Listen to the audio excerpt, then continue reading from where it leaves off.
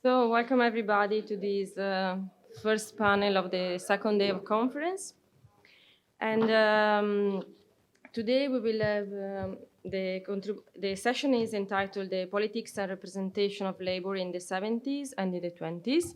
I'm Chiara Milan, assistant professor here at Scuola Normale Superiore, and I will chair this panel. And we will have Bianca Beccalli as a discussant. So we will start with the presentation of David Soskice, who is a champion visiting scholar and Florence and London School of Economics of London. So he will start with the presentation entitled Innovation, Coalitions and Class Conflicts in the Knowledge Economy. And it will be followed by Philippe Aucher and Ida Regalia interventions. Regalia, sorry. So the speakers have about 20 minutes each to intervene. 20? Let you know when 5 minutes are left. Okay. We can start. Thank you. Is that okay? Can everybody hear me? Yep, good.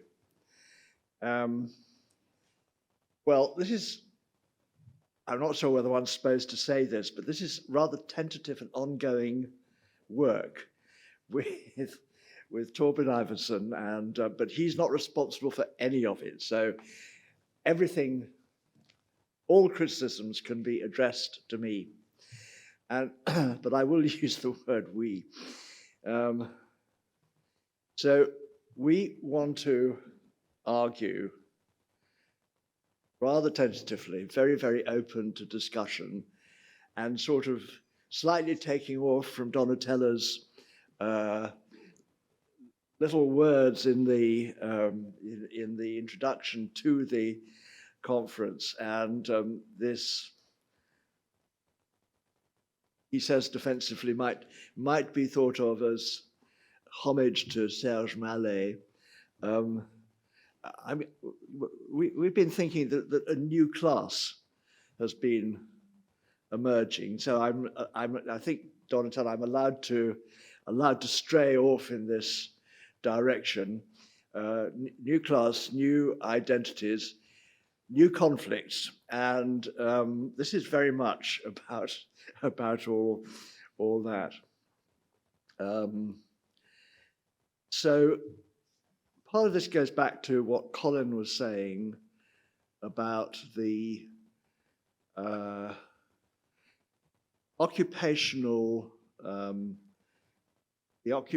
role of graduates actually in years gone by, and particularly when we've looked at this, as it were, we've actually looked at this in detail going back to 2000, and we're sort of comparing, let's say, very roughly the year 2000 with the year 2020 to give a very rough dating of what this talk is about.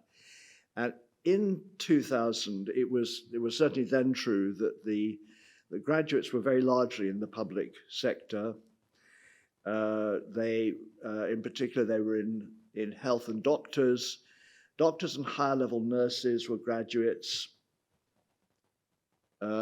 People who taught in secondary schools were mostly graduates. People who taught in colleges, obviously graduates, but the secondary school, as it were, employment population was very, very large indeed, as was the health service.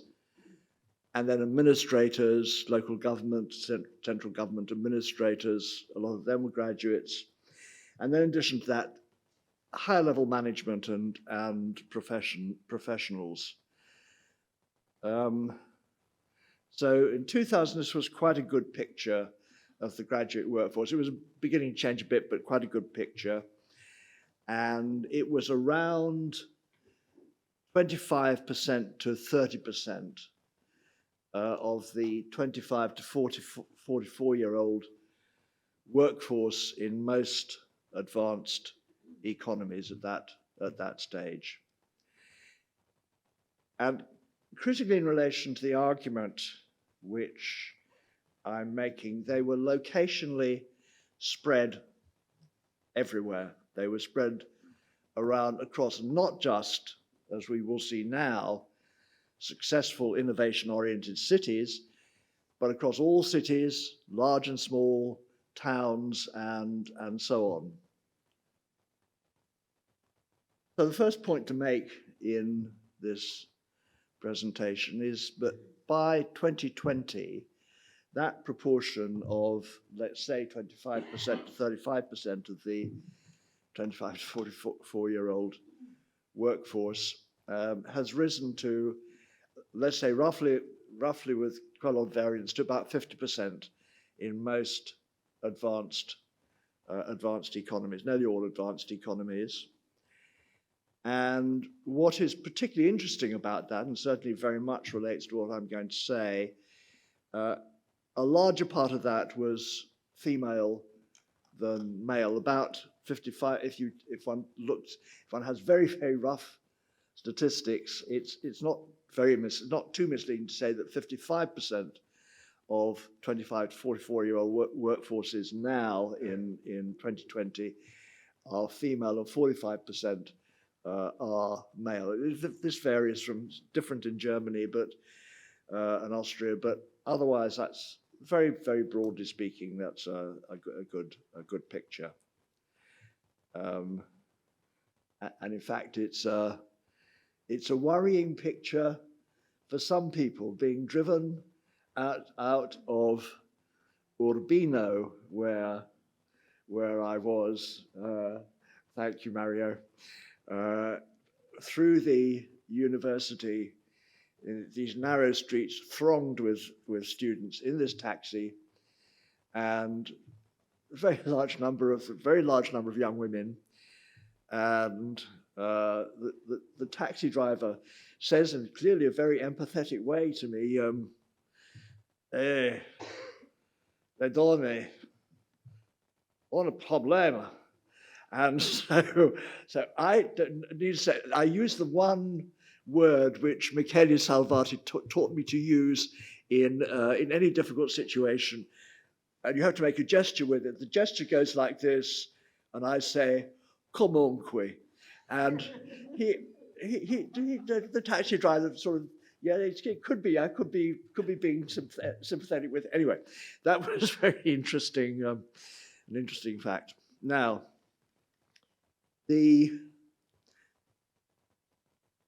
what I'm really going to argue is that this additional, let's call it this additional 25%, this quarter of the workforce, not the basic graduate workforce, but this new quarter of the workforce.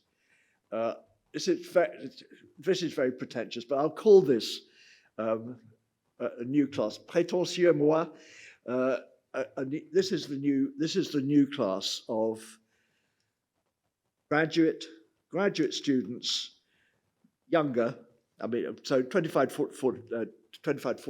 They happen to be OECD data points, but a younger age group, and we want to suggest that this additional 25% is largely locationally concentrated in successful, innovating cities, what in the innovation language are sometimes called metro city clusters, and very much including the commuting zone suburbs of these places, particularly where there are effective rapid transport system. This constitutes the new class. So that's the location. Now the occupations. This new class works in a large variety of higher value added occupations, obviously some in the public sector, but largely in the private sector. That's a big difference to what this was, as it were, the base 25% of graduates. And many, but it's only a minority, work in high-tech sectors, although high-tech and software affects nearly all the jobs which these people are doing in these high value added sectors in these successful cities.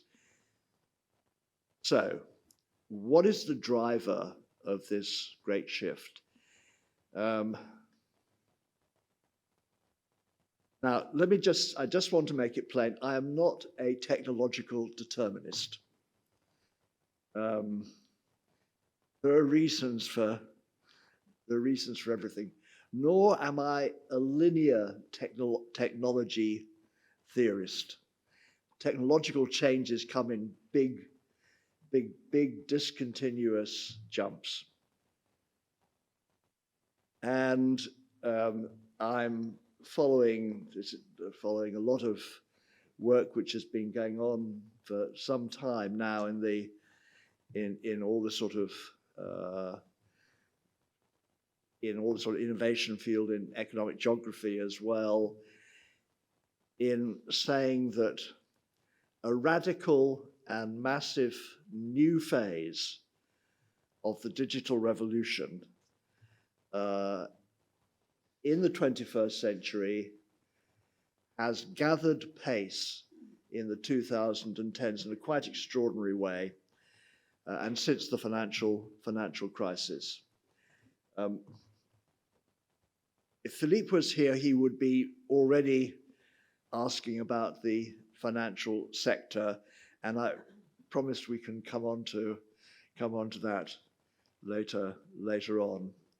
But this second, what we might call second digital revolution, or what some people call the complex software revolution, because this really is a big, complicated, complex software revolution more than anything, is very different from the ICT revolution of the last 30 years of the 20th century.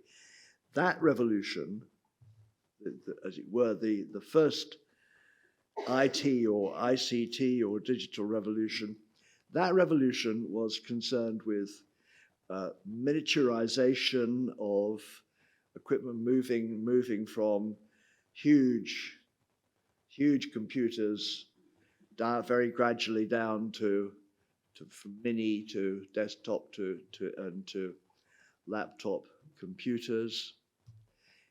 The miniaturization was one major thing.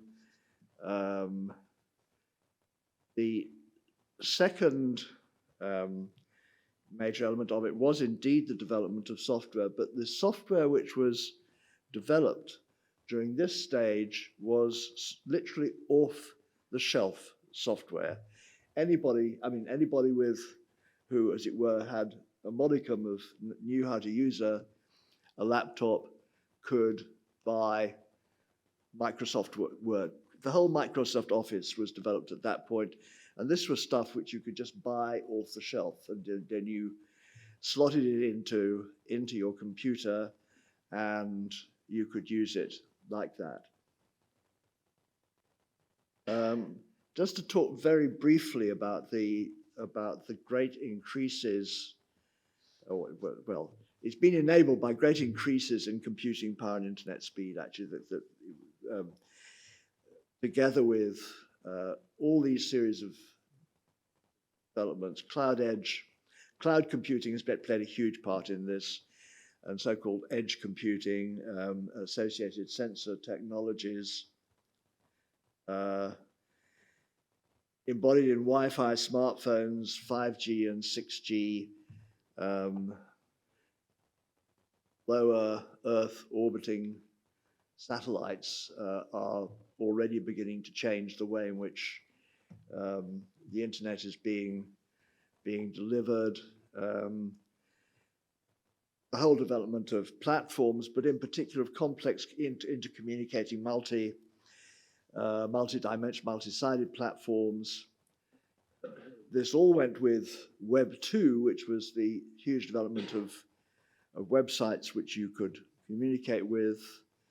Then Web 3, which was the development of blockchain technologies and virtually decentralized websites, and then most recently Web 4, which is really virtual reality and websites which you can do a lot of, onto robotics, machine learning, and then obviously AI in its all its form, industry fears, the Germans would say, big data, large language models, GPTs, and so on. These technologies are essentially based on complex communicating software systems. And these pose major problems for companies. Companies have actually, to get these things working, companies have to install these complex communicating software systems. And that poses the problem of really sophisticated complementarities which they need. So it's a question of complementarities becomes really critical. The complementarities are blah, blah, blah, to speed up. The complementarities are basically that you have to have highly sophisticated workforces to do this, and by and large, you have to be in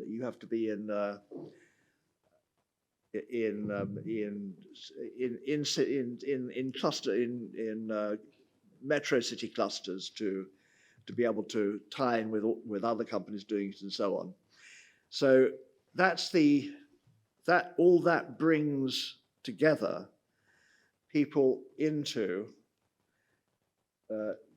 these new graduates into these successful metro city clusters, and that's this group which we're talking about. If we talk about the organization of this group, we're now really moving into a world of informal networks rather than formal organizations. And these two major types of networks, social and occupational networks, are critical to the way this, if I call it a new class, this new class functions. A very big aspect of all this is assortative mating, that graduates get partner with other graduates. So social networks and social networks which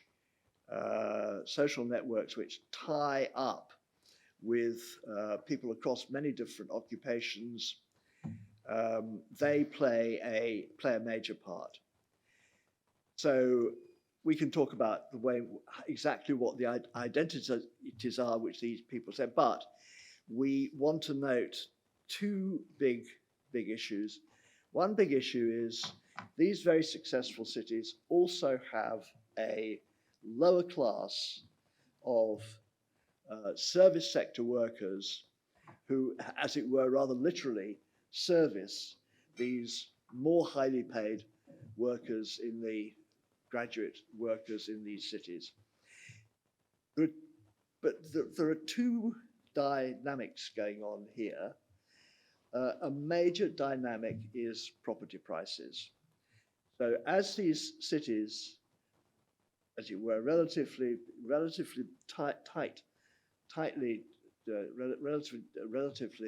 dense cities, as they become more successful, and this has happened literally in the last 10 years, property prices have zoomed up. So younger people coming into these cities as graduates with good, well-paid jobs are having huge difficulties actually making ends meet. So one dynamic is that as companies, as advanced companies move there, but then think, where do they locate? They find cities where prices are low. So they get Austin, Texas is one place they've gone to. Boulder and Denver, Colorado, two other places they've gone to, and so on.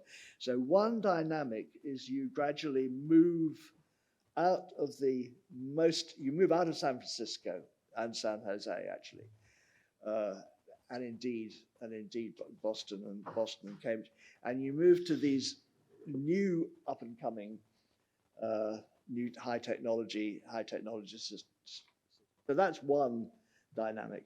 A second dynamic is the Golden Cats model, and this is Claudia Goldin, who won the Nobel Prize recently, and her husband Larry Katz, who's probably one of the 2 or 3 leading labor economists. Their argument is what goes on here is, and explains the rise in graduates, is as technology increases, labor productivity increases, returns to being a graduate increase, therefore the number of graduates increase. That then feeds into developing technologies.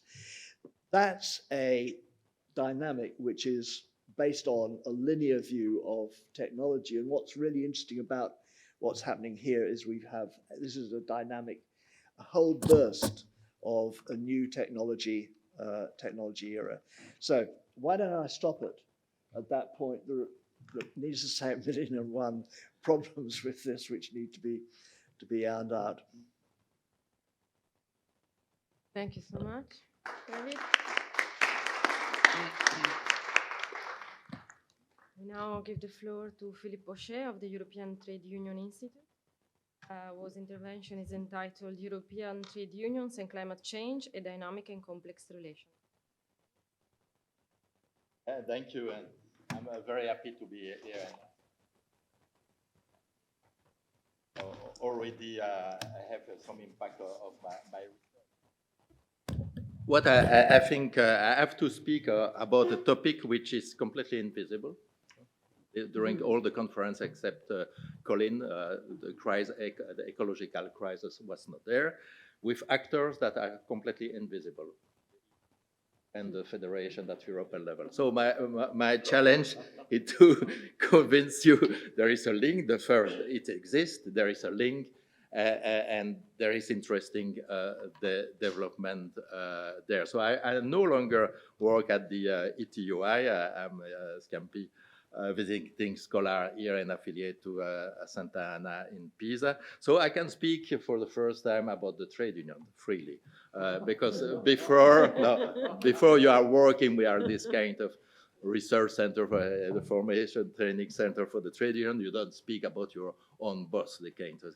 I did that a little bit about social dialogue, sectoral social dialogue. It was more about the institution. No, I can speak more about strategy, their position, etc. But I was part of the machine, I would say. So that's kind of, it creates some kind of also interesting question on research. So we started research really with Bianca Luna Fabris, who is a researcher at the Institute, about the position of the trade unions on climate change and environmental questions. So we did interview for ETUC, Industrial, all EPSU, the public sector, ETF, the transport, and EFA to see what are the strategy. And that's recent, and we will continue. That's really what I'm interested in now. So we read all the doc, we have the interview, and partly my memory of the reality, or my perception of the reality.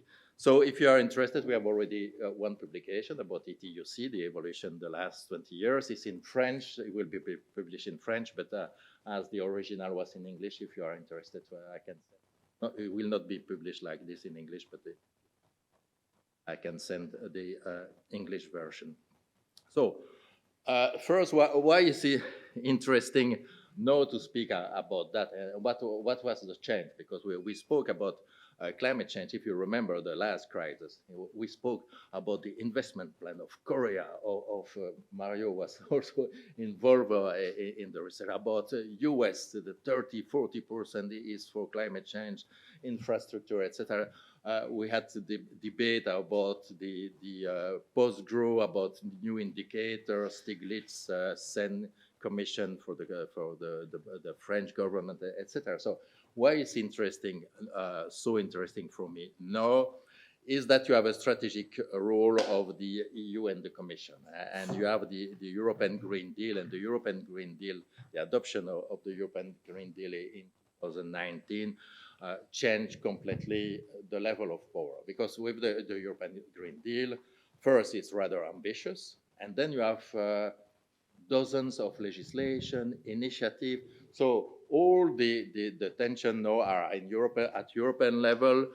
You have funds, you have the Just Transition Fund, I will return to that, the Social Climate Fund, you have the fiscal part with the ETS, you have the trade with the CBAM, you have the carbon adjustment, you have the circular economy, or you rethink the economy to be circular, and you have a lot of sectoral questions that kind of from farm to fork for the agriculture, renovation, and you have the climate law. So you have real objective, and it's like you move from discourse, okay, we should do something, and then you let, and after a few years you have another crisis and you don't do very much, to really know we have to do, and there will be an impact. So I think that's why it's so interesting now, and it is kind of also impacting the actors in a different way. And that's part of the argument. It's that part of what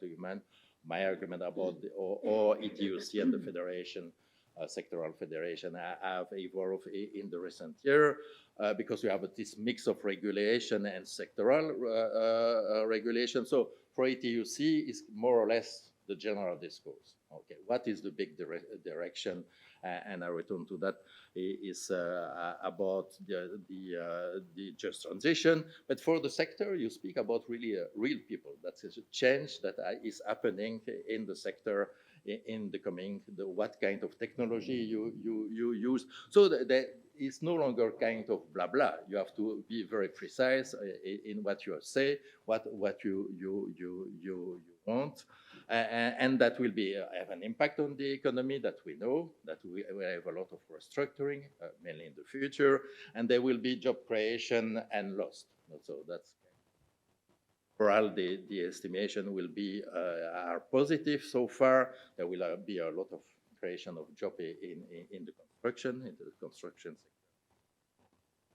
All right, in that, but there will be movement in the real economy. So let's move that to climate change now. And climate change, I will have a lecture at the end, so I will not say everything today. I try to have a very short summary, but I think you have really two versions about climate change and the impact of climate change and what could be the future. We can in the future, but you have one version which is dominant, is the green capitalism.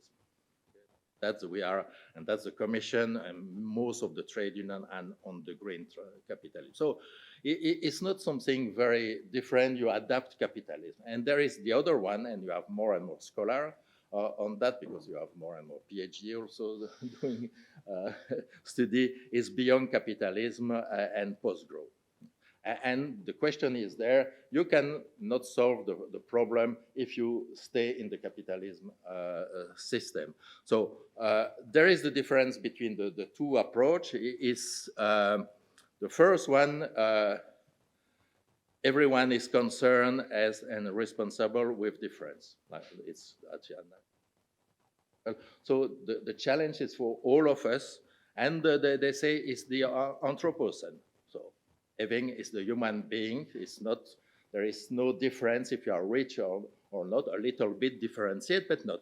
And the second one is the Capitalocene, which is now partly trying to frame the debate, is just a particular group responsible, the rich, the West, if not 1%, 5% of the population, and the problem is the rich and the private jet, etc. So if we solve the problem of the rich, basically, we solve the problem of the climate.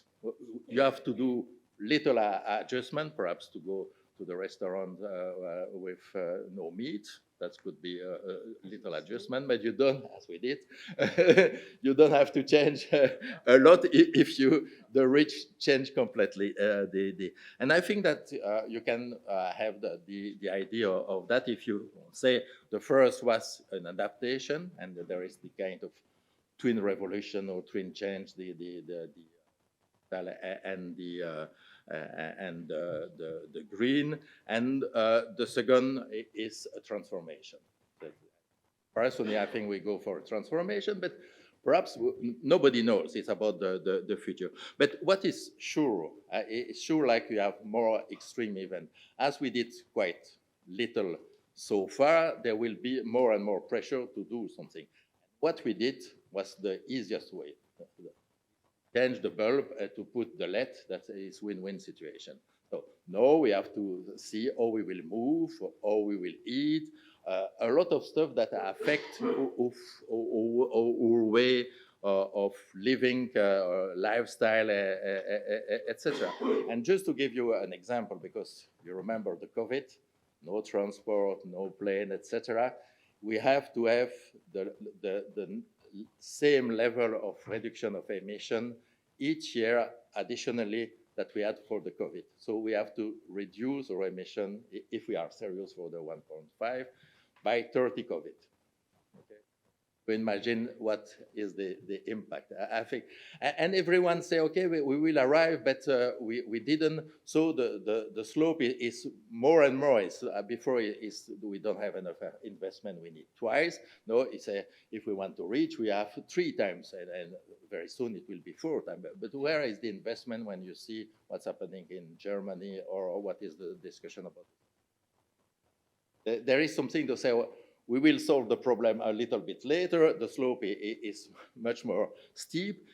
And if we want to solve the problem, because there is also the assumption that we'll not solve the problem and the temperature will be higher, but that will create some crisis.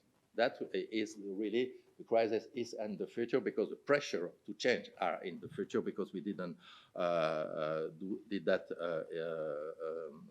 So I turn to the trade union strategy. So the trade union strategy, at least we know one of the strategy is the Polish miner. So that's the only one very visible. The Polish miner were against, and that's good because they have normally 2 cards of trade unions. They are Solidarność and OPZZ. They don't know. It's better to have 2 cards in case.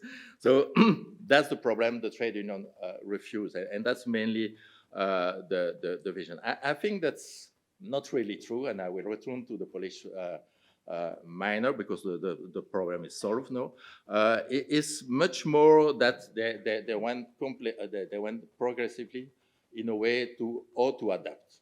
What is the adaptation and what can we gain in that process? So from okay, it's completely external, we understand nothing, to adaptation, and now I will argue some for strategic use of the climate crisis to put different items against on the agenda. And that compensation was the success story of the trade union. It was a just transition. You don't have so many success coming from US, and in all the documents in the preamble, and now everyone say what is we need just transition, but nobody knows what is just transition, because for the Commission, just transition is mainly reskilling, training, and some adaptation and some fund. If you look to the definition of the trade unions, it's welfare state, social dialogue, funding, etc. So you have as many definitions of just transition that you have of actors, but that's the kind of important at European level, because you need to have ambiguity to progress. So the just transition is ambiguous, but that's all the concept at European level are ambiguous. So just transition is one element, and one important element for the trade unions discourse, I think, is the regional one. It's okay, we want to have a just transition. We agree the transition, we don't say, but it should be regional. People should not move, so the Polish miner should find a job in their region, in Silesia, and not go to somewhere else in the world or in Poland. So it's no integrated in the discourse, but just transition, I think, and that's also the tension. Is it about poverty or inequality? Poverty is the energy poverty. It's not energy inequality. And that's also how you frame the problem. If you stay with poverty, you are in adaptation. You just go for inequality, you are in transformation in a way. And that's the first answer, and you had two funds at European level. That's kind of just transition fund, and here at Taranto received some fund to try to go out of the situation that unfortunately I think it will be impossible to go out, but that's another story. And you have the social climate fund. What is interesting in the social climate fund is the first time at European level that you have a fund that could be directed directly to citizens or workers. So that's kind of social security. But in the same time, all the literature say that the level is completely peanuts for the problem. But you have institutionally, you have innovation, but the innovation is far, you have to multiply by more than 100 if you want to have the exchange. And that's the first reflection that I had from yesterday about what was said about the exchange. So we have a weak actor that has no money, the Commission, exchanging some kind of peace with trade unions that are not centralized organizations, that are at best where you see in the Federation, they try to coordinate position, but they cannot give order to the members to go in one or other direction. So it's more convincing finding the consensus. So you have to weak actor trying to find a solution and having both weak resources. That's, I think, rather interesting. But it partly worked because there is no longer a Polish miner problem. I did the interview, I say to the industrial, what about the Polish miner? I say, Philippe, there is no law. The government said you keep your employment until 49, and now they are waiting for the money from the Commission. There is a problem of Bulgarian workers because they had no government and then no money from the EU because they were not able to sign any plan with the EU. They say, we have a lot of problems now with the Bulgarian miner, but the rest, they just wait for the money. That's kind of, and that's in a way, if you put this kind of adaptation, is the classic stuff that we had in all the evolution of the capitalism. You pay 5 minutes. Okay, I've just half. I do like Soskis. David, I speak quicker, hoping that I will arrive. So I go directly to the Federation, and then you say, and the rest of the Federation that I didn't address, you will have in the next speech. So the first one is industrial ore, because that's really the core of the fight. It's kind of they have the big IG metal, you have the chemical, the textile, etc. And I found that was really interesting because we are really the last 3 years have changed. And now they are convinced that it's a huge opportunity. You return to industrial policy. You return to industrial policy and you speak about industry. And you have other stuff adding to that, the war in Ukraine, the strategic autonomy. You have that, and you have the American with IRA that gives something to the worker. So you can frame the problem in a very positive way. And you say, let's return to the industry, because what we know, if you invest, you will have more steel, you have more cement, because you need to create the network. So that's industry in the future will have more jobs in short term, at least. So that's rather interesting. And there were also that kind of put that as a serious priority. So at the Intermediate Congress, one of the two themes was climate change. So climate change is now, if you are interested, they have a fantastic website on just transition, and they're working completely. What is interesting in their strategy, and then you return, what the trade unions are doing, is that skill is the last priority. There are 4 priorities. And why skill is the last priority when everyone is speaking about skill as the most important? They say no, because we have to put the stuff in the right way. First, you have to fund the transition. Second, you have social dialogue and democracy at work. Third, you have you have to anticipate change, and the return to the Circus report to say that they're giving much more power to the trade unions and the worker to anticipate change that the current legislation. And then you have skill and reskilling. And then that's kind of new strategic view. It's not adopting just the first element.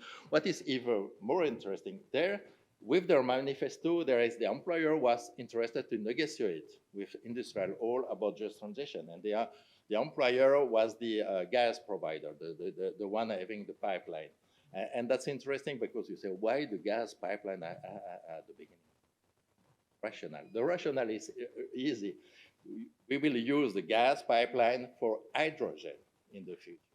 So they have an interest to have any deal with the trade unions, and normally it will be abiding deals that they didn't have for 10 years, because the job is changing. The exchange kind of social peace against something that they could do. So there is some interesting elements. So if I still 1 minute? Okay, so we can go to transport. You prefer effort? No, transport. And I keep 30 seconds for the conclusion. The transport is also an interesting story because in the interview, you say that the risk is road transport. So you expect that the trade unions say, I will defend the truckers, etc. It was exactly the contrary. They say there is too many truckers. We know that with the number of truckers, we will never have good working conditions. We have a huge problem with Lithuania when they have 200 truck driver, 100 from outside of Europe. So we have to, what is good is that we agree to reduce the number of truck driver in exchange of better working conditions. And we will use climate change as the way to try to do that. That's there. Then I went to the train. And what you expect from the train? People say, that's fantastic, there will be investment more. That's exactly the contrary. They say and that's for Roland, for his speech, he will like this story. They say, okay, the train, yes, there is more investment, but there is also the last package of liberalization of train. And then they don't see that as an opportunity, they see that as a risk, and they are completely against. So what I mean for that, I think, that's the interview. Perhaps I'm too optimistic because the interview I'm doing now and what I knew before the COVID is rather in 3 years, they start to have a much more strategic view of that. So I pass FAT, EPSU, no, just 1 minute. Okay, 1 minute. EPSU is interesting because it's the only one, no, because it's about mobilization. Is the only one who is speaking about post-growth. Much more radical beyond capitalism. It's also for the sector, public sector. There is a lot of word of the left of the young people, like common goods. That is kind of all the debate about universal basic services, for example, are very close of what they think. So they have really, the leadership could have a rather radical discourse to say, we are speaking about transformation. That what is the problem is because there is no immediate problem for the basis, the civil servant, the climate change. The direct link is not like the workers in the car industry. They are not at all mobilized for that. So you have a discourse, but you don't have people mobilized to support the discourse because there is nothing special happening to them. And there was one exception is the firemen, because there, and then they are much more mobilized. So it's the question. So what is in conclusion? It's time to the conclusion. There is for me that kind of, and as I said, it's ongoing research and perhaps too optimistic, and there is much more tension, I'm sure. But there is a lot of change recently. There are much more strategic actors. There is attempt to bargain and to exchange at European level, mainly about money. but also you have the development of social dialogue, and what I didn't say because it was for FAT, social regulation, because FAT was able to negotiate conditionality in the agricultural policy. The first time that there is conditionality at European level, linking that to the green problem. So if you put the question in transition, you can say, okay, that's rather okay. But if you ask the question about transformation, they are not really ready. Have to have a much more radical transformation if we have to reinvent our way of living, consuming, producing, etc. And there, I think, and that's really linked to discussion here, what could be the solution is to return to discussion that we had, what they had in the 60s and the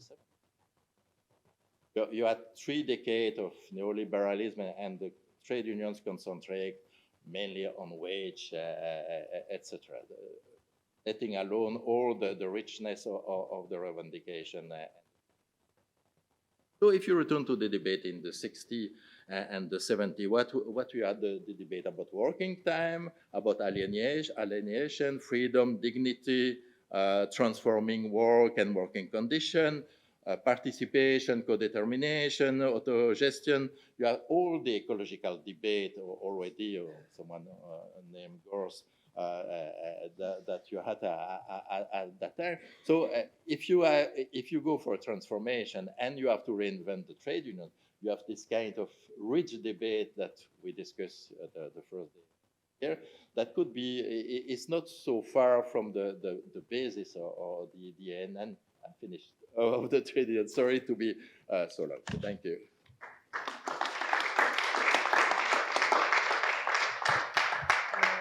Thank you so much. Yes, I have to. Okay, you can pass. Yes, I can pass, but I'm not able. I don't know. Oh, yes, thank you. I cannot help you. That I'm the worst for doing that. Now we have Ida Regali of the Università degli Studi di Milano. She will speak about the labor movement, new problems of representation.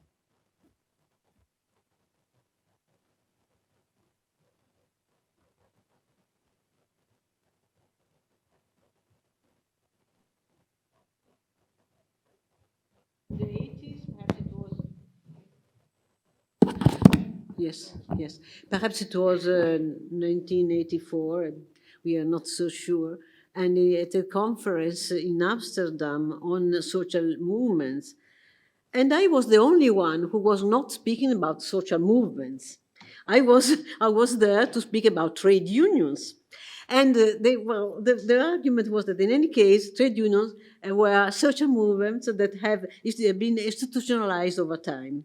So I think that today I start again from this. I mean, I again speak about trade unions. And I don't know. I hope it is interesting in any case for this conference. And I must also say that I started studying labor representation in the form somehow of trade unions because Alessandro Pizzorno asked me to do this. I have studied in the very beginning the origins of a new workplace representation with Bianca Beccalli, and he knew that I had done this, so he invited me to take part in his research, is exactly to study, to go on and develop this argument. From there on, I said this has been one of my favorite topics of research until now. So I'm afraid I'll be a bit long. I hope it will be not too long, because I had to select very much what I can say. I could say a lot of things, but of course it's not possible here. Now, I will say something about the reconfiguration of representation, which is the outcome of the mobilization of workers during the cycle let's say, cycle now of struggles, and the success and something about the success and limits of the model. That the model was the Fordist model of industrialization, and the new challenges that have to do with that changes in the world of work, changes in the subjects of representation. And I say something, if it is possible, I don't know whether I have time, for possibilities for action.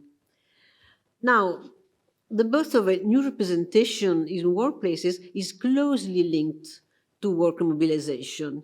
But having discussed a lot with Sandro over this point, it became very clear that it was not as generally was said by everyone. There's a cliche about this, which is completely wrong. The cliche was that the new forms of representation had been emerged spontaneously during the mobilization.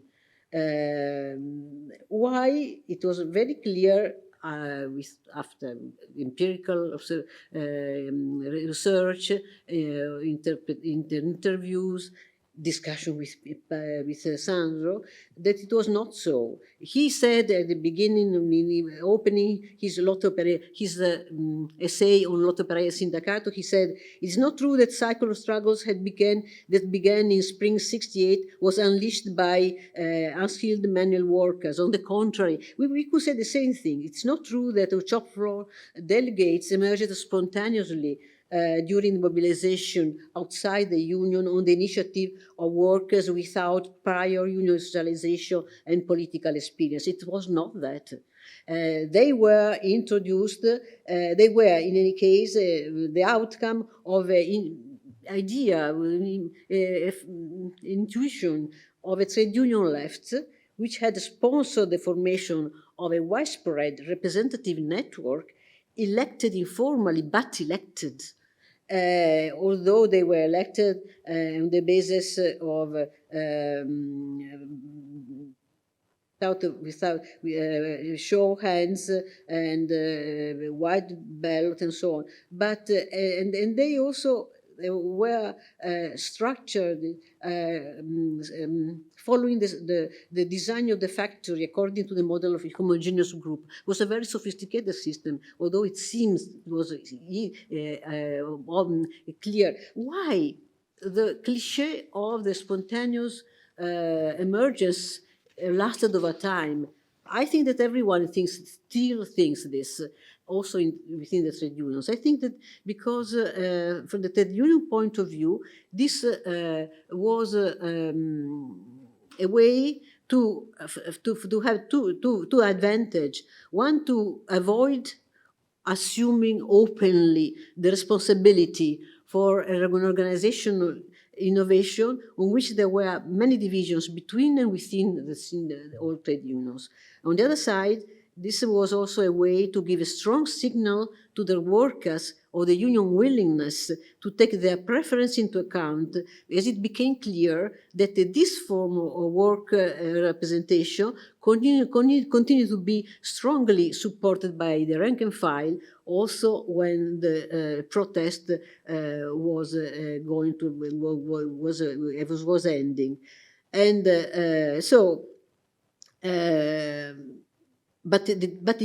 that it was an organized and very structured solution was indicated by the slogan, "We are all delegates," with which in those years Lotta Continua, for example, polemically opposed the trade unions organization, which they saw as promoters of a normalization based on representation rather than direct participation.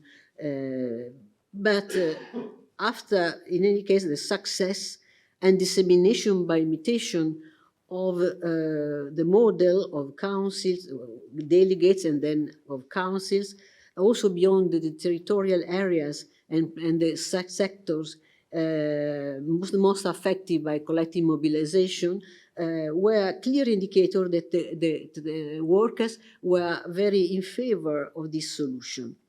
Well, with Pizzorno, several times we discussed about what was, regardless of the name, the nature of this form of representation, whether it was delegates, with spokesmen with imperative mandate, or with the minimum embryonic degree of representation, or trustees, representatives with their own autonomous decision-making area. In reality, it was an organizational solution that, in the making, originally, they were delegates with imperative mandate. They had the group had the right to dismiss them if they were not did not perform in the way that they liked. Why over time they became a system of really trustees. When the Fitzgerald and Will they recognized in 1972 the councils as the basic structure of the unitary union. This now they had become really a representative system by its own with a law, and because also they also were given the prerogatives that the worker statutes had imagined for company union representation. So they became, at the end, they were a very strange solution to the problem of representing workers within workplaces. When we discussed these things in a conference, in a comparative way, in the research that was directed by Wolfgang Streeck, everyone was astonished, because this is a kind of representation in which the logic of the general representation, as in the Betriebsrat system in Germany, is strictly combined with the logic of shop stewards, union representation in the British system. They are inextricably linked. And from the organizational point of view, it is a very strange thing. You could not understand this without making reference to the fact that they were created during a mobilization. In any case, so starting from this innovation from the bottom, and let's see. Well, yes, as an outcome of the decision of the unions to recognize this representation as the basis of their organization, then the whole system of representation in Italy was reconfigured. In the sense that the trade unions, the works councils started having a regular relationship with the trade union organization outside the workplaces, and then at the end, for the first time, also in Italy, I will say this, also in Italy, a system which was typical of all other Western European countries during the 30 Glorious, a similar system was also introduced. A system which had some very clear specificities, but on the whole was based, as elsewhere, on two level of representation, having different functions at each level. But now I have not to go to say something about this. But anyway, and the logic of what now we call the Fordist model of industrialization, according to which work, and employment are regulated by the interaction among the three groups of industrialization actors, largely relying upon three exchange mechanisms: individual exchange, collective bargaining, political exchange, just to quote Sandro, but with the predominance of collective trade union controlled logics of action based on work representation. This model became also the model of Italian industrial relations, a model in which there were different mandates at the central or national level, and the centralized one, and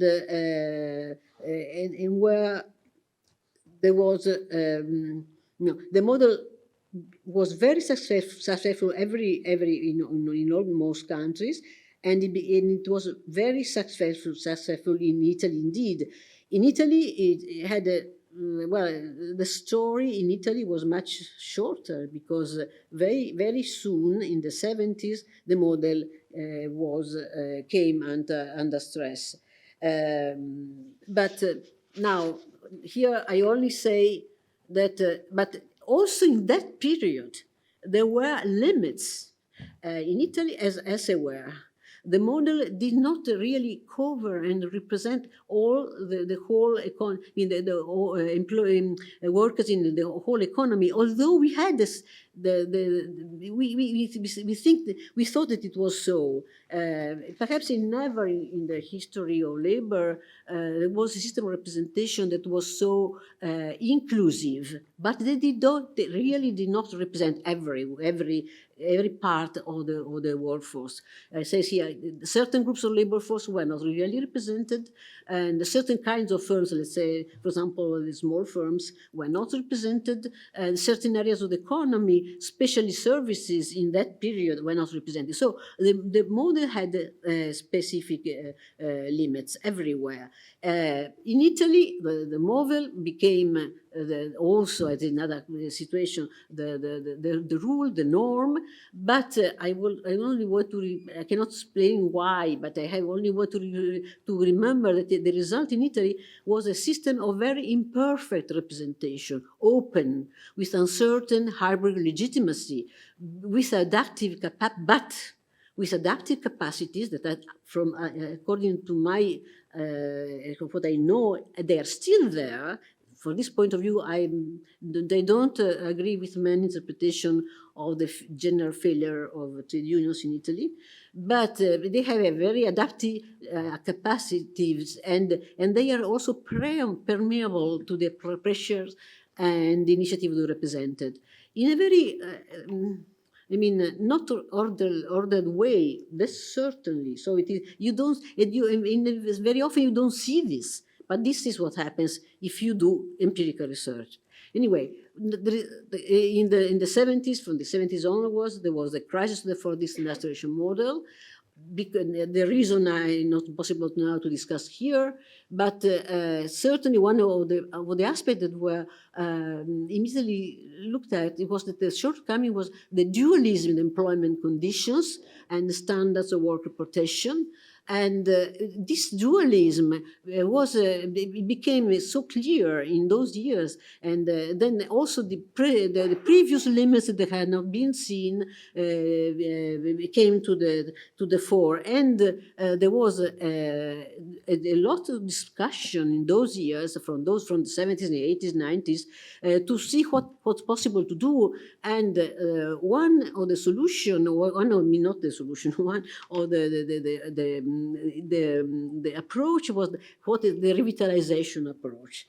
I have always been very skeptical this approach, not because it is not consider very real problems, but because it seems to me that the limitation of the revitalization approach was laid in the fact that it focused on practices and solutions that were more or less explicitly meant to reproduce or reestablish the previous order, while the general scenario had completely changed. It was necessary a different approach. I only want to hear this is just a quotation of Pure Safford, that provided a very unusual interpretation that was not liked in that period. I remember that there was discussing in a conference, and everyone said, "Well, no, we don't approve your approach." But from my point of view, they really open some problem. They say that the New Deal industrial relations system in the USA had already been replaced, not by the market as everyone was expecting, but by an employment rights regime, which was largely the outcome of a shift in the axis of a social and political mobilization, from mobilization around economic identities rooted in class, industry, occupation, and enterprise, to the identities rooted in the society outside the workplace: sex, race, ethnicity, age, disability, sexual orientation. Well, this was really a revolution from the point of view of looking at the problems. And it has been not discussed. And while I think that this should be taken into serious consideration. Now, if we look at the world of work after 50 years, of course, this is very profoundly changed. This is very obvious. But there are also changes in the characteristics and number of the subjects which explicitly or de facto are willing to intervene or perform functions in some way of representation of the interest of works, which is less obvious. This is something which generally is not discussed in the conferences. And I want to say something about this. And there are different possible courses of action that can be imagined. This is much more my interpretation. Perhaps there will be no time to do this, but perhaps it's not so important. Anyway, changing the world of work, this is the point that has been much discussed and on which there has been a lot of research for a long time, and it's going on. And this is very good. This has to go on. What the scenario that is disclosed, that there are many changes on many levels and constantly evolving. It is very difficult to provide an overview because generally everyone studies a specific aspect: gig economy, platform economy, non-standard work, and so on. But all these things are going on together. I see the best way to see what happens now, which is the world of work now. I see it as a result of some sort of explosion or break of the compactness of the Fordist model of employment and the consequent centrifugal outflow processes of work fragments in various directions. You have all this because and also what is important to say that the old model does not disappear. So you have together also the old and the new, and also has to say it has to be said that not necessarily everything is precarious work, unwanted or unwelcome or poorly paid. Empirical research have contributed to unveiling an extremely diversified reality from both an objective and subjective points of view. A new normality, depending on the case which is wanted, accepted, suffered, rejected, opposed. There are a lot of different reactions. So from the point of view representation, of course, this is the picture shows growing inequality and in work poverty. We know this. This is objective. Anyway, from the point of view of the unions, it is this heterogeneity and fragmentation according to many cleavages. This becomes for the unions is very problematic because from my point of view, the problem here is that for them it's very difficult to carry out their functions of identifying and collecting the demands of workers, given the dispersion, isolation of most of the job positions, and selecting and aggregating such demands in view of an overall representation, which in the past had made it possible to obtain great results, because you can, for example, sustain the interests of groups of workers that have not high bargaining power, for example, or you can decide something with long-term objectives, benefits, when it's not possible to obtain immediately. Why? But when you are not able to aggregate, to select and aggregate demands, then you cannot do this. And at the end, of course, what you have only movement, social movements or represented on a professional group basis, in where those that are strong or are in a position to favor prohibition from the economic point of view can obtain, while the others don't obtain anything. And this is why the reason why I want to study also trade unions, because I mean an organization that, because it's organized and has a duration of time, can do this. As Pizzorno always taught us, the duration is very important. So then also there are problems linked to the employer's tendency to become evanescent or unreachable, as it happens with the multinational or with, let's say, the platform economy. Then, but there is the second point. The second is the change in the subjects of representation. So it seems to me that in recent years there is emergence of other subjects who in various ways flank the union, or want to oppose it, or want to replace it. In actions in favor, or to some extent, also in the representation of the new or more problematic groups of the world of work. There has always been this kind of things, always, even in when the labor movements was emerging at the very beginning. But for example, in 1968, there were the group of the New Left of students, trade union left activists that wanted to either integrate, but sometimes also substitute the function of the unions. Then there were the COBAs afterwards. And then more recently, groups of workers in sectors such as media, logistics, gig of platform economy, try to develop practices organizing by themselves in a social movement perspective, sometimes in contact with other organizations. But what I want to say, well, I want to say, first of all, because of its particular characteristics of being informal with remarkable adaptive capacities, the industrial, the Italian unions were able, for example, to react in establishing a completely new kind of unions who represent not on a professional or industrial basis, but on the form of employment, which is something that does not happen anywhere else in the world, as long as I know. They tried to do this in Spain, but they were not successful. Why now? They're still there. Some colleagues of ours said, well, they will not last, but they do. I studied recently a very innovative agreement between Amazon and the trade unions in Italy. There was a very interesting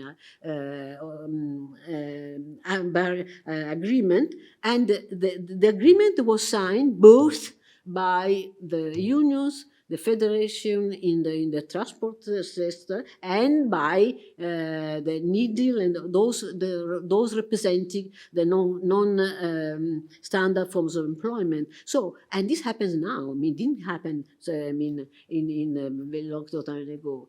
So, but what here I want to put to your attention is that there is the intervention of other subjects aimed at providing support, resources, know-how, or acting as a stimulus to unions in the protection of the interests of groups of workers, sometimes claiming their own direct independent role or representing the interests of workers and or the local population to local governments or business. For example, in the case of what we call territorial corporate welfare, which is something which is very much, and in this case, for example, there are cooperatives providing services or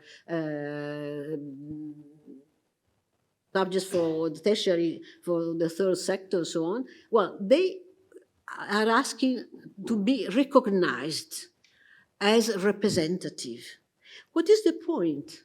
The point, well, the widening of relations in contact to other subjects is problematic for the unions because of the heterogeneous nature of these other subjects. These other subjects are not or representative in the general.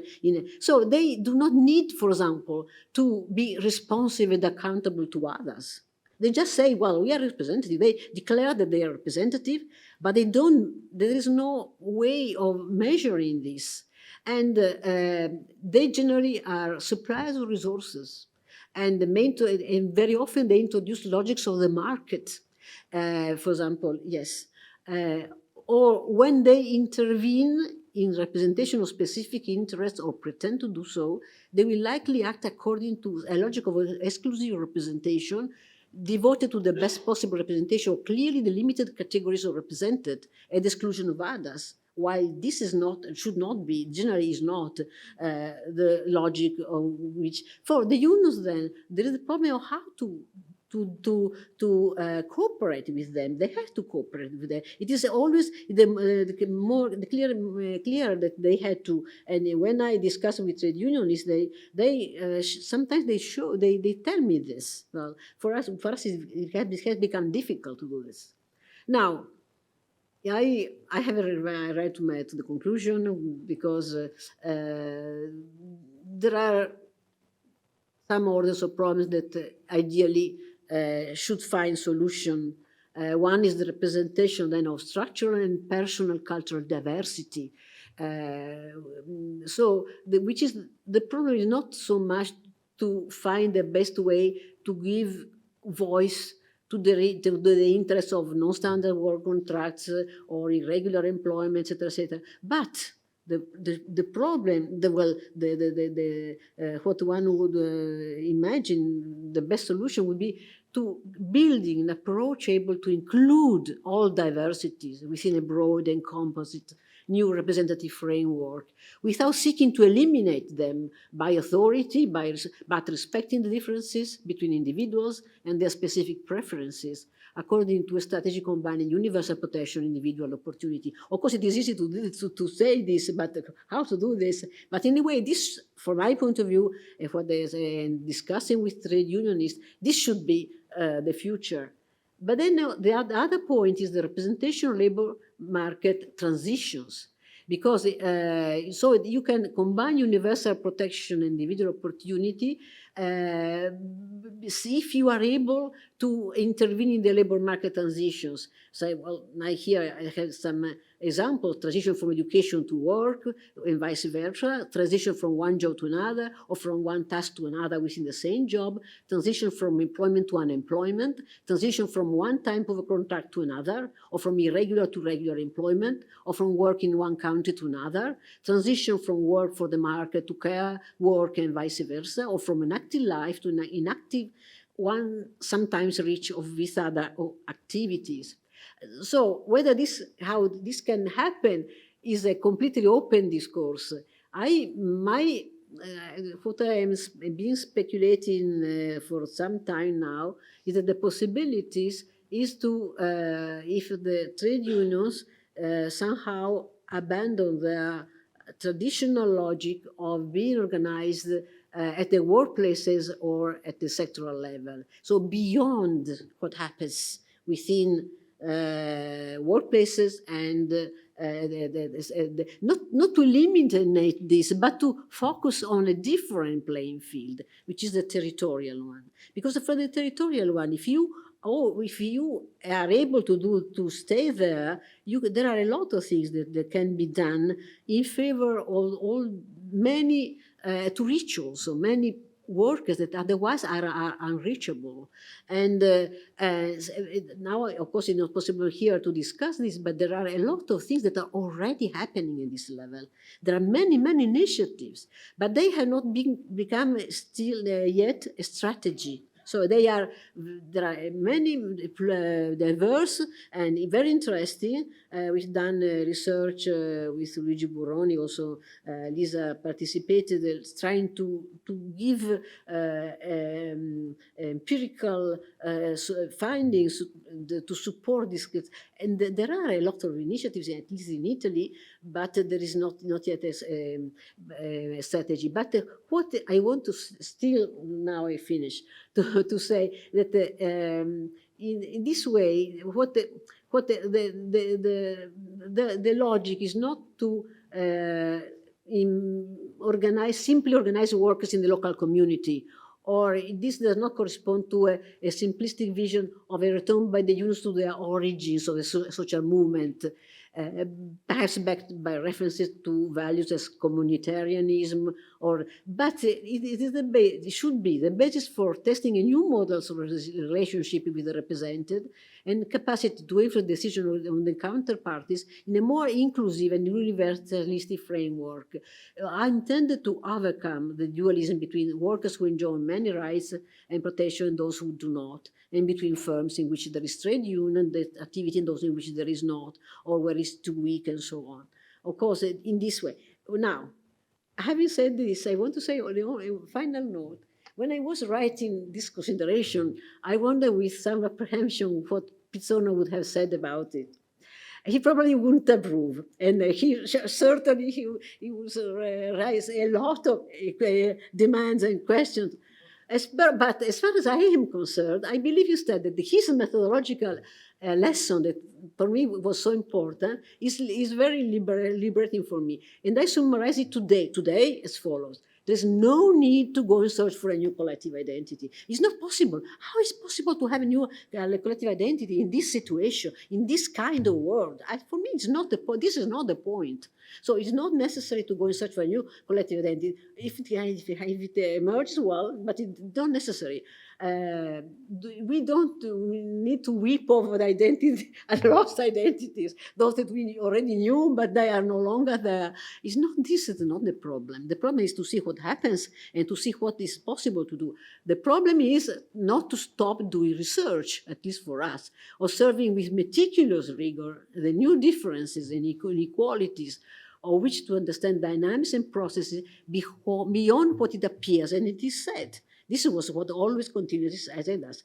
Beyond what the actors say and beyond what immediately appears, then try to explain what remains unexplained.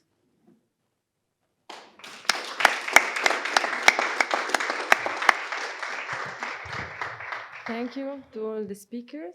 Now we have about 25 minutes for discussion.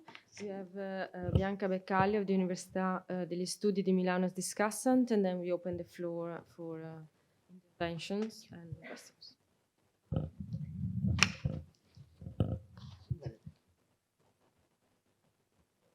Sorry, but I didn't have the paper in time.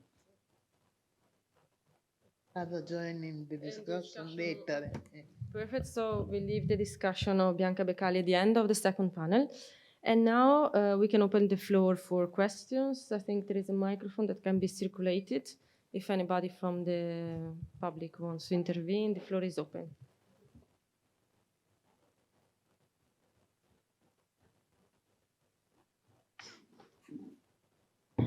Thank you, William. I thought what Ada was saying was very, very important.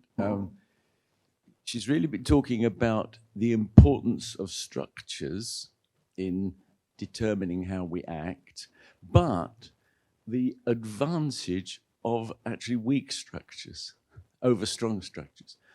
There's a difference. There's no structure, there's weak structure, there's strong structure. Now, it's interesting, we compare Italy and Germany. Now, it's true the Betriebsrat system was something that for a long time the German unions used. At the very beginning, they didn't like it. That it was a Christian democratic invention to dilute the role of unions in the plant. The unions got control of it by having their candidates in the elections. But a few years ago, there was a change in German law, which meant that you could, at local level, reach agreements that were worse than the big agreement. So you had Philippe's concept of allgemeine Verbindlichkeit, meant that a level of bargaining was negotiated right across the sector, and you could not go below it. You could go above. And that was very important for the unions. Once you got the thing of derogation, that a local firm or a local plant could agree to have worse conditions than in the agreement, then the Betriebsräte came into their own, working with the employers against the unions. The German system has not understood how to cope with this. And so we find, although Germany is probably the most industrial country with highest level of industrial employment in Western Europe. Although its unions are beautifully organized and well-funded, they're collapsing. The membership is collapsing. Italian trade union membership is among the most robust in Europe, actually. The Belgian and the Italian union membership stays more or less the same through all these crises because it has these weak structures that can adapt. And at a time when your group, the working class, whatever it is weak, then actually a weak structure is always better than no structure, but it can also be better than a strong structure.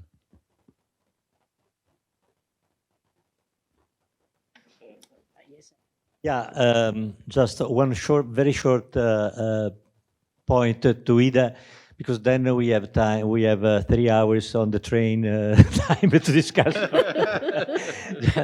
just a short point. Not 3 hours. Not well. Okay, we'll also sleep. But no, the short point is this: is your picture is very fascinating. But if could put myself in Sandro Pizzorno, because at the end you said what would he answer toward. I think that his answer would be a fascinating picture, but what at the end you are proposing, that is continue doing research, investigating all the differences without necessarily having to find a new collective identity, blah, blah, blah, means doing a lot of descriptive empirical research. What is the theory behind it? What can be the theory that or the theoretical approach that leads your empirical research? Cannot be just the fragmentation of the word. Fragmentation is again something that you see, but cannot be the basis for a new theoretical account of what you are looking for. Okay, but very short, because then we'll have a lot of time to discuss between us.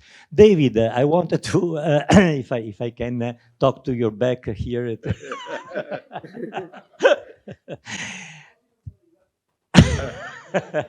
No, I think that, I found much of your previous book, Iverson and Soski's 2019, in what you said today. I saw it as an evolution of what you already wrote there. And I'm a bit, to a large extent, I find it fascinating again, but I'm a bit struck by two things. One is the fact that you that are were known as the theorist of varieties of capitalism, for the first time, you see only one direction. I mean, you say, yes, sure, applies more, this picture that you said today applies more to the United States than to Germany, but it's just a question of you know, whereas in your previous work, you would immediately construct a typology. And I do think that we still need a typology, because the picture that you depicted today, even if we take all of it, you know, favorably, applies largely to London and Boston. I think it's not a by chance that you live in London and Torben Iverson lives in Boston, and you see these realities that are the key moments of the model that you depict. Large, as you call it, metro city clusters, typical examples where a lot of highly educated people work in mostly high tech, or how you clearly presented them, software related jobs, blah, blah, blah. Yeah, but what about the rest of? I mean, the great and important political events of the last few years have been the backlash by the rest of the labor force against policies which were built around this idea. I mean, Trump in the United States, Boris Johnson in the UK were largely representative of the backlash against this new model which didn't become hegemonic. That's the real point. And if it doesn't become hegemonic in the US and the UK, much less so in Germany or in Italy. In Italy, I can see that the only metro city what's the metro city cluster that could that we could consider in your picture is probably Milan, but all the rest of the country is very far away from that. And okay, I think I stop here. Yes, if I were Sandro, this is the type of starting point that we are all using. I will point at a concept that he developed that is also linked to collective identities, but in a more concrete way, circle of recognition. And in thinking about this, I was thinking about the ways in which our research connects with the three presentations, because what we found in the research on the platform economy, for instance, is very different conceptions of representation, even between the narrow range of workers that we looked at. So riders and drivers, very different type of strategies. For them, it was important, first of all, to produce a circle of recognitions and a sort of collective identities, which was not the big one of the past, but the way in which they could destigmatize and way in which they were already named. So they need to produce a visions of themselves which was not the stigmatized one. And so we saw that, for instance, this specific form of representations that was developed in the two groups was also related with a lot of structural characteristics, like the availability of not of a common place in which they worked, but also the type of resources that came from outside. So from also the type of actors, collective actors that Ida mentioned. In this, I think one should also introduce the other level of representations, which is the workers outside of the working place. Because I think that a lot of what Philippe mentioned about the type of costs of the transitions are hitting the workers not only in the working place, but also the workers as inhabitant of spaces. So we found in analysis of environmentalism also concepts like environmental colonialism that points at something that is relevant for representation, the fact that renewable energies is not a win-win situation and is not a non-alternative type of situations. It is a type of definitions that is very much determined by strong interest with costs that are very often distributed very unequally and present in the periphery. And this is something that I think could have a strong delegitimizing effect and challenges to the idea of a transition, because it tends to be transformed into politics. Colin made the example of the Germans. The ways in which the green in Germany are losing type of consent is also related with the fact that they have used a sort of populism politics, so very low tickets cost for transportations, but no investment. So you have a railway system which is a joke, but the idea. But especially where some of these contradictions emerged is on the transformations of the heating system, which implies very high costs and was not reflected upon in this term. So my main point is also the need, as in the past, so I agree with Colin, weak type of representations, but also in the past there was this weak form of representations, but also the representations of the workers, not only inside the working place, but also as citizens, inhabitants of space and so on, which was something very fundamental in what you studied.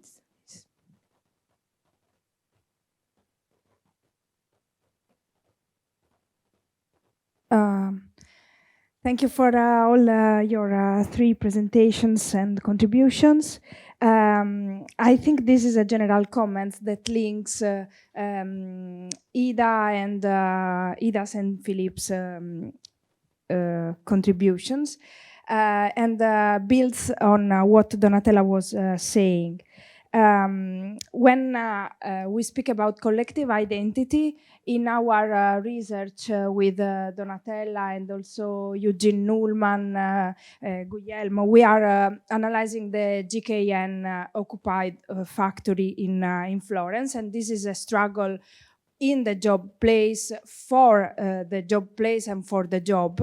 But what we found, and I think it's very interesting when it comes to identity, collective identity formation, is that new forms of collective identities are being built, and these forms are not already there, but are being built through the struggle. And they are heterogeneous, very much coalitional, and I would define them also intersectional. So it's not the type of collective identity to which we were used to, but it's a form, an hybrid type of collective identity that builds, that binds together in a very original way, not only the workers, but also the environmentalists. And this is, I think, important. It's true that it's a much more a movement type of unionism, but it's not only that, because there is a component of social, what we call social movement unionism, but there is also the traditional trade union. And it's like one doesn't replace the other, but they specialize and they do different things, but still in connection, the one with the other. And this helps, I think, also to answer what a just transition is. That was a point that you were raising.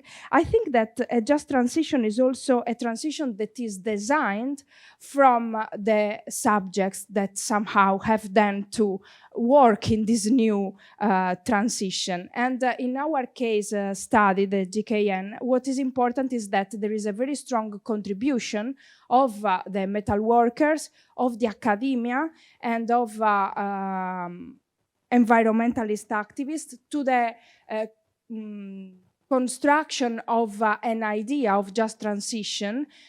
So what will be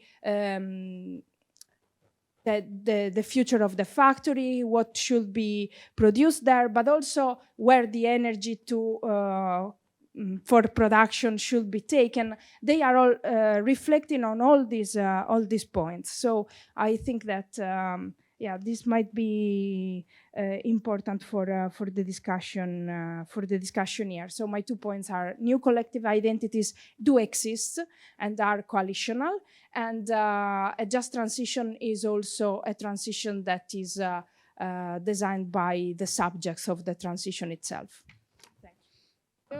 Angelo, you have the microphone. Yes. You hear me? Yes. Well, I have a question for Professor Gallia.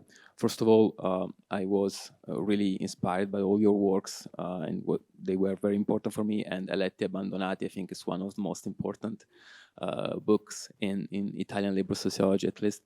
And in that book, you describe very well how the internal logic of representation of factory council and delegates was built around this idea of representing common working conditions and a common position within the production process, and how this logic a bit faded away also in the late 70s, so well before other kind of transformations. And starting from this point, I was a bit puzzled, let's say, by your conclusion on this idea of, well, going beyond the representation of the workplace, because it seems to me that at least Italian trade unions have a long time ago abandoned the idea of representing the workplace, at least for how the workplace is right now. I mean, if you take factory Epsilon, let's say, the most important union maybe represent only blue collar workers within that factory. They do not represent not only people working in the services like security, canteen, cleaning, but they do not represent central people within the organization of production, such as internal logistics, ICT technicians that comes from away. So to me, I would, and they also have abandoned the idea. I mean, the RSU is not built on the idea of representing working condition and representing, at least from a collective point of view, they do represent individual problems concerning working condition, but not collect, or at least very rarely collective problem concerning working condition. So I would, my instinct, I do not want to appear retro, but my instinct would be maybe that should be something of the legacy of that type of mobilization that should be somehow rediscovered. I mean, this idea of representing common working condition and representing workers within a workplace independently from the specific firm they work for. And I think this is one, I mean, at least if we look at Italy, we see some of the most advanced form of negotiation or representation. I always take the case of Lamborghini. They do what they call site bargaining. So they try to bargain for all the people working in the workplace independently of the firm they belong to. And also we take back the JKN case.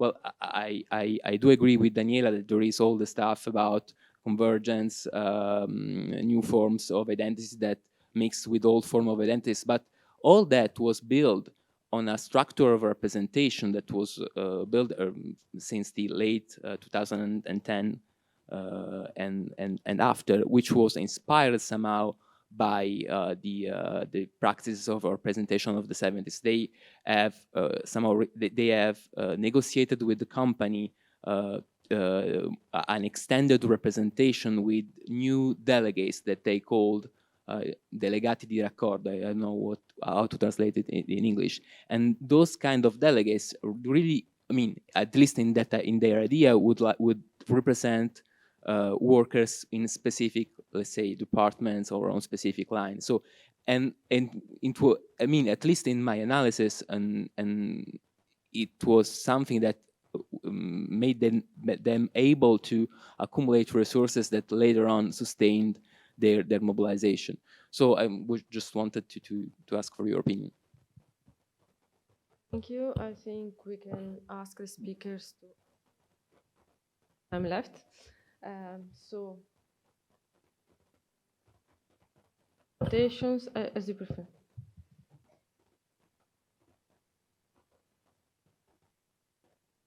Shall I start?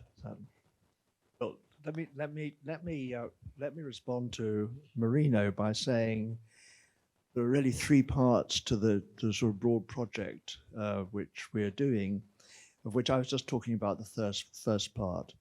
The second part is precisely answers Marino's view about the consequences of this, the rise of populism and so on. Is we see that as precisely a response to the development of a let me call it a graduate class, but that's hardly the right way of putting it.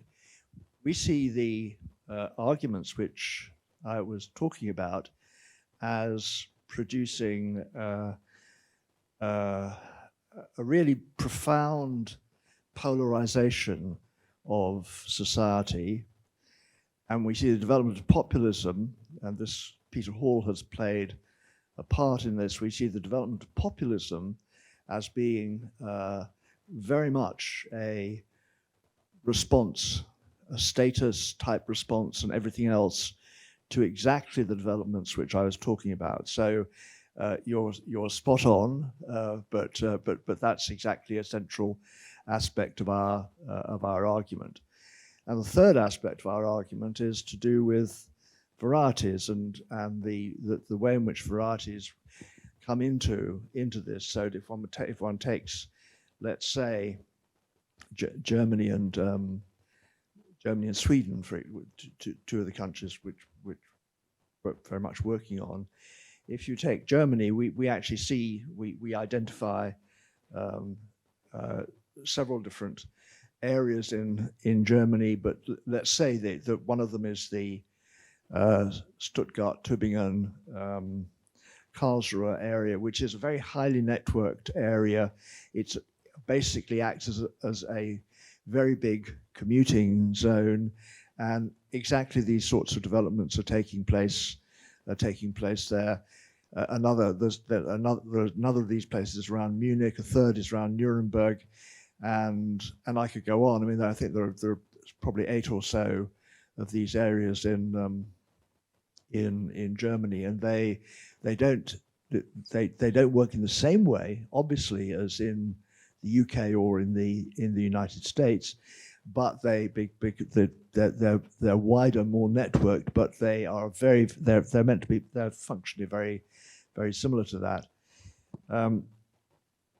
If one goes on to varieties, to the varieties thing,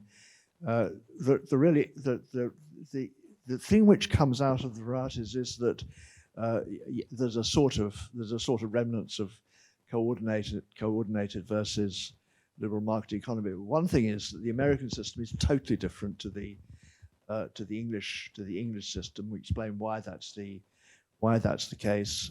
In fact, the American system is completely sui generis in this. A lot of that's to do with the way in which finance works and so on.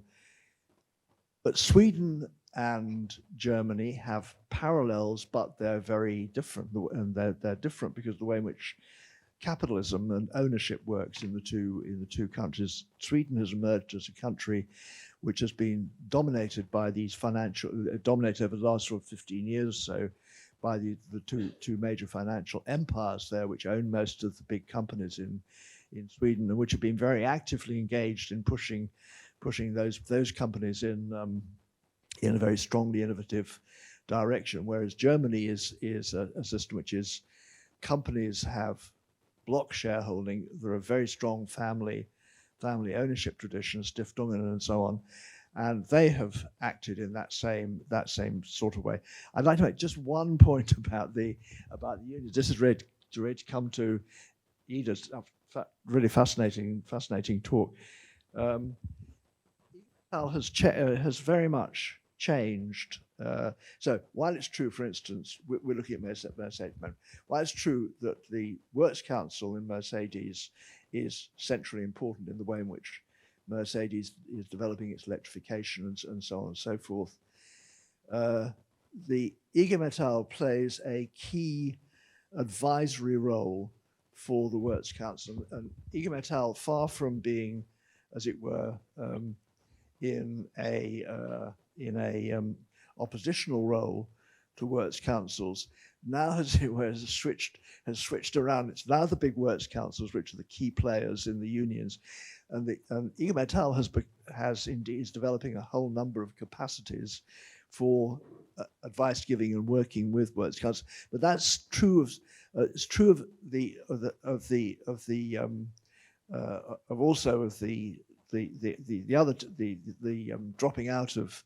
dropping out of the bargaining thing and how that works as well. So I see the unions as responding in a very pragmatic and, if I can say this, very thoughtful way to these situations which are developing. And I'd just like to end up by saying one thing about it would be very interesting to look at Denmark, because in Denmark, what's happening is you have an interaction between the unions at local level, the local government in Denmark, which of course is highly geared to retraining in a very, very, very focused type of way. And that does seem to be a way in which the whole country in Denmark, which is probably one of the most innovative countries actually in the world, how that has developed, as it were, a set of pragmatic answers to exactly the problems which you're raising. So.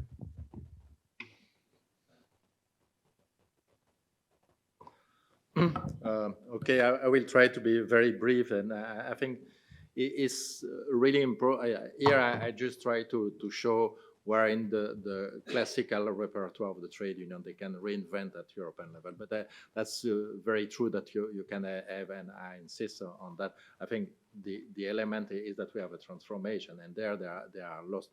And for doing that, we use just transition and on the way of trying to frame the problem. And we had, but we lost the contract, a proposal to work of climate justice. So we were working a little bit to prepare the program.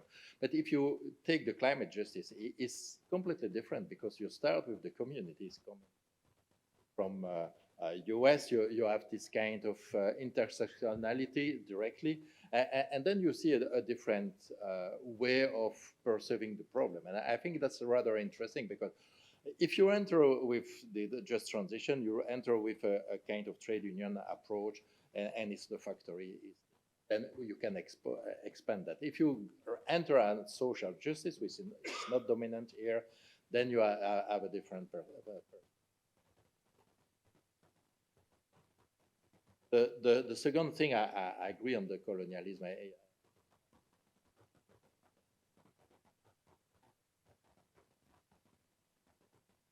Colonialism, all the stuff is about dependence, so the kind of completely differently perceived. And the problem here is that if you all the writing, the scholar, about 90% speak about Europe. We solve the problem in Europe. We save the world. It's completely untrue. It's already complex to say to find a way about Europe, but it's the wrong perspective. From the beginning, we have the wrong perspective. It's difficult to have the broader, but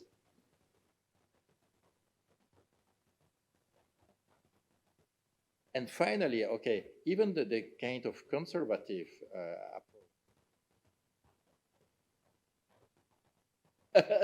If you can, the German car industry. So what happened? The IG Metall for a long time say we are neutral in technology, and then you have a guy arriving and say we create a good car, but nobody want to have a good car.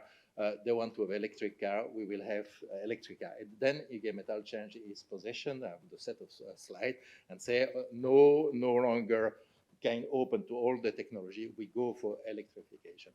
They go for electrification with keeping the level of employment, which is easy when you have a hybrid, because you have two motors. So the studies show that you have more employment because you have to put two motors.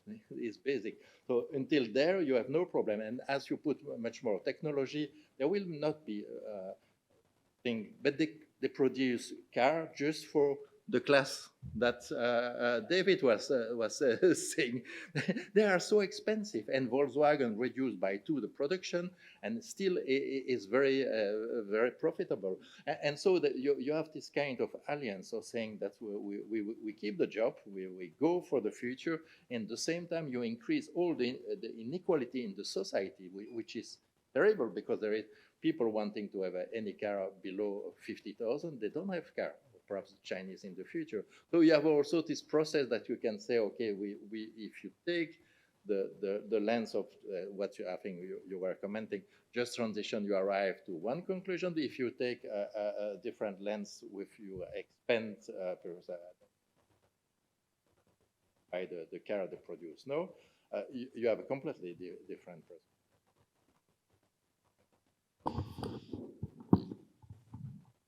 Well, thank you very much for your comments. First of all, I want to thank Colin, because you said in a very short way what really I'm thinking from a long time. So that it's better to have perhaps a weak structure rather than a strong structure, especially if the strong structure is very well structured in the sense, yes, that's the point. So it becomes rigid. And the things, there is evolution, or always an evolution of what happens, what's going on. And then what was okay some times ago is no longer now.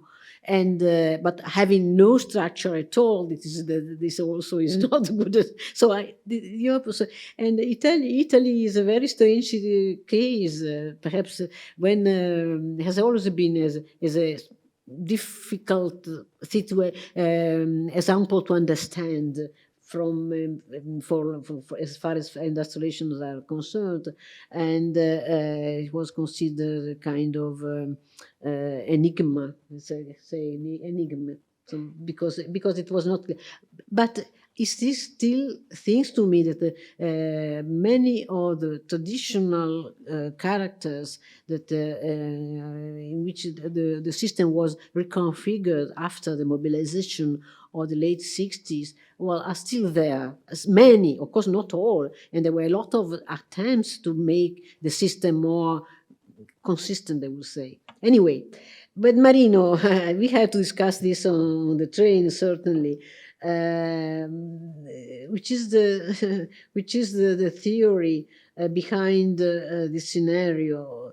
I have to think about this. But what I see is that it seems to me that there are so many different pieces, and this has to do also with what you have said afterwards, examples, different pieces that and experiments and experiences that are taking place here and there, that is very difficult to find a common denominator, rather than explaining each situation case by case. And you can do this, of course. This is easy to, not I would say easy, but anyway, can be done.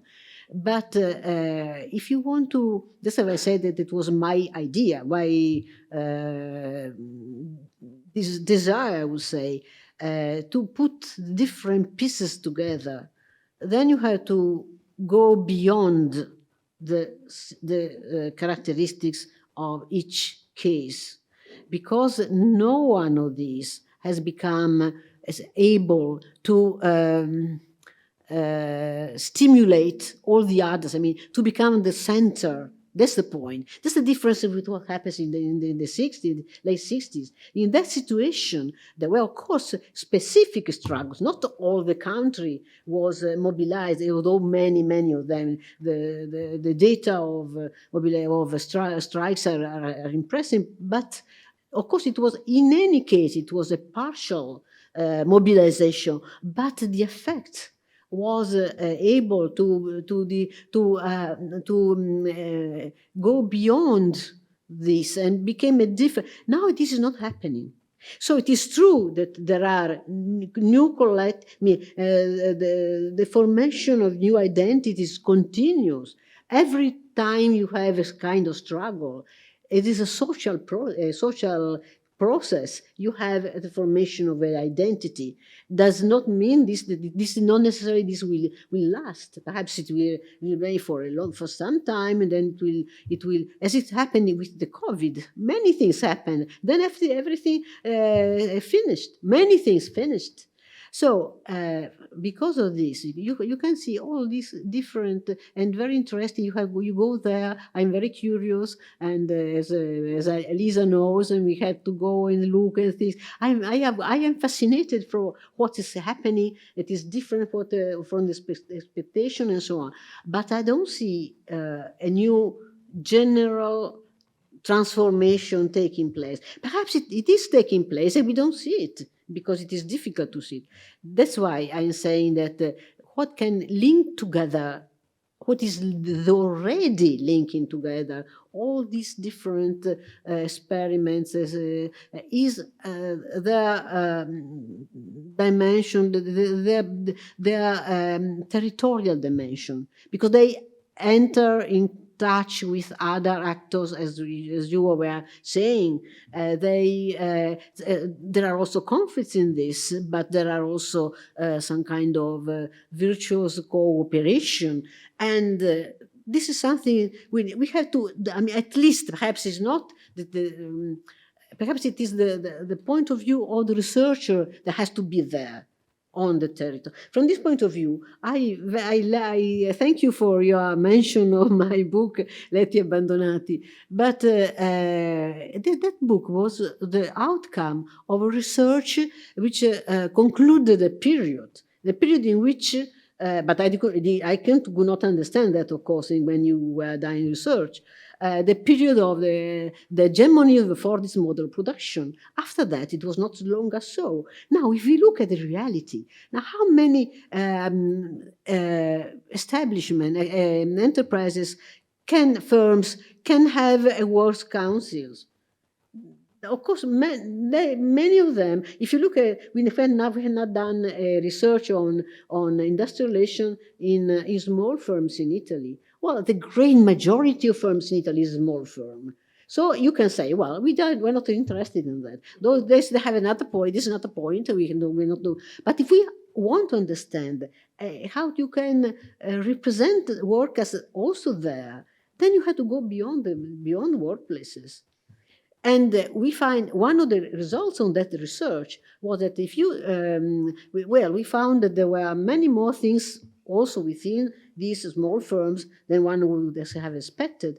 But the most interesting cases, we presented the typology. The most interesting cases, the most successful, was not that they were open to external, to outside. That they have a lot of relationship with the outside. They receive resources from outside.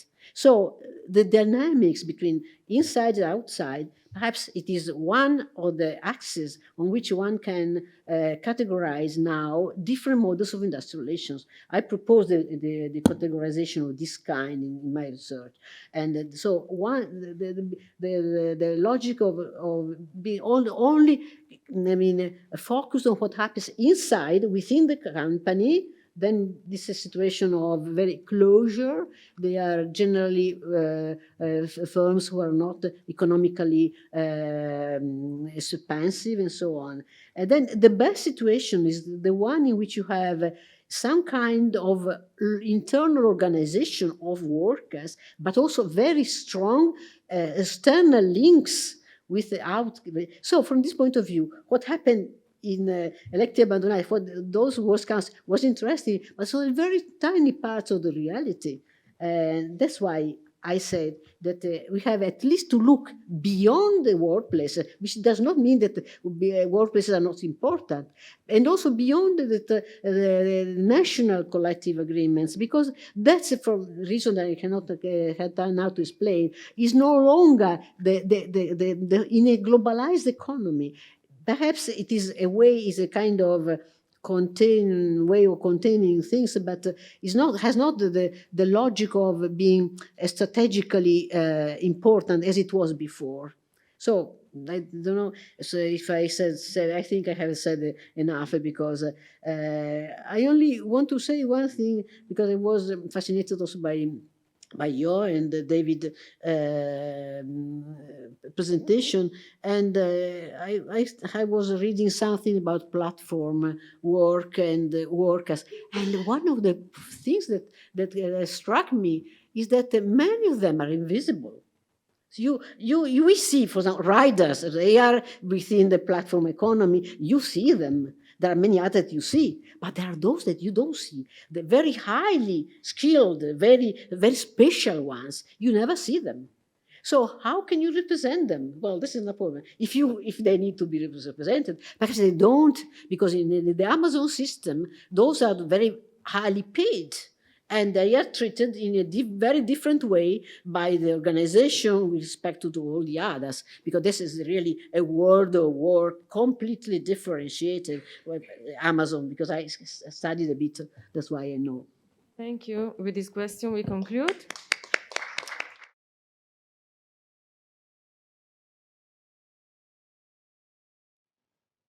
very close because I did my PhD in Florence 6 years after Guglielmo. And on a personal level, I was eating with Pizzorno in the same mensa. No, but I took a bit more than you to finish the thesis. Okay. Anyhow, so we were overlapping, but I submitted a thesis in 2004. So close that I was seeing Pizzorno a lot of times in the restaurant. We were eating in the same mensa. But I never talked to him, and I was never introduced to him, and I never engaged in any seminar with him. So close and distant. I don't know.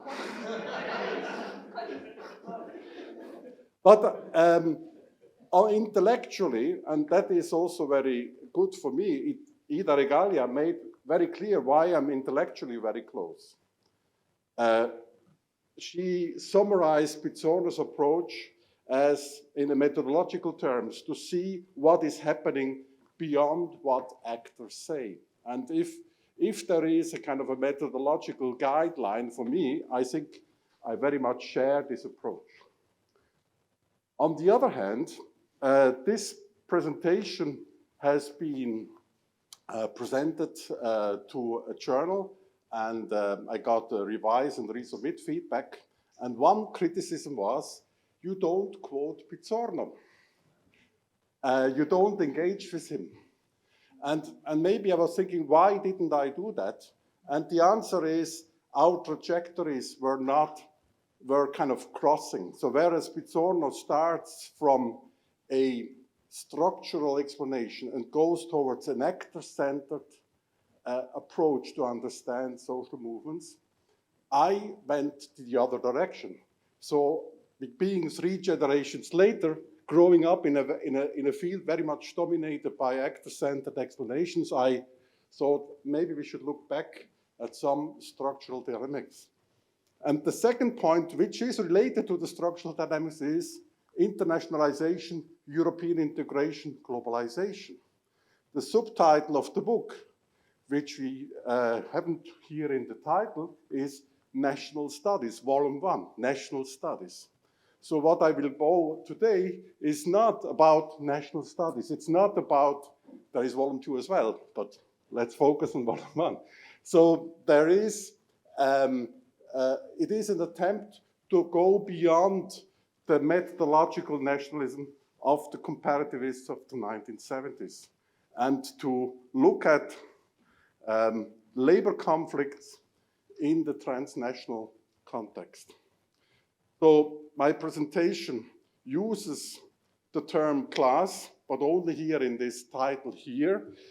You see below in the title of the chapter that I wrote with a Marxist colleague, Novak, we have eliminated class from the title, and we talk about socioeconomic context in the subtitle, which is not there. So it's about socioeconomic protests in the area of the new economic governance fields.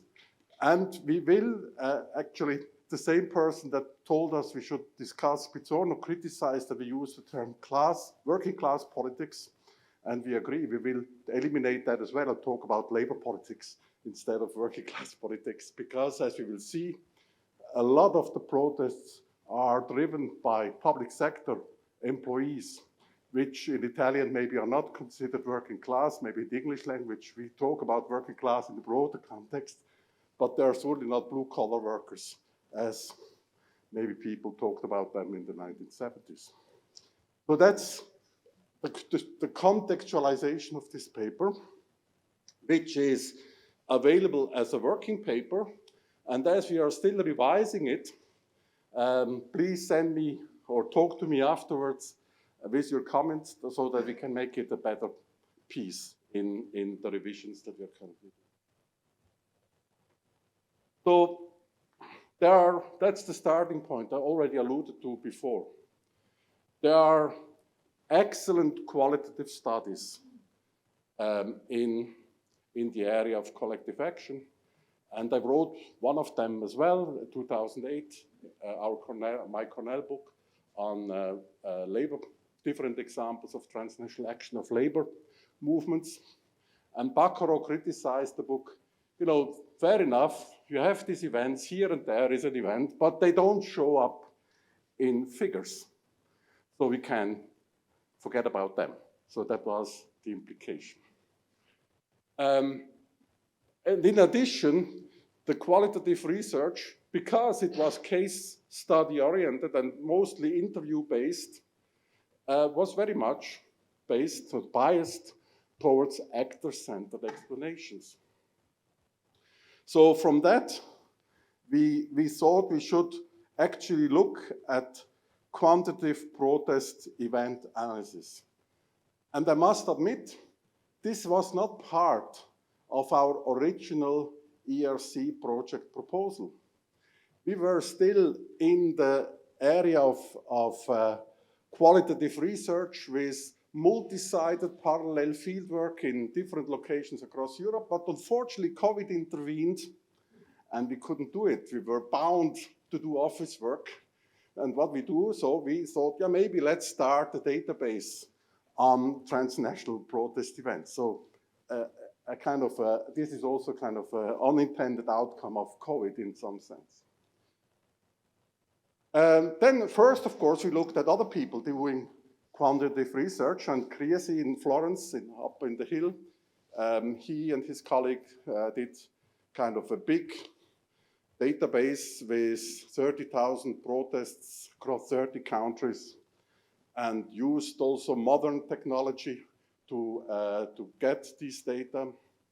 And to the surprise to him, he had to see that most claims were motivated by economic claims. And he was surprised because he was formerly an industrial relations scholar and moved towards social movement, et cetera, et cetera. And he said back, you know, as Dorothea also said in her book, you know, economic or socio-economic issues are back, or labor politics issue back on high on the agenda. But then we couldn't use Crises' database because he again was still captured in the methodological nationalism. So he only looks at these protest events in national categories, and there was no possibility to see to what extent are these protest events part of a transnational action. So what we do, we had money, we had time. We thought, yeah, we have to do our own data set. We have to start from scratch. We have to build a transnational database for transnational action in our field of socioeconomic fields. So including both what Crises says, protests against governments, but also protests against employers. So what we did, we analyzed protest events that occurred since 97, actually the creation of the Stability and Growth Pact in the European Union until 2020, across all European countries except Russia, Belarus, and Turkey. And we did that based on labor news network websites and specialist media in English, Italian, French, and German, and also European sites, so all European Federation of Trade Unions, all newsletters that they have said at the sectoral level, we also analyzed. One reviewer told us we are biased towards English-speaking sources. It's not true. Actually, the most events were in German sources, German language sources. And what we did include is protests with more than 30 protesters from at least 2 states, or parallel explicitly joint events in at least 2 events. And then we looked at socioeconomic protests, and we used the term working class politics narrowly defined. Maybe now we will talk about labor politics narrowly defined, which excludes, as Bianca will regret, feminist struggles. It excludes also peace struggles, peace movements, ecological movements, as Philippe Bochet will will regret. But that is not because we don't think that these issues are not important, but to keep the database comparable across time. Because arguably labor movements have had a broader scope of action over the last years, and we don't want to measure the broadening of the scope of action. We want to see whether in the core field of labor politics, labor engages more across border, yes and no. And the result is, Baccaro, yes, it does show up in the figures, and it does show up in the figures despite the decline of labor power over the same period. So we have kind of created these distinct periods, and we see that the number of transnational protest events increased over time, gradually, whereas the weighted average collective bargaining coverage rate declined over time.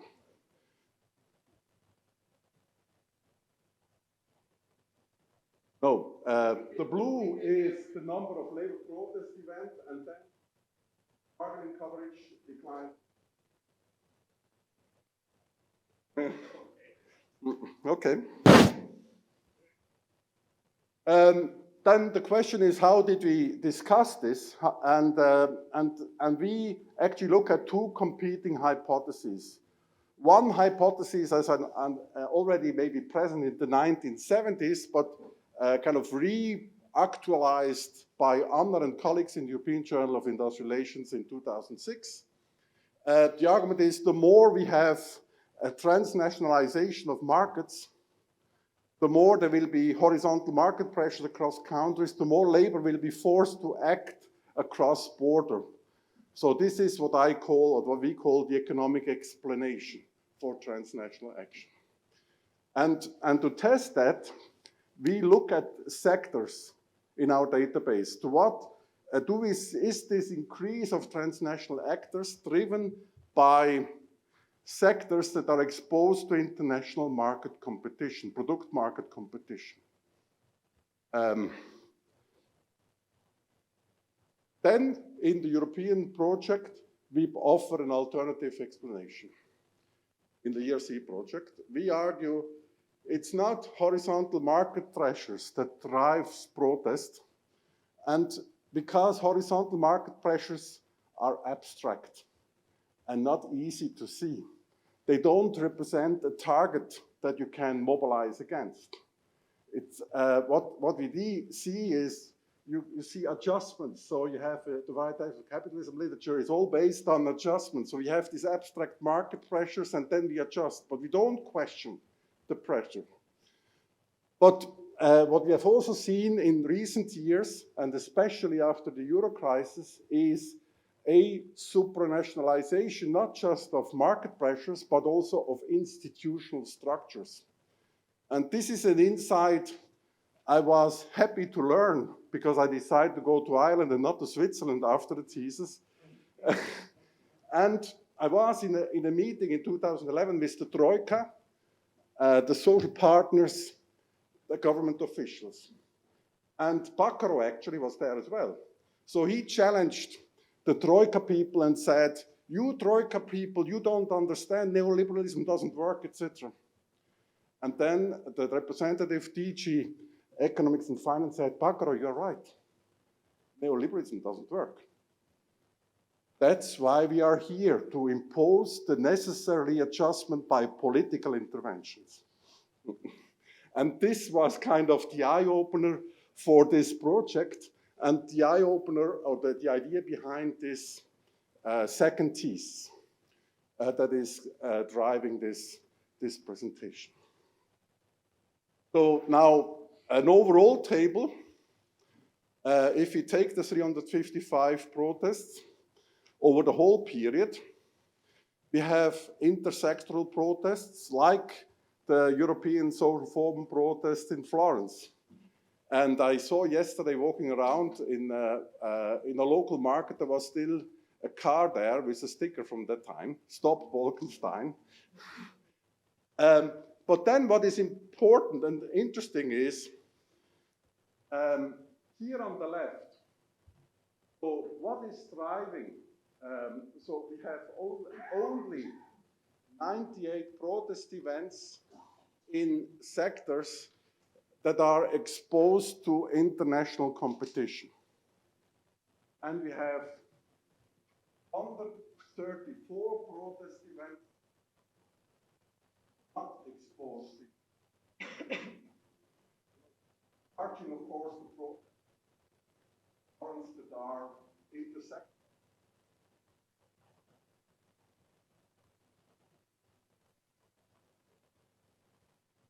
In some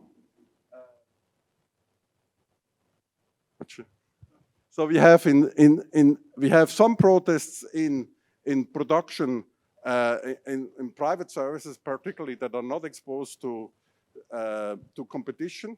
But most protests happened in national and local or European public services in response to European economic governance interventions. So I did too much introduction and I only have 3 minutes left.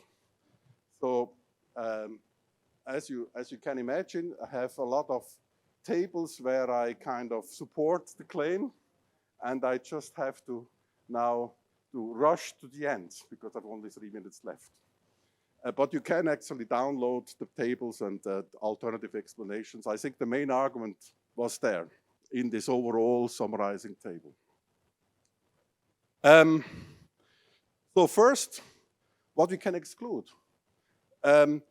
We don't find protest waves because the interesting thing is the transnational dimension is increasing steadily over all periods, although there was, of course, a wave after the alter globalization movement declined.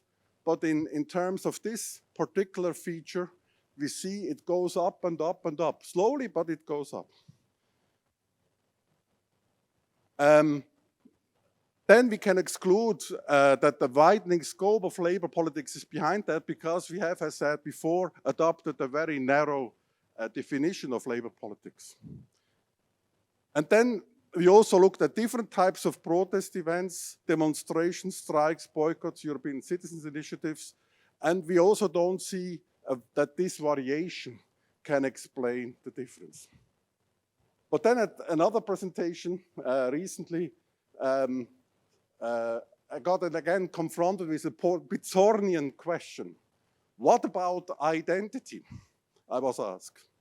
And then maybe there is some Pizzornian question that we could maybe integrate in our analysis, and that is the Luxembourgish argument that De Laporte also mentioned yesterday.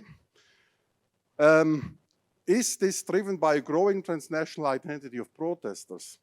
We don't do surveys, as we mentioned. We don't analyze what actors say.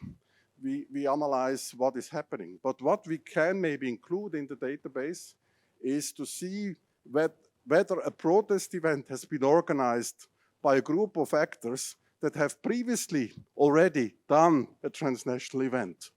And in fact, going back to my PhD about ABB Alstom, we have now in the database protests of General Electrics that looks as a new event. But if you know the story of General Electrics, those that drove the protest were actually former ABB Alstom workers that have been merged into General Electrics. So there is kind of an argument for identity. Maybe we can bring identity back in at some stage. So transnational economics are primarily driven by vertical intervention of supranational political and corporate hierarchies and not by horizontal market pressures. Within the vertical interpretation, the political hierarchies are much more important. Ironically, including even the European Central Bank itself, that created protests of European Central Bank workers protesting against austerity policy at the European Central Bank. So labor politics does matter, but it is vertical integration pressure rather than horizontal market competition that triggers transnational action. So your comments matter as well. So download the paper and send it back to us. And we will integrate them in the next iteration of the paper. And if you are still in Florence on the 17th of June, we will launch our book with Cambridge that comes out of the project here in this room, hopefully. We will talk about that with Mari afterwards. And you would also be invited to attend that session. Can you show us one picture with the importance of trade unions as organizer of this protest, if you have that? Because I think an interesting dynamics behind what you investigate is the combination. These events can be either organized by the trade union international structures, but also by bottom-up social movements. And so I have many tables, and I've already told by the reviewer and actually by the editor of the journal, I have too many papers. And I have to cut down even more papers. So we have the data in the database, but I cannot show you that here. But what we will do is we will publish the database in the online repository or in our own online repository. And then people interested can download the database and look at this agency-oriented factors. So even agency-oriented scholars will profit from that database.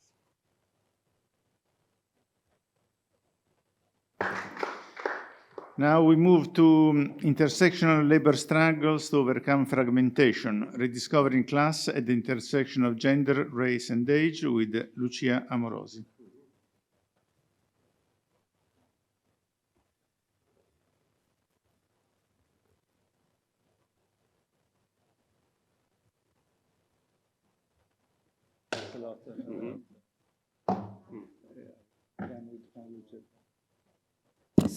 Okay, thank you. Okay, yeah, my name is Lucia Morosi and I'm a postdoctoral researcher here at Scuola Normale Superiore. I just began my research here, so today I present some reflection of my project and how I intend to carry it on. And so your comments will be really appreciated, I mean. Okay, here I start with this picture, which is the opening banner of JKN demonstration in Bologna in 2022, where under the claim, we want to live a beautiful life, different like perspective, a different kind of protests, the JKN workers, the feminist movement, the environmental movement, they came together into this broader idea of social justice movement. Okay. The starting point is like the awareness of the ongoing process of class heterogenization in both the individual dimension of social composition of the class in terms of gender, migration, age, and also an heterogenization of employment and working conditions. And we can notice how the marginalized subjects in the world society are often the most marginalized workers in the labor market, having worse employment and working conditions, that's the so-called labor market outsiders. In this context, identity-based claims may be somehow more important and relevant than class interest as defined as when defined only relating to the occupational positioning and the labor market positioning of subjects. And this may also weaken the creation of a collective identity among these different heterogeneous subjects and workers. Thus, several scholars have already highlighted the urgence to look also for new direction in employment relations. I here refer to Virginia Dolgast, who stated, campaigns succeed when they adopt explicitly intersectional approaches to organizing that move beyond seeing workers as a single class, to recognize the amplified oppression workers face as a result of various marginalized identities. Thus, my question is, what about class solidarity and workers organizing in nowadays context? Does identity only foster class segmentation, or it can be, and it may contribute to an updated definition of this collective identity? Of course, I refer to a political definition of class as like a group sharing common objectives. Some theoretical challenges emerges from this like framework, and here also Pizzorno thoughts may be relevant. Of course, then the theme of struggles for recognition and the egalitarian demands of this new strata of the class. But I think that what is most relevant also in my study is this dynamic tension between the structure as like already or institutionalized employment industrial systems and forms of workers' representation versus the new workers' agency and how they express their agencies and express their voice. Thus, basically, new subjects challenge the institutionalized framework of industrial relations, and this is, as I say, a dialectical dynamic which reflects the dialectical dynamics among capital organizing and labor organizing, as Mario said before, like capital tend to fragment class, then it's like this ongoing dialectical dynamics. Thus, what about new forms and new actors of worker representation in this heterogeneous context? At a theoretical level, I think we should be aware of the racialized and gendered nature of capitalism itself. Here I refer to the racial capitalism definition as stated by Cedric Robinson and then elaborated by other scholars such as Batracharia. Racial capitalism can be defined as a way of understanding the role of racism in enabling key moments of capitalist development, and it helps us to understand how people become divided from each other in the name of economic survival or in the name of economic well-being. And then also the social reproduction theory as defined in the feminist field of study, and I here refer to Alessandra Pizzorno's definition of social reproduction theory as comprising the structures, practices, activities, and realms aimed at the daily and intergenerational regeneration of life on one end, but also of capitalist relations. Linking together the sphere of production as the sphere of real work and the sphere of reproduction as the sphere of not real work. But then scholars have also highlighted the role, of course, of trade unions in organizing this new heterogeneous class, but also the structure of trade unions being gendered and racialized social organizations, because they are not outside the wall of society. They are not outside the gender and racialized organization of capitalism. Thus, a union's universalistic vocation built on a neutral definition of both the worker and the class may downsize the weight of those intra-class divisions that, if not recognized and somehow recomposed in shared objectives, may effectively weaken the formation of a shared collective identity. Unions' claims for neutrality may hide their blindness towards gender, race, and also age inequalities within and among workers, and they may even reproduce some structural barriers hindering marginalized workers to have a real voice within unions, having a real and active participation within unions. So I, at the theoretical level, I rely both on the social movement studies and industrial relation studies, trying to link in together society and workplaces, thinking that work reflects also what happens in the world society. Then, besides theory, we can also, we're witnessing to some new forms of protests, as concern the workplaces and outside, but also political process are somehow using some classical tools of the labor movement, such as strike, for instance, politicizing also the same definition of strike, going beyond striking at the workplaces, striking at the productive level. And I here refers to the global climate strike of Friday for Futures, for instance, which in 2019 had the support of the International Trade Union Confederation. But it also refers clearly to the feminist transnational strike of the 8th March, linking together productive and reproductive work carried out by women and feminized subjects, countering the historical invisibility of reproductive work.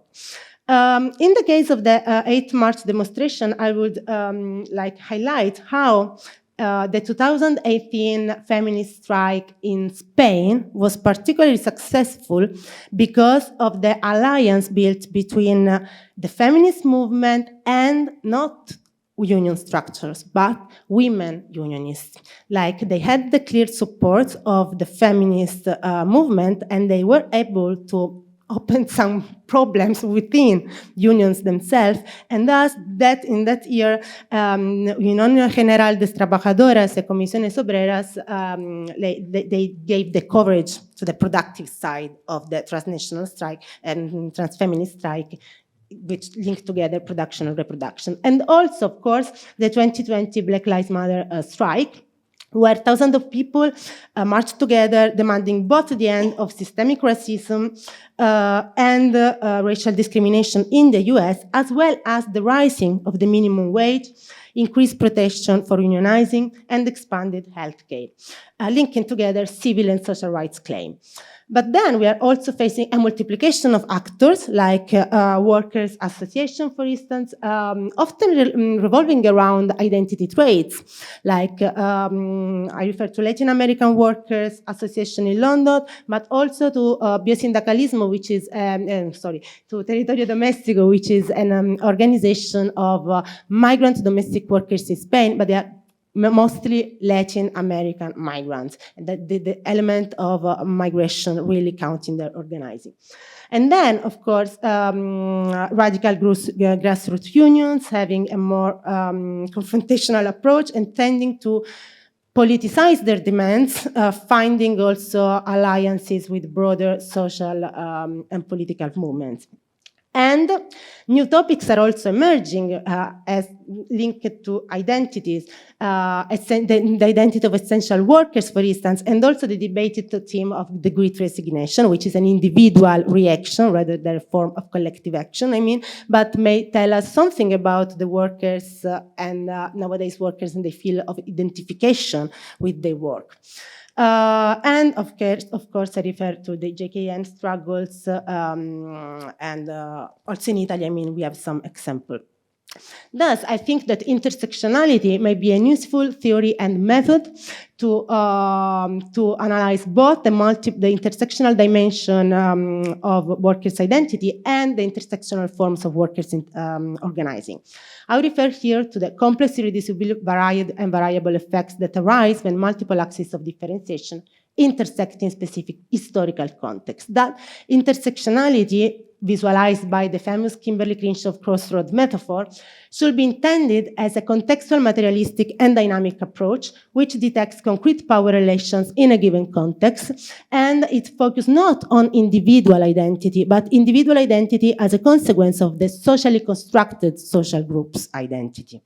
And it is also a method, of course, based on the idea of situated knowledge, that knowledge is always partial, reflecting the feminist standpoint approach. And thus it is contextual, it should focus on the contextual dynamics, and it relies on interviews and storytelling which let the voice of marginalized workers and subjects emerge, also overcoming our biases we may have as social researchers and scholars. now, as I said, I'm at the beginning of my research and I'm trying to understand how to operationalize intersectionality in labor studies, as concern both defining the intersectional identities of workers, but also intersectional form of organizing workers. On the first point, I think that Yuval Davis' definition of intracategorical and intercategorical approach to intersectionality may help. The intracategorical approach problematizes the meaning and theoretical boundaries of each social category considered in the analysis, thus always starting from the real concrete context, while the intercategorical approach focuses on the contextual intersection of specific social categories and their concrete effect on the behavior of social actors. Then, as concerned how to have an intersectional approach to workers' organizing, and I will focus mostly on unions, but not only, I define these three maybe like point of view. The first one is analyze if these actors are able to detect workers' intersectional needs going beyond strictly labor-related issues, and considering how also their labor issues are linked to other forms of social discrimination outside the workforce. If these actors are able to incorporate these workers into decision-making processes and structures, shifting from the socialization of workers within unions, which may also end into forms of tokenism, towards the real empowerment of these marginalized workers within unions. Like, are they able to really express their voice and also challenge the existing organizational structures of unions or not? And then, of course, if these actors are able to adopt new repertories of collective action, also having more political dimension, building alliances with other social political movements under the logic of strategic action fields, like being aware of the different positioning of different subjects, but defining a shared common objective and aims. I will focus on domestic workers organizing as an interesting case study because of the intersectional dimension of domestic workers' identity. For instance, in Italy, the 70% of them are migrants, 80% are women, and despite the existence of a collective agreement covering domestic work, we find more than 50% of labor informality, also given the specificity of the workplace being private homes, of course. Studies have highlighted how labor-related claims of domestic workers have been like, the organization of domestic workers has been successful when their labor-related claims have been framed as part of broader social justice claims. As highlighted by Marchetti, J. Monat, and Cherubini, these workers, when organizing and organized, put intersectionality into action because being subjected to both economic and symbolic exclusion, they fight simultaneously for labor rights, human dignity, and social recognition, intersecting different struggles. And then with Professor Meardi, we were also thinking to compare this sector with the organizing of racialized workers in the textile sector in Prato, which is basically another agri-racialized and agri-composition of migrant sector, but with a different role of gender, of course. And in one case, there is reproductive activities, while in the other is a street reproductive activity. So how unions deal with the differences also. But I don't know, it's something we still reflect on. And okay, to conclude, I here put two quotes from my previous research, which is on domestic workers working and employment conditions, not unionization. But this, I touch upon the topic of domestic workers unionization. The first is a quote from a domestic workers, highlighting how these workers often see unions, trade unions, as something for Italian families, often because trade unions like making the match between workers and families. So they have some reluctances of being represented by trade unions. While on the other side, there is a quote of a unionist saying that, of course, it is particularly difficult to build a union relationship in this sector. And it depends also on the domestic workers' experience and their cultural level. also related to the migration background of these workers. That's what I think is maybe this kind of class solidarity coming from intersectional collective identity made on the road for recognition, like in everyday struggle. And as concerned unions, also relied on the literature, maybe having a more transformative, maybe being focused more on a transformative institutional change, allowing marginalized workers' voice to express a challenge on existing structures, may be more useful than institutional reproduction approach. As I said before, shifting from socialization towards empowerment, then being aware that multifaceted, complex, and intersectional forms of exploitation at workplaces reflect multifaceted, complex, intersectional forms of discrimination in broader society, and to conclude, the necessity to build alliances, which also means sharing resources, both in terms of infrastructures, also economic support, and like being present also in other more political forms of demonstration and conflict. Thank you. Thank you, Lucia. In the last couple of weeks, Fondazione Di Vittorio, which is the research foundation of CGIL, published a large-scale survey of workers, about 50,000 replied. And the interesting novelty was that the large majority never met a trade union in their everyday work activities. So I think what Lucia has been telling us is how important in today's Italy this lack of presence and availability of the resources of traditional trade unions is important. And I think that is an interesting new insight on the Italian social and labor issues, which may be exploited in some of our future initiatives, perhaps here. We are very glad now to have Bianca Beccalli, University of Milan, as a discussant, and we look forward to hear how you connect past and future. I very much appreciated Lucia's paper, and just a few remarks because it opens up a very wide field of problems which deserve to be treated, I believe, in this context. So, going back to Pizzorno, he was speaking of the new identities, but the new identities were characterized only by the very fact of the exclusion of people who needed to enter. They were not the bearer of identities. They were just defined by exclusion.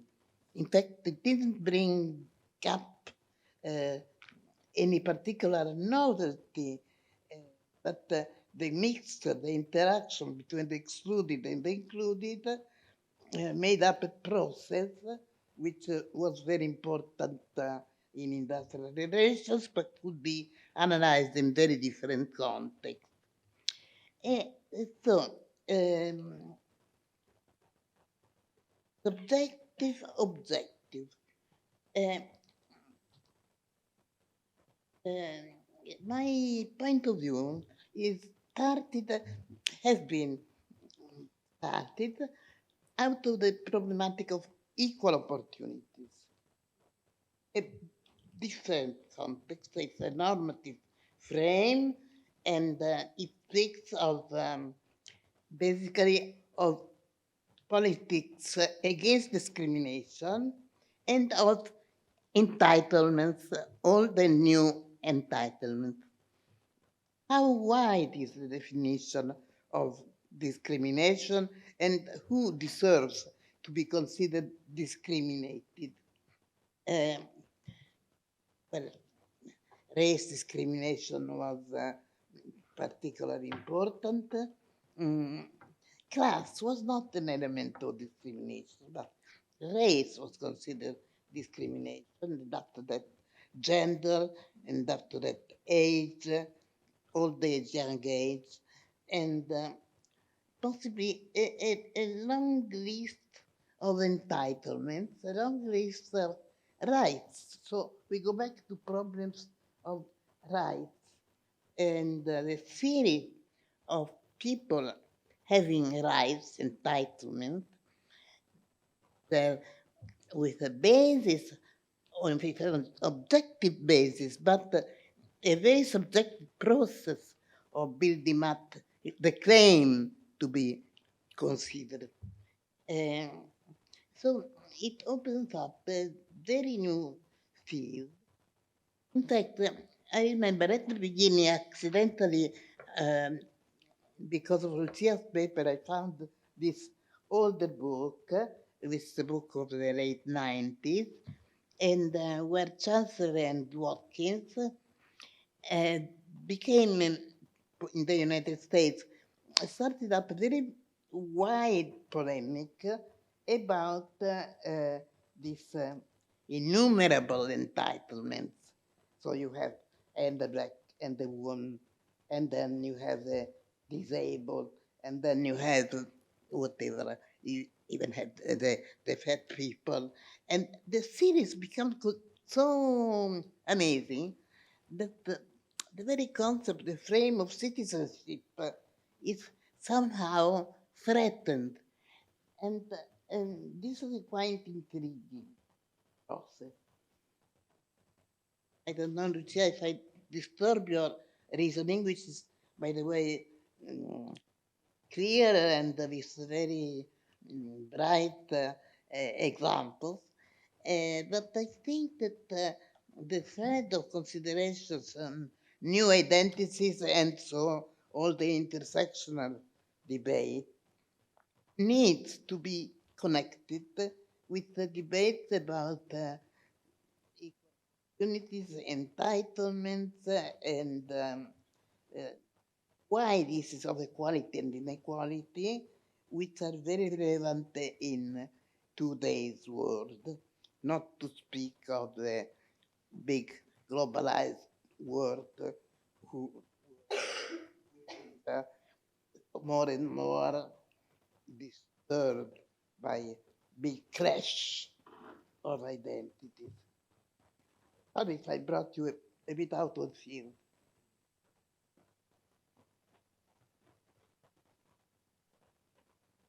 Okay, thank you very much, Bianca. We can open. Are you continuing? No. Yeah, we can open the discussion with a few questions and answers, and I think we are bringing together some of the interesting threads of these 2 days. So, questions? Microphone. Guglielmo and Marino later. Now, I have a question to Roland, which, however, connects to the theme of Philippe before. There was no time to discuss that before. That is, I remember Sidney Tarrow in the 90s still, when it was one of the first thinking about transnational action and Europeanization of collective action. He wrote that there is one way the European Union can promote transnational collective action is to cause movements against itself. So that's the only way that we're going to see European actions against the European Union. At the time, people were thinking about movements against the single market. There are a lot of interests that are in a way threatened by the single market, and people would protest against whatever agriculture or industrial policy. Nowadays, probably the topic which, however, can cause something like that is what Philippe was talking about, that is climate action, which is often framed as, well, the European Union is imposing us to close the mines. It's been solved for the moment in Poland, but it can be reopened again. At that point, I think the problem of labor and labor mobilization in relation to the strategies also that Philippe was mentioning. Well, what should labor do?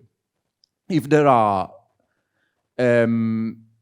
mobilizations against the European policies for climate change, Should they, stay out of it and try to say why these things are wrong? Or should they try to be part of them to push them towards a just transition, social, progressive way? One example where this was visible at the national level was the Gilets jaunes in France. Very ambiguous protest against the increasing fuel prices, with obviously a component of the right, but the CGT took a little bit of time and said, well, it's rather than being outside, it's better to be inside, and because there is also a lot of social demand, and let's try to push it in the right directions. The problem with these policies is, there are two big problems at least. One is what I think Donatella discusses in her very latest book, because Donatella's book coming out, and the very fresh one is on regressive movements on COVID. These are movements that tend to have a way of mobilizing which is a bit different from the usual one. And the other problem is what Michael was talking about yesterday. They are in milieux which are very different from where trade unions are. On the crossroads of motorways somewhere in the middle of France. It's not where trade unions are organized.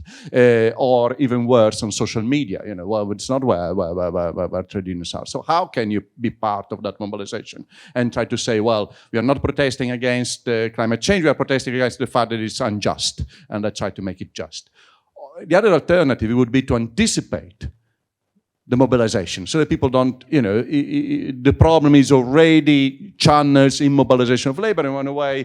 That GKN factor could be that, as a mobilization that, never had the right, but it's such a specific case because it was already 99% unionized, 90% left trade unionist, can we generalize to the whole of the workforce? We don't have, 90% left-wing trade unionists in the workforce in Europe.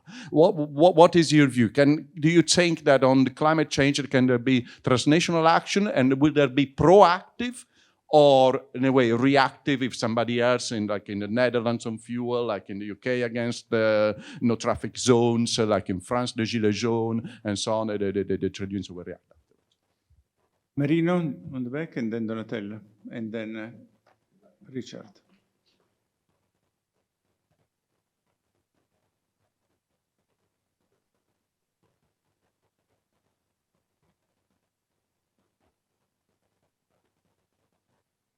Thank you. No, a very quick point to Roland, and then a longer point to Lucia.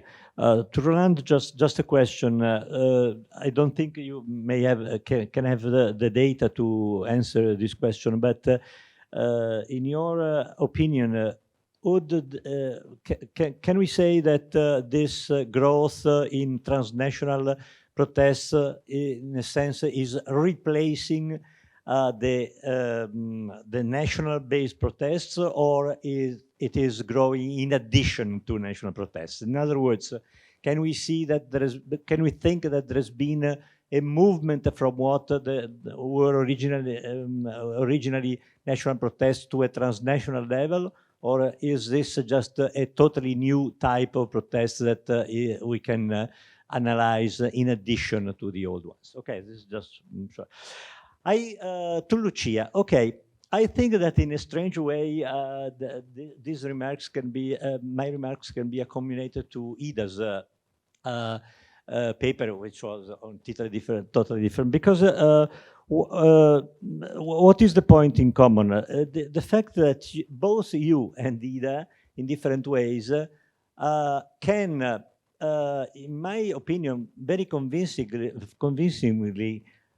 give a positive meaning to what 30 years ago was called micro-conflittualità, the eruption of micro-conflict, which was seen in purely negative forms at the time, especially by authors like Arisa Cornero, several people working in the industrial relations field, precisely because we came from an era, from an age, or at least it was still dominant in the narrative, the previous era, which was instead based on an ability of labor conflicts to be aggregating several groups of workers and not only of workers. And whereas micro-conflict was, or micro-conflittualità, was based on the what in other contexts might be called business unionism, or basing on very partisan, on a very partisan and specific definition of interests. So at that was seen as a purely negative trend, whereas Lucia, and in a different way, Ida, tried to give a more positive meaning to what Ida called the fragmentation of representation, what you call, again, multiplication of actors and identities. Okay, I think this is very good. What I would warn you against is to find parallel with that previous era, because the previous era, again, the era of the resurgence of class conflict at the late 60s and 70s was, in my opinion, was special because the structural conditions and also the agency, which we shouldn't forget its importance, made it possible to give the trade unions the ability to aggregate interests and demands. The possibility of aggregation was the key to their success. The fact that unions, especially the communist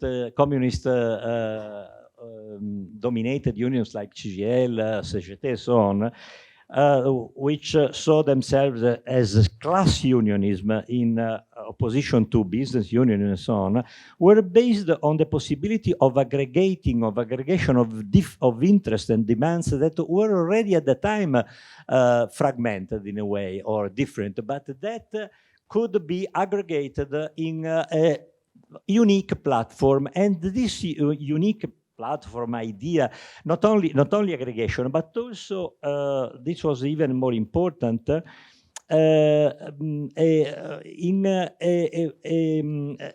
demands which were non-partisans, but helping to develop an alternative model of economic development, or in line with an alternative model of economic development, okay? This was what so important and what made that type of demand of unionism and so on so hegemonic for some period. In other words, it's not that there wasn't already fragmentation. You may think that if you look from 1969 to when there was the Fiat white collars backlash demonstration against previous mobilization, you can see that there was already fragmentation or heterogeneity in the movement. But for some years, the years of the cycle, this heterogeneity was, in a sense, overcome by the ability of an actor, the trade unions, which could aggregate very different, even fragmented demands in a unique piattaforma, as we called it, rivendicativa. What has never happened later has been the fact that the different growing types of conflicts or different types of representations for Ida's paper have not been able to find an actor which could advance a possibility of giving an aggregated view, and a view which was in a sense congruent, consistent with an alternative economic model that they had in time. I don't know whether it's clear enough, but I think that you should keep this in mind before thinking that we are again on the resurgence of a new type of that the cycle can resurge anytime. Richard is there, and then Donatella. Thank you. Is a reflection, and I fear probably making a plea for even different dimension of complexity, which is that it's much easier to aggregate interests in mobilization in opposition to something than in favor of an alternative. I mean, if we look at the ETUC over the last couple of decades, the one most obvious success was Stop Bolkestein. Now one could say there is one positive success, which was the minimum wage directive. I mean, one big one. I mean, there are other smaller ones, but that almost split the movement apart, and in a sense was achieved by providing so many exclusions and limitations that most of the objections could be accommodated. But how one aggregates in favor of a clear alternative to what you're against is a much more complicated challenge.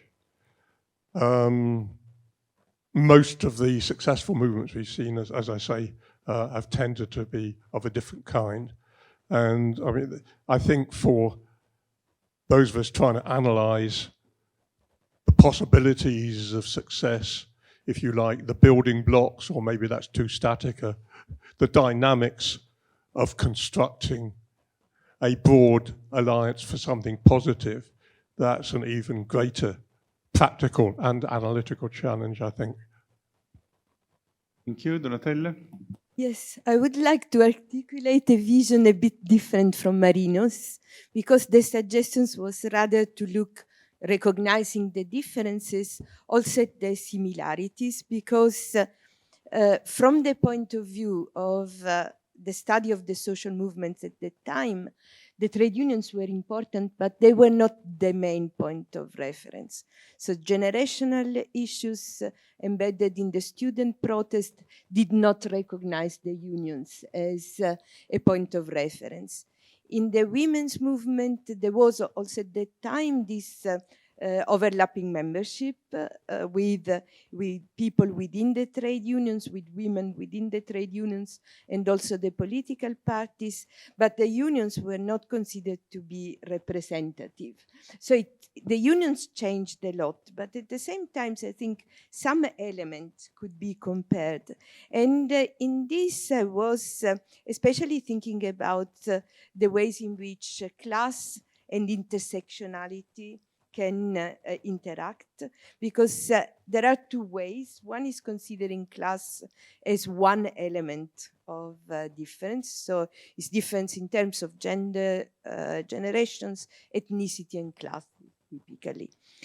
And this is the way which comes to us from the United States, where the fragmentations was always quite high, and this is an attempt to combine these differences. While in Italy, the idea of class struggles has often been a way to say we have to combine the different sources of inequalities, also overlapping inequalities, in a visions of the class-oriented unions. So I think that this could also help reflecting on the ways in which some concepts arrived in situations in which already class was considered in the past to be to have this aggregating effect. The other concern is more empirical and addresses also Roland's presentations, and it is about what to consider as contentious politics, protest event, and so on, because also for what Bianca was mentioning about rights, entitlements, and so on, what we see in this type of struggles of precarious people most embedded in the intersectional inequalities is a large use also of what Philippe mentioned yesterday, court cases, legal cases, which has been also some type of forms of contestations that Federico Alagna, your colleague as departmental postdoctoral fellows with studies, and I think that is becoming very relevant also in the labor struggles. And I think this is one of the weaknesses of protest event analysis, that it doesn't capture this type of events well. Court cases, legal action. Deep. Yes, this, right? Okay. Just concept of sector has been discussion. Oh my goodness! Oh, good. Okay, and I just want to make sure we're on the same page, because I think I just heard Donatella. I thought she associated sector also with gender differences. So I think we should be clear that I mean, it's possible to use the notion of sector to mean any possible difference in any differentiation within any overall or larger unit. I think most of us would be trying to read simply to differences in work, in the organization of work. Is that correct?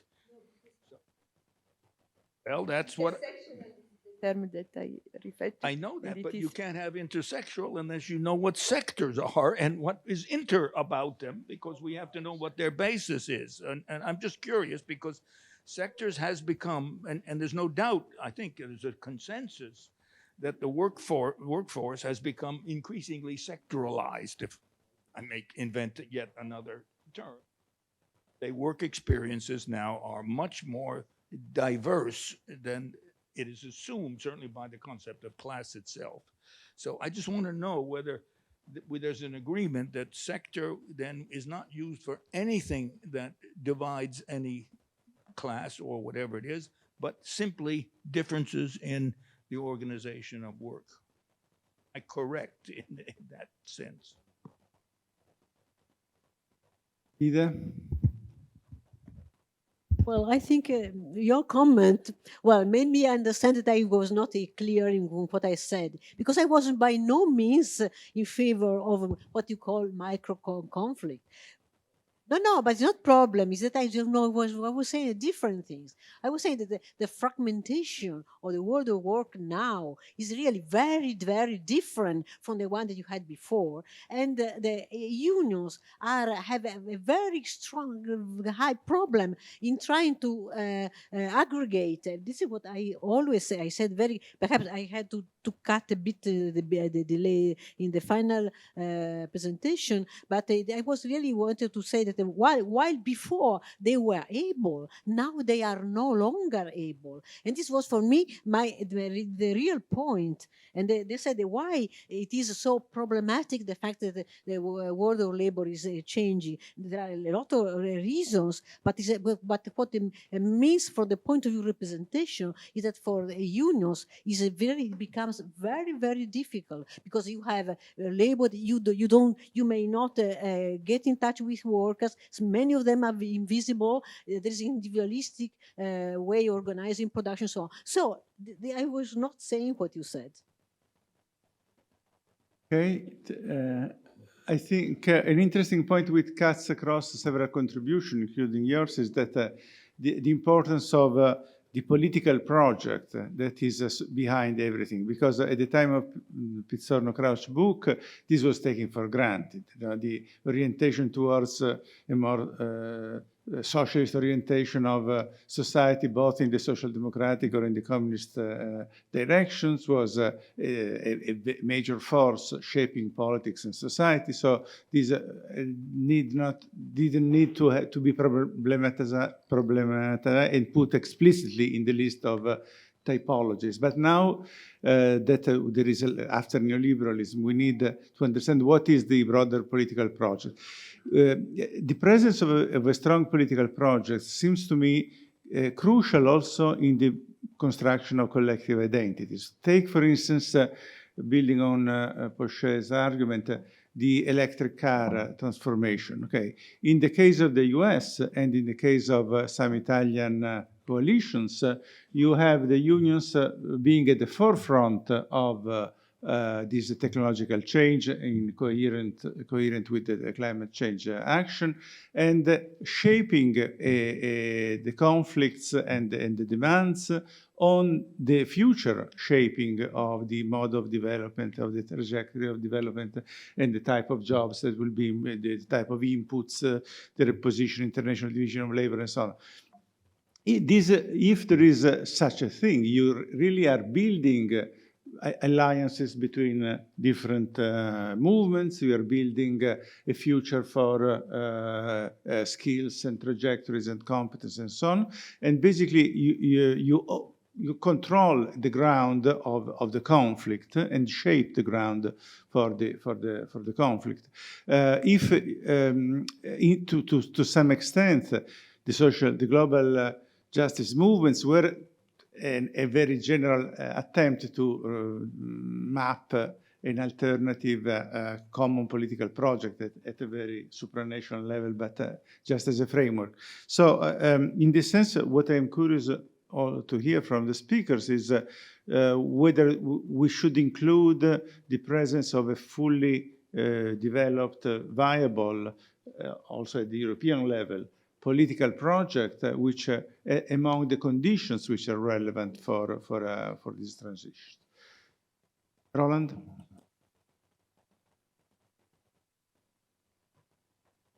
Okay. Now, I will respond in 3 steps. First package of response is Guglielmo, and he rightly pointed out to Sydney terror in the 90s, and his argument that the only transnational movement that the EU can create is a movement against itself. Following on that, Criesi titled his book, Politicizing Europe. Our book, however, will have a different title. Our book is entitled Politicizing Commodification, Labor Politics from the Financial Crisis to the COVID Emergency. So, and we will see, and you asked me specifically about the transition in the green transition, and as we have in our field work, we look at EU interventions and transnational actions, not just in the area of employment relations, but also public service in general, healthcare, but then important for the green transition, also transport, public transport, and water, as where the European Union justified its commodifying interventions with a green rationality, etc. What is important, I think, is indeed, yes, it's true, but it's not just one-dimensional. So it can, as we know, as former British colleagues, you can politicize Europe along a national European line, and that will lead to disintegration. But you can also politicize it, and I think we have documented these case studies, or in the book we document areas where you can actually politicize it with another vision of what public services should be, or should we be commodifying or not commodifying. So in some sense, the transnational actions that we are looking, so labor movements or these user movements actually, also in relation to this, can have an important function in the democratization of the European Union.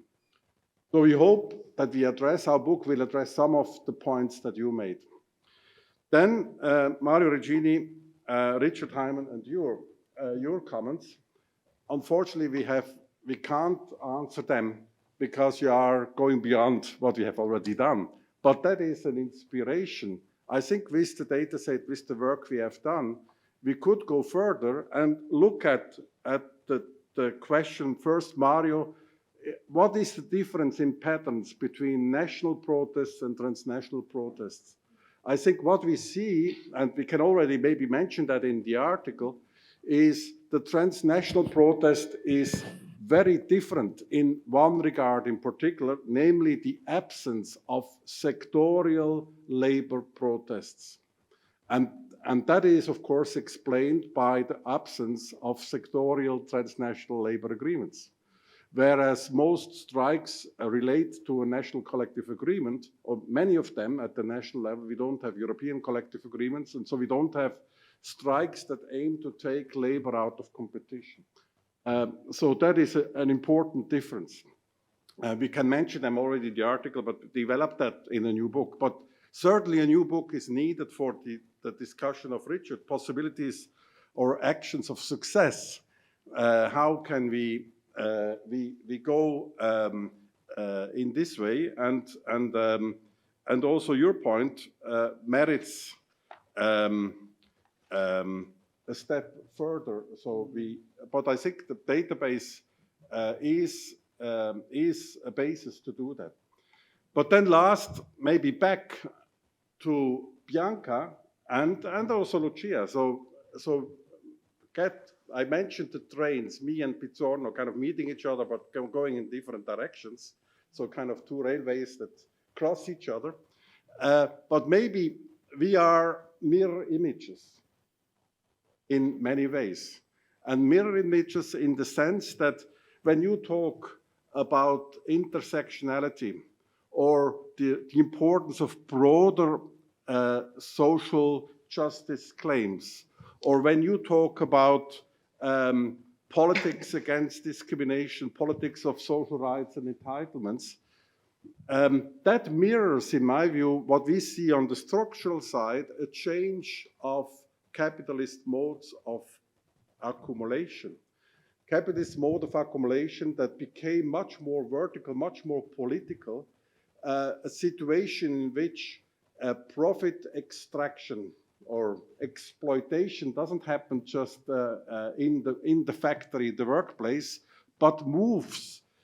Profits are, or rents, as we could also say. Google isn't rich because it exploits its workers, but because it privatizes our social interactions. And the same money is created by the privatization of public services. And in that sense, we are maybe talking about mirror images, which is also then visible in our database, because most transnational protests, the biggest ones, were those where we have a combination of users, service users, mobilizations, combined with public sector workers in healthcare, in water, in many other sectors. Yeah. Okay. I have more questions than answers after your comments, and I will reflect on several points. But yeah, as concern Bianca reflection, I think that this topic of equal opportunities, multiplication of entitlements, and the notion of citizenships maybe like related to the broader notion of social justice issues, like how to also recompose and consider these identity-based claims under the broader notion of social justice, like having equal opportunities for different subjects. As concerned, Roland anticipated me as concerned this idea of the new form of capitalist accumulation, and I think that the importance of reproduction and reproductive social reproduction, but also the reproduction of our life. I mean, and how neoliberal capitalism is very structural, violent, and how this violence is exerts in our everyday life, even more on the life of marginalized subjects. I mean, And maybe this can be also like the common trait to build political intersectional alliances, like to struggle against increased labor exploitation at workplaces, but also like the retrenchment of social state and the impact it has, especially on marginalized communities, and like how to link together these different forms of value exploitation and how to build intersectional struggles. I don't think we need like an actor able to catalyze and different perspective, different identities, but intersectional struggles are exactly this, like maintaining, keeping the differences, not minimizing the differences, but finding a shared common objectives, which is exactly like I opened my presentation with the banner saying we want to live a beautiful life. So it's like from different perspective after with different claims, but the idea is how to counter this increased labor exploitation, but also the exploitation of the same life, like everyday life at the level of reproduction. And I think this is the real challenge also for unions and trade unions in organizing workers nowadays. About class, I refer to class struggles, for sure. Like not classes, because I don't think class is something given, but it's something construct, and also your class identity is, as I said before, intersectionality as the creation of social group identity and how to recompose this fragmentation to shared objectives. But yeah, I don't think it's something given at the level of occupation work, also because it's changing the world of work, so it can be problematic. Yeah, okay. Thank you. Okay. In which we talk mostly about what is next in labor conflict, labor struggles, and we have two speakers and a discussant. And the first one, just not to waste too much time, is Lisa Dorigatti. I just mentioned, however, one thing, that we were expecting a delegation from the strikers this morning, and it's never materialized. Here, the demonstration was very successful, 50,000 people, and maybe the sunshine and the pleasant atmosphere of the demonstration meant that the avant-garde of our working class decided to act and not to reflect with us in the conference. We are forgiven. So they didn't turn up, but the demonstration here was very well attended. Lisa Dorigatti from the University of Milan, one of the pillars of the new wave of studies in industrial relations in Italy. And I stop it here so you have as much time as possible.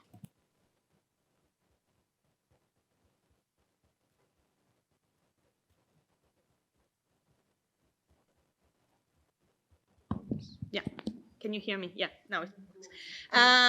Yeah, my reflections will be on not so much on what next for labor conflicts, I would say what next for labor representation or the politics of labor representation, in particular with regards to a topic that has been popped up today a lot, the issue of precarious work, the fragmentation and differentiation of work that we have seen in our labor market since already some decades now, which in a way has been also a central focus in the literature on the strategies of the labor movement, so has triggered a debate on the strategies of the labor movement to represent and regulate this segment of precarious work. And what I would like to do today is not really an empirical paper, it's more like a reflection, is that it seems to me that there are two main streams of literature which have engaged in this politics of representation of precarious work. One which I would say I belong to is the one on trade union solidarities. It's the literature which I would say it's the more traditional in a sense, or rooted in traditional comparative employment relations, focuses on the strategic action of trade union, pretty much develops as a counterposition with debates in comparative comparative political economy concerning the trajectories of dualization of especially continental European political economy and the role of class coalition, cross-class coalitions in producing these dualizing outcomes, which of course have a major implication for what trade unions stand for, because in the famous insider-outsider debate, unions are actors of dualization, no longer actors of protection of marginal groups of workers, and so this stream of literature basically counterposes this narrative. And then there is another stream of literature, which I would guess Lorenzo instead belongs to or has contributed to animate, which is the one on non-union representation, so forms of representation which don't belong to the traditional actors in the unions. So they don't call themselves, I would say, under the same level, but I would say, so non-traditional actors for the representation of these marginal workers. So this is rooted in on the one side, on more critical approaches to industrial relations, but on the other side, on the incorporation into labor issues of different disciplinary trajectories, social movement studies, most recently intersectional and critical race theory. The focus is, as I said, on non-union forms of representation, and the straw man, so the one which they are opposing, is the issue of trade union fetishism. So this idea or this institutionalist bias in industrial relations, this excessive focus on unions, etc. What I would like to argue is that it might be probably time that these two streams of literature, as in a way, start talking to each other and start reflecting on what might be the benefit of incorporating the insights which come from one or the other tradition into the analytical toolkit in order to understand, to better understand how different labor movements struggle, attempt, succeed in representing precarious workers and advancing their interests. So this is mainly what I would like to do in this talk. I start by recapping a little the two literature tradition. As I was saying, the trade union solidarity literature mainly developed as a reaction to CPE, comparative political economy accounts of insider-outsider dynamics in European labor markets. The famous insider-outsider approach argues that trade unions are dualizing actors, particularly in continental European economies, but if we recall whether this is not confined only to continental European economies, even in the Nordic countries, unions were considered to be actors of dualization. And the literature on trade union solidarity, starting from empirical documentation of several instances of inclusive behavior on the side of unions towards outsiders, so non-standard employees employed in different forms. So this literature starts focusing on these solidarity attempts, to these inclusive attempts. Several campaigns, IG Metall on agency workers, justice for cleaners in several countries. So empirical focus on instances of inclusive behavior, which then in a way translate into, I would say, two main theoretical claims. The first one is a posture against an economic, so to say, understanding of representation. And the second one is the idea of dualization as a constant. So trade unions are always dualizing or tend to be dualizing as dualization as a variable. So under what conditions do unions act in a more or less inclusive way? As to the first point, this literature starts from underlining how the understanding of representation, which has been advanced by the insider-outsider literature, is really kind of simplistic. And in this sense, all the tradition of even the Pizzornian work on what representation means really comes as a legacy, something we have used a lot in order to counterpose this idea, which is the one which you really see in the political science literature. Dualization literature, we know, starts from the political science, has then been embraced also by industrial relations scholars, but starts from political science, CP, in that trajectory. There, the idea of representation was really representation as mirroring. So you have a specific constituency. The constituency is more insider-based, therefore the strategies. So since you have this kind of composition of membership, automatically, in a sense, you will end up having insider-focused strategies. So unions act because, or act on the base of the composition of their membership. And so what we in this line of research have argued is that, look, representation is something much more complex.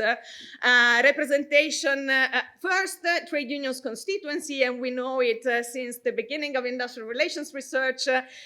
Trade unions do not necessarily act only on behalf of their members. We know the critical distinction between classes and associational unions, but also the definition of what members' interests are is much more complex than simply mirroring.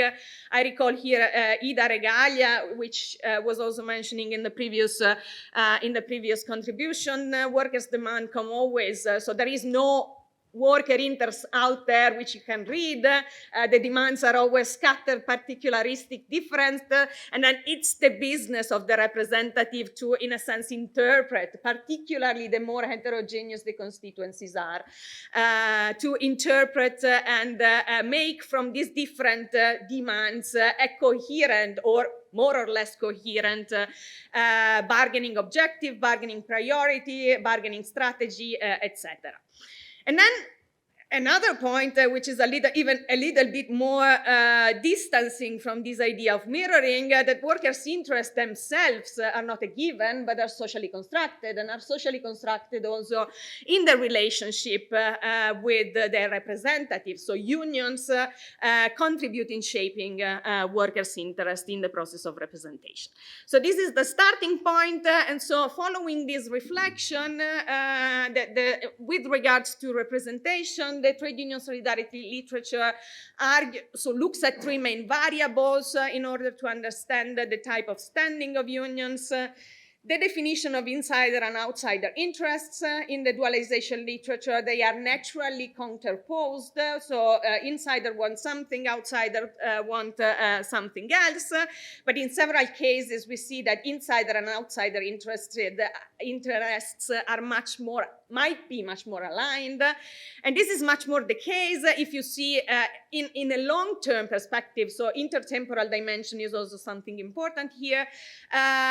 So when you see competition taking place on the labor market, so you might have a first phase in which insider and outsider interests might be counterposed, because perhaps outsider might function as a flexibility buffer, as something protecting the conditions of insiders, but when they expand, then you start having competitive pressures which might align the interests of the insider and the outsider.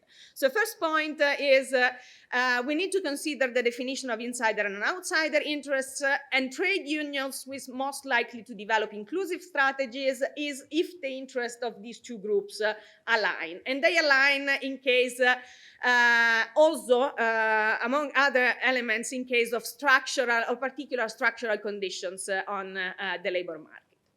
A second point which has been made is that trade unions are also organizations. They don't act only with the goal of representing members' interests. So unions have interests on their own as an organization, and therefore outsiders might become, or representing outsiders might become something important for the organizational interests of the union. An example is when precarious work has become membership sources. So you want to represent them in order to gain membership. In other authors have shown that insider-focused policies might give unions organizational resources or legitimacy resources so that you act in order to gain something for the organization. And the last point concerns unions' identities. As I was saying, not all unions represent only the members, class versus associational, but even more so, class-oriented unions, those embracing the class identity according to Hyman's typology, are even more inclined to also include outsiders because they think it's right to do so. So it's not something instrumental, but it's something expressive. So you know that this is something which is important. So this third point is around the meaning of representation and why unions might act inclusively or exclusively. The second point done by the trade union solidarity literature concerns the conditions of effective solidarity. So the first point is, will the unions act to include outsiders? The second point is, under what condition are they effective in doing those, these? And here again, we see three different elements, three different variables. Institutional power, the more you have encompassing institutions, which reduce also the risk of insider-outsider counterposition on the side of the counterpart. So employers exploit divides and exploit insider-outsider counterposition, might conquer a part of the unions to focus on insiders at the expense of outsider. If you have encompassing institution which close off these possibilities of playing the labor movement one against the other, then it might be more likely that unions develop inclusive strategies and they are successful in bringing them to an end. The same goes for stronger voice institutions. The second element is associational power in different senses, among which also encompassing and united labor movements. So labor movement divides is another source of risk of insider-outsider counterposition. And the last element is that concerning inclusive identity, so mostly class-based. And here is the idea developed by Dolgast and colleagues of the vicious and vicious circles of inclusive or exclusive representation. The more inclusive institutional you have, the more it's probable that you will end up having inclusive labor movements which develop inclusive solidarity. The other way around, the more you have fragmented institutional settings, the more it is likely that the difficulty conditions in which unions will find themselves will bring up exclusive orientations which will foster exclusive solidarity, so in a vicious circle, which produce dualization. So, to this type of literature, most recently, I would say, another stream of literature has started developing, which in a sense, I'm not sure whether counterposes, but for sure there is a sort of polemical tension because this stream of literature talks about trade union fetishism in industrial relations research, the focus on trade unions as the form of collective representation, exclusive focus on trade unions as the organizations which represent workers. And this literature instead focuses on several other types of representation of precarious workers in the unions, non-union organizing, several empirical cases. And they point out two main theoretical criticism, I would say. The first one is the scope. The traditional IR research on trade union solidarity is focused on this institutionalized model of trade union representation, which of course is Eurocentric. It's only here in Western countries. And then they make the claim of an inability of traditional unions to accommodate and include some group of workers, pointing also to cases in which precarious migrant workers have failed to be organized by traditional unions. What I think very interesting in this stream of literature is that they identify some characteristics of these different forms of union representation, or at least this is my interpretation of the literature. I hope I didn't do too much wrong to their position. The first and very, very important issue, which was something that also Lucia was pointing to earlier on, is an issue of identity and interests. They are arguing that traditional industrial relations research has a very simplified, so to say, to be gentle, understanding of identity formation. We need to address the needs of workers not only based on workplace issues. The experience is much more complex. There is a whole range of factors which differently contribute to shape the experiences of different workers. The most effective are those who are able to represent on intersectional lines, so represent workers taking on all the different, so the different positionalities of different type of workers. They identify different representation style and repertoires of action, a strong emphasis on direct participation, different types and forms of conflict compared to the traditional one, moral appeals and mobilization of the wider public. So claims around social justice, often mutualism as a central practice to foster solidarity, radicalism of demands and in the exercise of conflict. And what I would say most importantly, together with the identity issue, the connection, which is in a way connected in all different elements, a reflection on the importance of extra workplace factors in order to understand the type of strategies, the type of politics that these organizations develop, and also the conditions of success.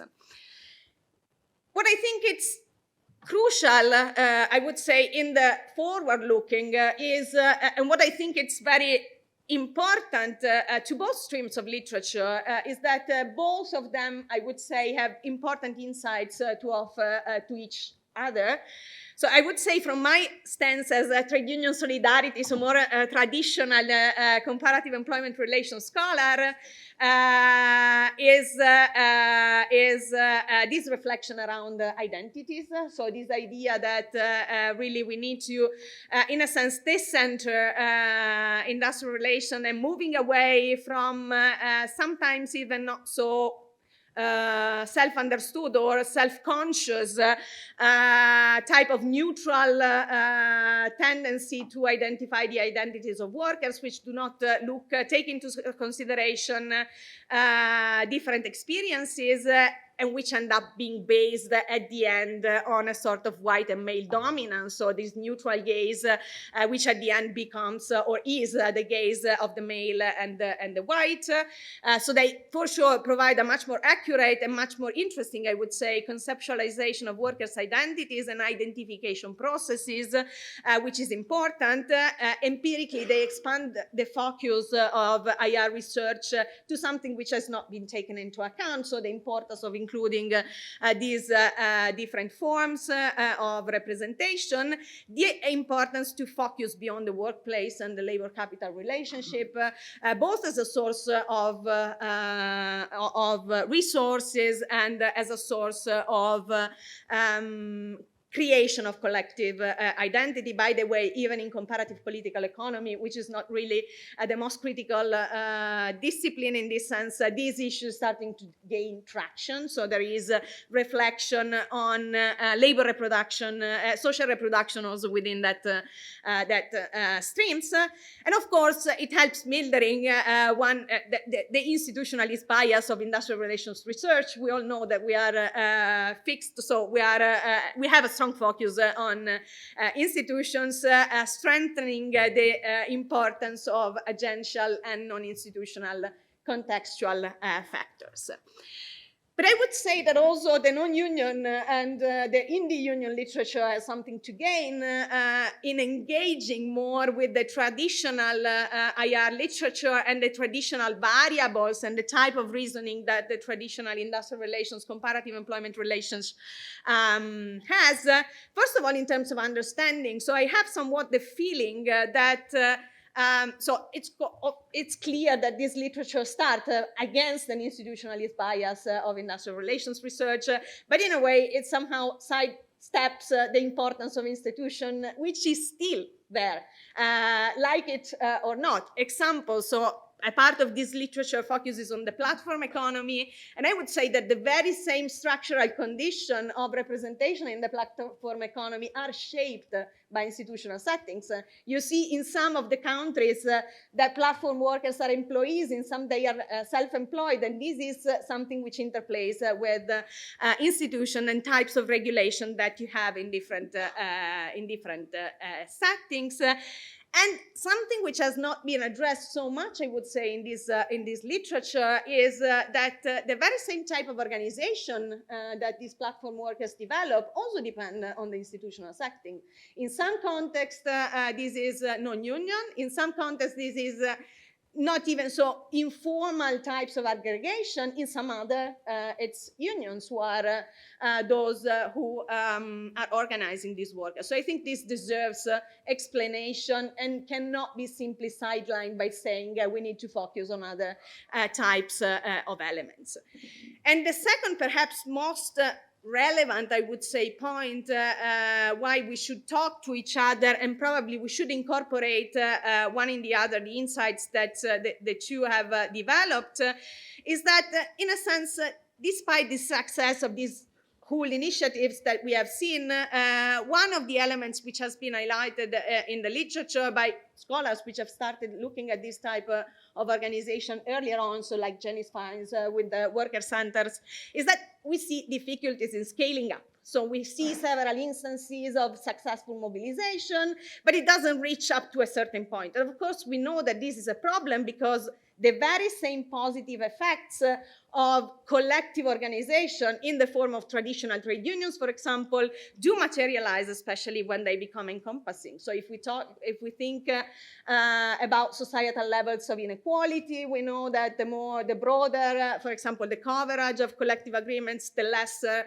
the level of societal institutions. So I think that this is something which is inescapable. We need to talk about the conditions for scaling up. It's not enough to simply look at successful types of collective organization, which might respond to difficulties on the traditional unions without reflecting on the conditions for scaling up. And I would say that probably among these conditions are some of the variables that industrial relations literature normally focus on, like institutions and particularly the role of the state. If I have the last minute, just a little bit, and then I cut, how would I look this integration like? A question mark might be whether we should rediscover the power resource theory, which, according to what I hear from the different types of variables that are brought to the understanding, seem to be able in some way to encompass several different elements which might bring together these two literature strands. Sorry for being too long. Thank you very much, Elisa. Now, in the opening session yesterday, it was Donatella and I, so we did social movement first, industrial relations second, and now we do the other way around in this concluding session. So the next speaker is... Yeah, also we inverted, yeah, we are very intersectional. Lorenzo Cini is the next speaker. Some of you will remember his face in this building because it was part of our great team of postdoctoral researchers, and now he's a lecturer at the University of Cork in Ireland. Yeah, actually, thank you, Guglielmo. Thank you, Lisa, because actually you have spoiled half of my presentation, but it's okay. And I'm university from College Cork, so this is my real affiliation, where I also base at the Cork University Business School, and there I'm lecturer at Human Resource Management in this fantastic place. So in order to do Marxist labor conflicts, I have to emigrate to a business school in Ireland in order then to catch all these things. So today I'm going to present a paper that also you mentioned in your presentation, so I won't need to probably introduce much of the research. The research title is New Theory and Politics for Working Class Organizing in the Gig and Precarious World of Work. And this actually is a joint work that I've carried out with Maurizio Zeni, who is currently in Argentina and also in Chile, at the University Alberto Hurtado. And so it's also a kind of combination marriage from a global North scholar like myself and a global South scholar like Maurizio. And also ourselves, we have this split identity because I'm social movement is a labor scholar, even though from more Marxist tonality. And in this, marriage that we have somehow have been working on over the last 3 years, we have come out with this research. Research, which actually is a paper that Lisa was mentioning before, has been published in Economic Industrial Democracy last month, so it's also open access because it's also part of my Marie Curie, and so you can download, you can read freely, you can discuss and some comment or whatever. And so it's also, as I was saying before, it's a part of a conversation we started 3 years ago. During COVID time, we met and we came across by chance in a nice online event, and from there we started to collaborate and by finding some similarities and parallelism from our research also.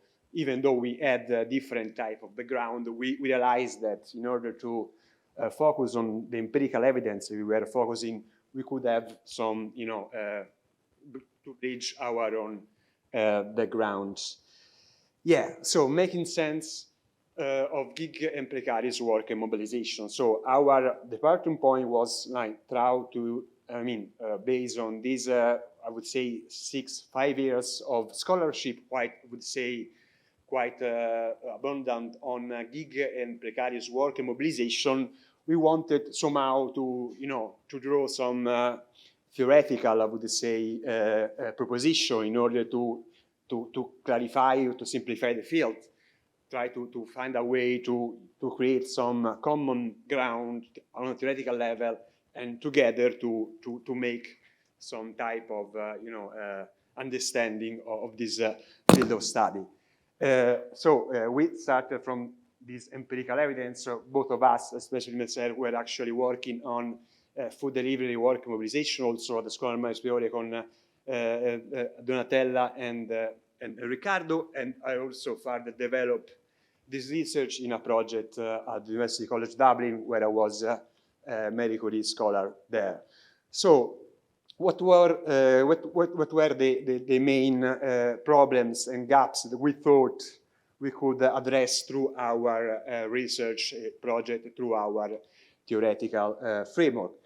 Well, the main question that we wanted to explore through our article was how have some of these workers been able to mobilize. So this is one of the leading questions, and many of us, many of scholars of this literature, of which also Elisa was nicely presenting, we were a little bit wondering. So how we can make sense of this mobilization in light of, I would say, several type of, gaps or features that were missing. So the first one was precisely what also Lisa mentioning. So we noticed that all this mobilization more or less were, coming out and deriving in context outside the institutional error system. So this was the first feature that we wanted to somehow to address in our framework. Then another feature that was quite relevant, at least over the fact, in a while I will return also to your final note, because actually, despite your passionate critical remarks against this tradition, I tend to agree with you. So I will return later. So the second feature is a marginal role of established unions, at least in the first 5-6 years of mobilization. So what we are discussing is the first, would say, wave, so to speak, of this gig economy platform for mobilization. if we can, give a period, span of time, I would say from 2015-16 to 2022. So this is a span of time we have actually looking at in order to forge our framework. Another characteristic of this mobilization were the ever-changing dynamics. So yesterday we were discussing about how the internal dynamics of cycle are relevant, and we do agree, we do notice that these type of dynamic features were quite relevant also in this type of mobilization. So there was some parallelism.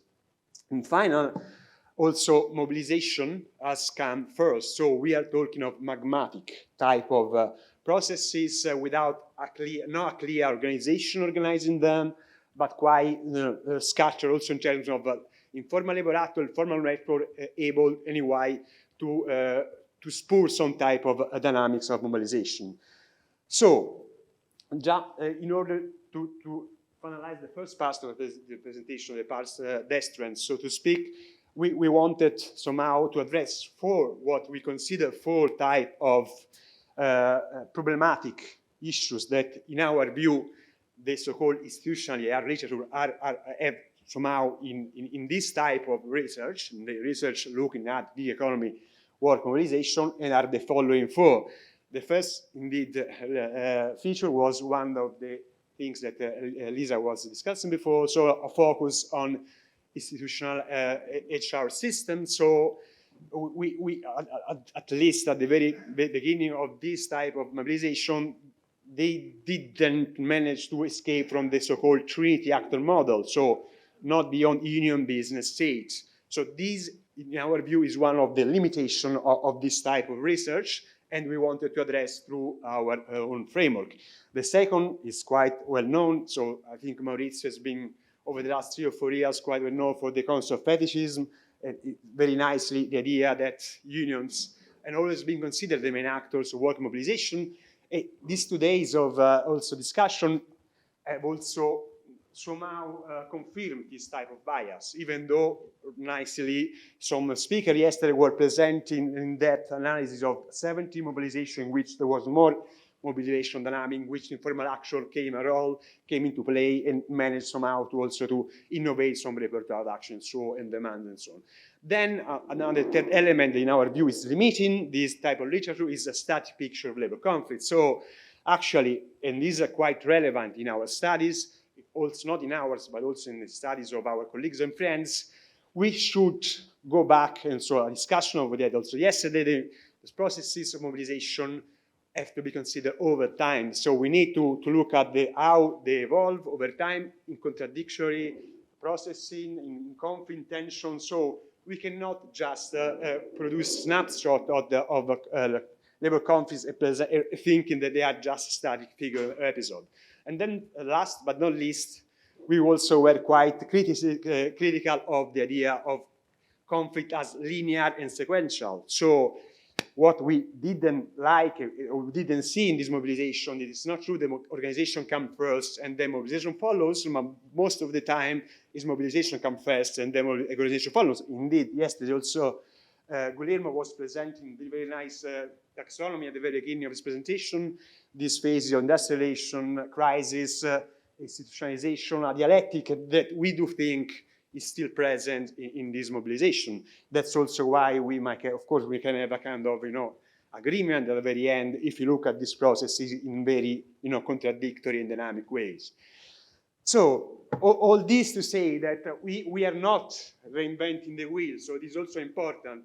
You will see I'm not doing a provocation in the sense, we are genius, these new theorists in the field of industrialization are reinventing the wheel, at the best they are claiming something that's never been claimed before. No, the other way around, it's quite the opposite. We want to claim a kind of return to the classics, to something that's been lost over the last 30 years. It is how we should actually somehow try to, embark on this, I would say, challenge together. But anyway, in terms also refundation or reformism, so to speak, in the industrial relation literature, already been quite relevant, an attempt of, like in the end in the 90s by John Kelly, that most of the people here might know also in terms of, personal linkages and so on and so forth, who has been quite relevant in also in how to address some of these institutionalist problems that industrialization theory started to have at the end of the 90s. So indeed, John Scully, important masterpiece, 98, had the merit, industrialization, for the people who are not familiar with his work, had the merit of bringing the social movement studies tradition into the workplace. So by exploring factors such as dissatisfaction, injustice, and leadership. From a political point of view, his merit was actually to convey a political message to, and this I'm referring to more to the British people in the room, to a decline into the union movement, to the academic political left. So union power is cyclical and can be rebuilt. So this was the idea, at the, I would say, the big merit that this theory had.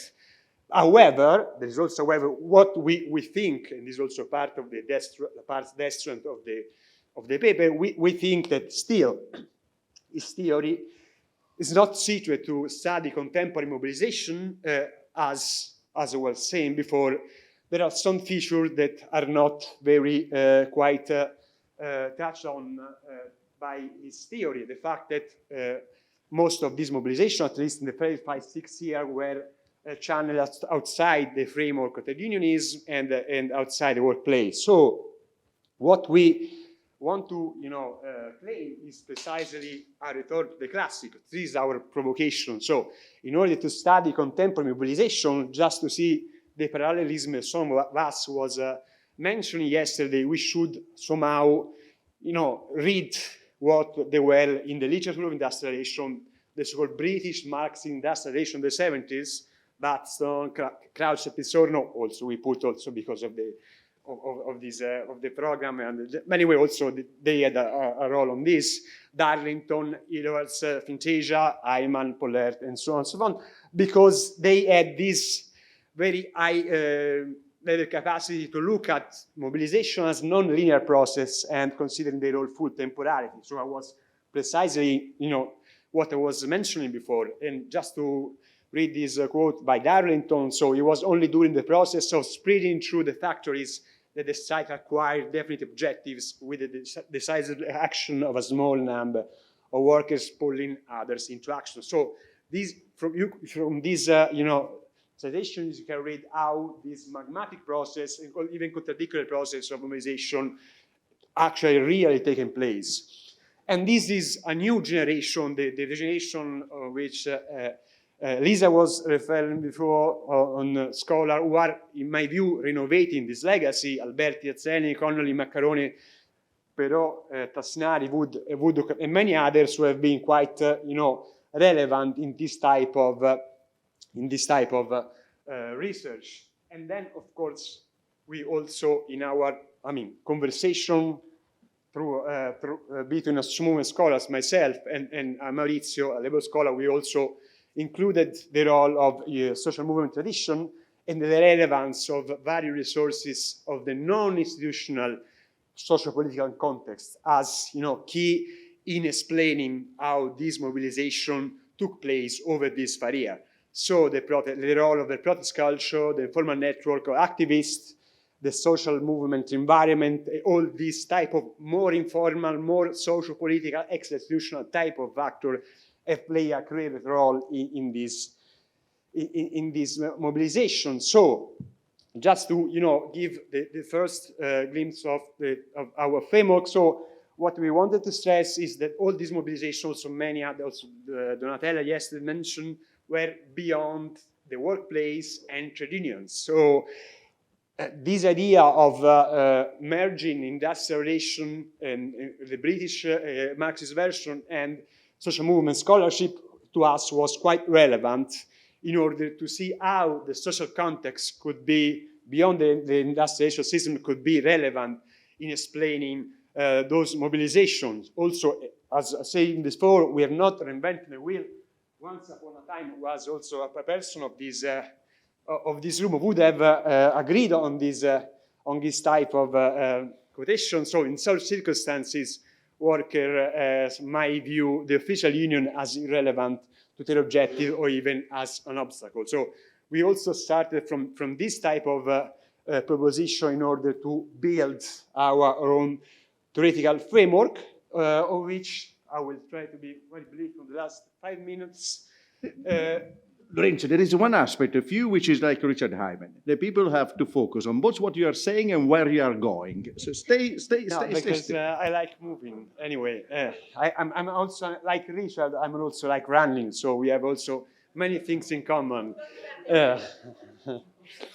Okay, just to finalize the first part of the theoretical framework. So what we somehow came across is the idea of two sets of factors that, in our view, merge in this tradition, breathing industrial generation on the one hand, social movements on the other hand, have been, in our understanding, quite relevant. The first type of factor, what we have called supportive community. So the idea that there are webbed social relations supportive work mobilization, either across time or across place. What I mean by across time? What across time could be the persistence of a militant locality in which an infrastructure institutional of movements can be of help for this mobilization to occur, but also across space, the backing of ethnic communities. So in many, for instance, in many mobilization of logistics in Italy, as well as in other parts of Europe, there have been a relevant role of the ethnic communities of the workforce mobilizing quite very relevant in their mobilization and logistical efforts. And then, as a second factor, we found that quite relevant in all this mobilization was also the role of political activism traditions.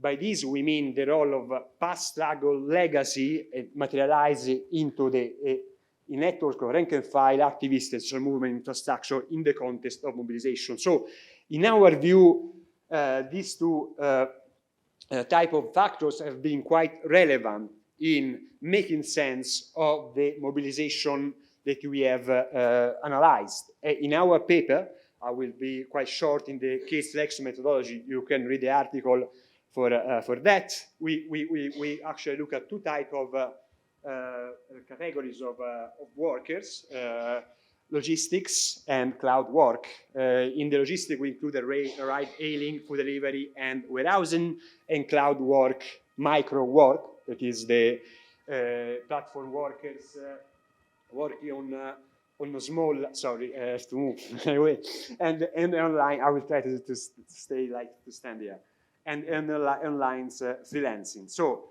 how many minutes left? Because then I will cut short.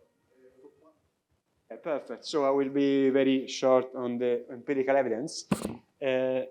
So in terms of logistics, we found out that the role of political activist traditions were quite relevant in making sense of this mobilization. In many of these episodes, rank and file unions, social movement organization, and far left party were quite the key actor that have been able to channel this grievancy rather than traditional trade unions. But also the role of various community support, such as military urban space, social centers, occupied space, and neighborhood organization. This, for instance, in Italy, or in the case of migrant workforce community of what Davide Però called community of struggle, that is the effective organizational backing of the couriers ethnic community. And also the cloud work, these other platform work have been quite able to mobilize through this quite informal and conventional set of resources. The presence of online communities are quite key in this sector of workers. In this type of community, they can, mutually start to identify themselves, aid their grievances, and also somehow start to realize they are part of a social group. But without the role of key political network, they were not able to mobilize. That's why we think that what we call this global network of activists has been key in mobilizing, politicizing these online forums. And this is just a few conclusions. So we go back to the origin. We go back to yesterday. I hope also with Lisa we have kind of bridged our own would say different background, and also we wanted to bridge intergenerational with the generation of yesterday, today's scholars, that in order to understand this mobilization today, we need to adopt a processual and non-linear type of approach, looking at social context, and in order to rediscover aspects such as mutualism, informal network, and self-organization as key in this type of mobilization. And what we want to, the final remark, two takeaways, two messages that we wanted to convey in our paper is, so we shouldn't only look at established unions. That does not mean that we are not actually witnessing a kind of institutional catch-up, or we can discuss this later, but it's quite evident, it's a cold fact that in these 5-6 years, the role of these established unions has been quite marginal, and they've not been able to mobilize these new actors at work. And then, as also a more, I would say, a broader perspective, we should start a discussion for relaunch a kind of class-based approach on the role of how the wider community, larger political mobilizations can be quite important and relevant in understanding. And sorry for my,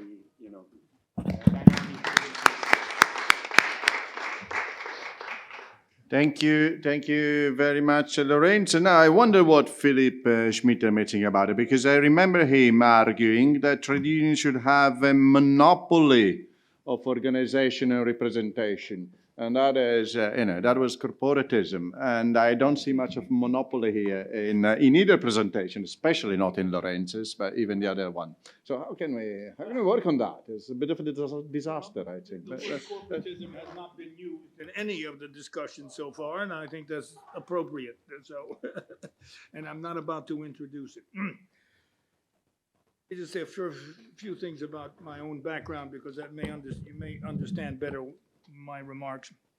I'm not a student of industrial relations. I never have been. I've been lucky enough to have many students who teach me something about this, but I started in this business doing research on capitalists organization, business organizations, and then later Argentina and Portugal, the places. And in that, and this refers to Lisa's presentation, does put at the center of her exposition this concept of representation. It's not alone. I mean, representation has been floating around to several. And in my work, I got rid of the word representation, and I used the word intermediation.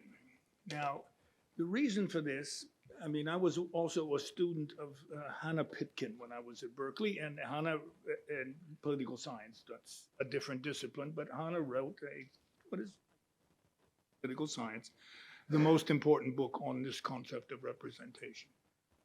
And she made one big mistake, at least my field research showed this, namely, and I think you all risk doing that as well, although, well, we'll see. And that is, the conception of representation is that somehow actors, in this case, marginal workers or regularly employed workers or whomever, are presumed to have already or to know already what their interests are. And the representative simply collects them, aggregates them, and okay. This is nonsense. The representative ends up telling them what their interests are. Now, I won't say always, but so intermediation captures this movement back and forth between those who present themselves and say, I want to represent you, but at the same time, I want to represent you and teach you what you really should be thinking about and what you should be struggling for. So I think we need a concept like that, because representation is too narrowly one way, if you see what I mean, and it makes this presumption. And this is especially important, I might add, in what Lorenzo's studying, because I don't think you can take it for granted that these marginal workers, often foreigners, and from different places, not all the same foreigners, have often very different conceptions of their job. And I'll come back to that in a moment. Now, there's another thing that has been missing, and again, it's a difference in background. Not being an IR At least in my discipline, IR means international relations, not industrial relations. Okay, so not being an industrial relations specialist, I can't believe that I've sat now for 2 days in a conference supposedly on politics of labor, and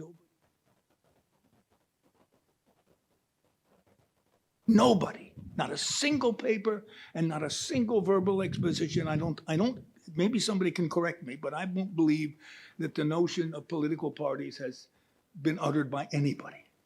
And I'm sort of surprised, I have to say, because at least we believe that one of the functions of political parties is to pick up these kinds of parties on the left, but also on the right these days, more than perhaps on the left even, to pick up these things, and therefore they're a potential, you would hope, resource. Nobody seems to believe this, at least in all the papers that have been presented. Political parties have been completely absent. They're not a potential resource. Somehow living in another world, and it's the same country, but they're living in a different world. That can't be true. Now, with your marginal workers, many of them being foreigners, they're not also voters. I mean, so it does make a difference whether or not the actors involved are actually, potentially anyway, a resource, an active component of something that political parties are usually pretty concerned about, and that is how people vote, right? And so, but elections nobody mentioned elections, nobody mentioned political parties. It can't be an accident. I don't know whether deformation of this literature or whether it represents something that's probably also present, and namely that political parties are not what they used to be. Political parties are a mess. They're certainly traditional centrist political parties are in the worst shape perhaps anybody can remember. So we're having, maybe that's why. I'm astonished in some sense that in these cases where you are looking for channels, and in this case, what I appreciate about both of these approaches, looking outside the traditional trade union channel as a way of converting consciousness or mobilization, whatever it is, into some kind of influence. So now, a very famous article for political scientists, written by one of my former colleagues, Peter Mayer. Peter was a specialist on political parties. And he pointed out that representation through political an intrinsic conflict called representation, that is to say, responding to those who voted or otherwise identified with the party, ability because political. When they were in government, or even if they were in opposition, they still had a role, in a sense, for them as a whole and for other and to other publics, not just to their own voters, so to speak. So, in the work I did with Wolfgang Streeck on business associations, we talked about the difference between a logic of membership and a logic of influence. So, trade unions, but other associations, even social movements, not just concerned with articulating the interest. They're also concerned with having some kind of influence on public policy or whatever. And that can be even violence or something, but still, it can be, but influence. And that these two also have somewhat contradictory demands, and therefore being, on the one hand, reflecting the existing and trying to influence the existing, at the same time you're trying to influence,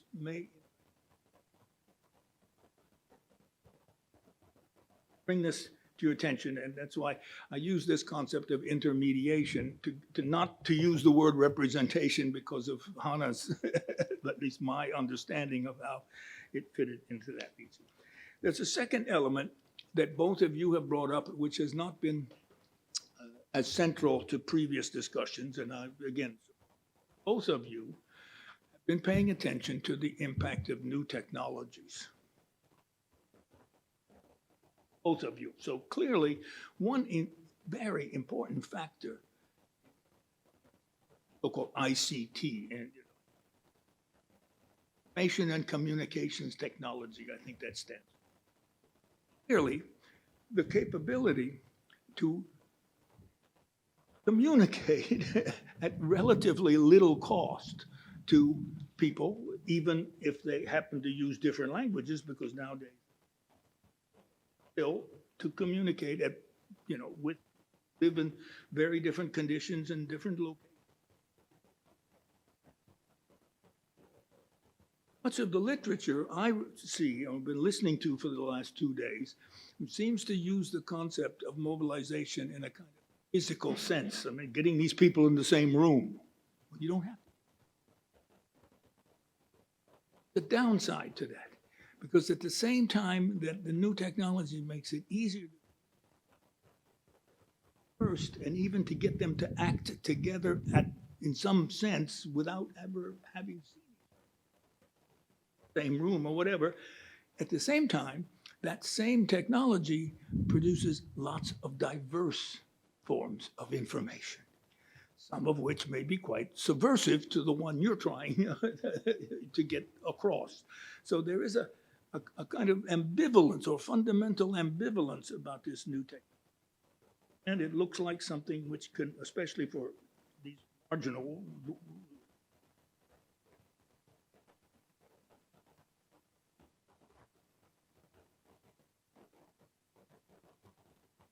workers live near each other, or are they scattered all over the place? I mean, so physical location is another thing that one ought to consider, because it was one of the assumptions of IR literature. Your IR literature was that, these people were in large factories in large numbers, and they saw each other and probably lived near each other as well. So they shared a fairly wide range of experiences. I don't know. I mean, has anybody ever studied the living patterns of yeah?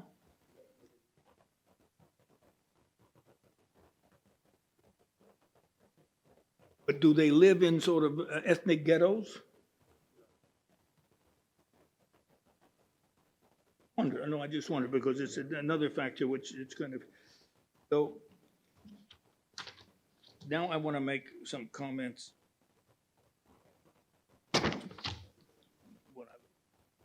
The whole experience, if I can. Now, I found this to be a fascinating conference, maybe.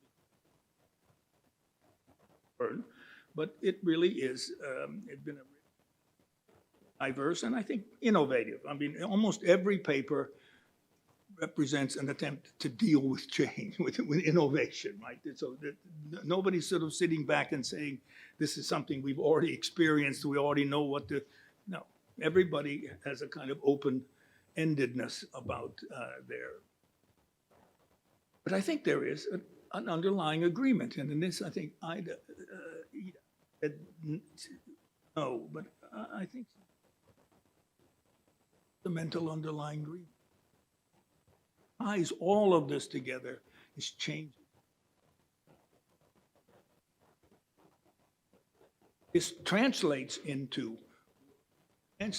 location, it translates into so it's the combination of changing nature of capitalism with the technology, because and this is particularly true of the phenomenon of the dominance of finance capitalism, which would not be anywhere near as dominant if it were not for the capacity to move money around in secret very rapidly and plant, use of foreign sites in ways that might not have been possible just 20 years ago, for that matter.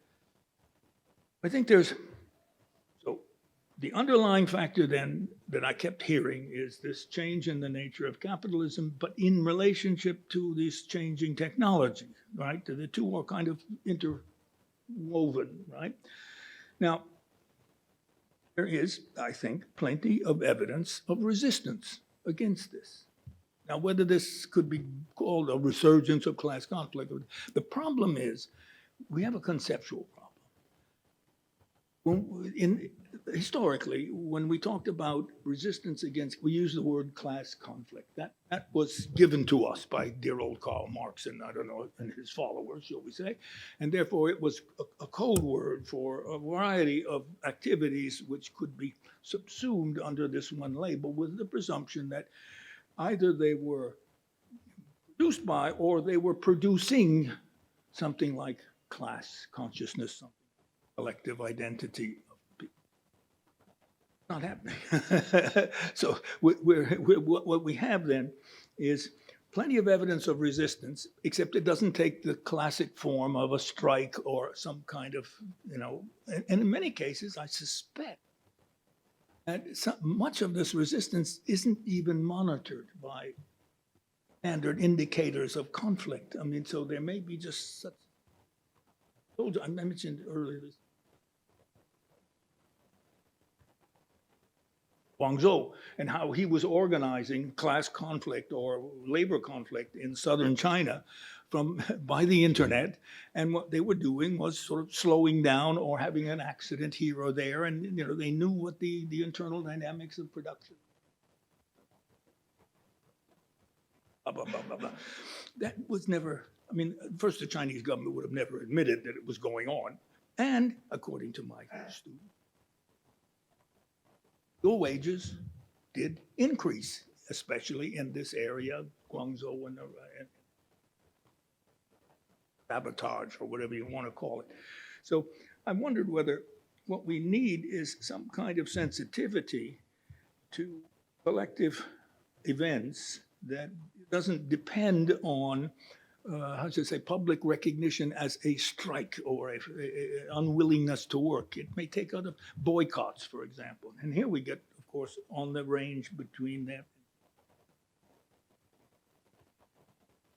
Consist of some kind or whatever, protest, verbal protest, etc. So,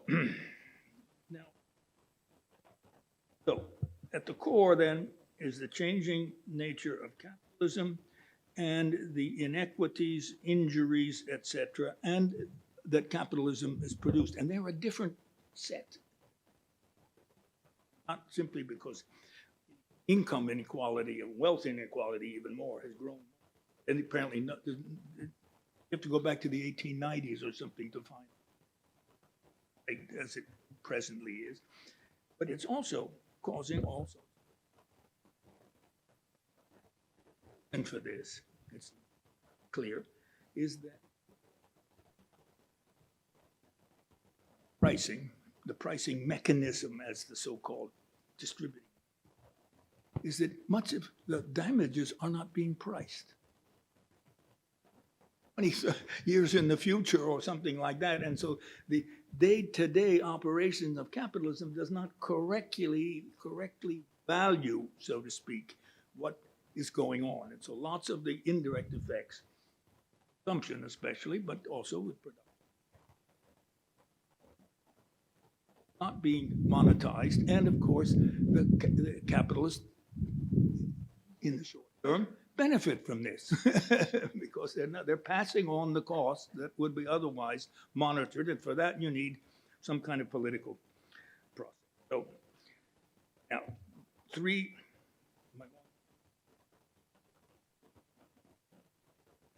themes: polarization, and of course that you pick up much more if you're looking at political elsewhere. Fragmentation is a word that I think discussion, and then something like proliferation among social movements. Class conflict. What we need a word for that's not class conflict, but summarizes the resistance to or reactions to in.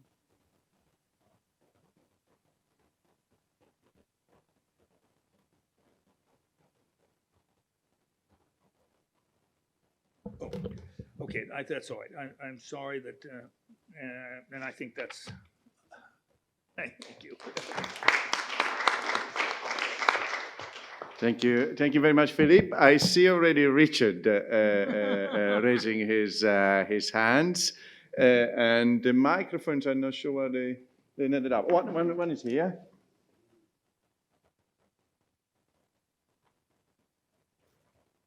Donatella and I see Riccardo.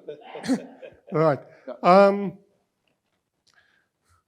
very brief reflection on both fascinating papers and on, I think in particular, some of the latter part of Philippe's comments. I mean, what has struck me is the need to revisit and perhaps refine our conceptions of organization on the one hand and institution on the other, and certainly to avoid collapsing one into the other. I mean, when Lorenzo quotes Ralph Darlington as saying, I think groups of workers are able to lead others into action. That strikes me on many definitions as organization. And if that is our definition of organization, then maybe organization does precede mobilization, or at least generating one. It's only temporary. I think the word organization implies. Well, the Webbs define a union as a continuous association. I mean, but in any case, I mean, precisely we need to clarify how we are using these concepts. And it seems to me if one has a rather more encompassing conception of organization, then it's easier to reconcile the two literatures that Lisa is talking about. So, as I say, do we need to redefine some of our traditional concepts to face new realities? Thank you.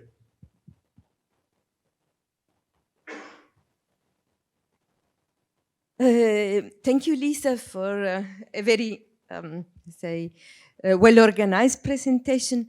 I wonder, however, if there is not already more than you admit in the center, bridging the two perspectives, because what we have done, for instance, with Lorenzo and Riccardo, building upon also other work also within IR as industrial relations, and people who were working like Azzeni or Maccarone in Tassinari in industrial relations, has been already trying to combine the different type of dimensions.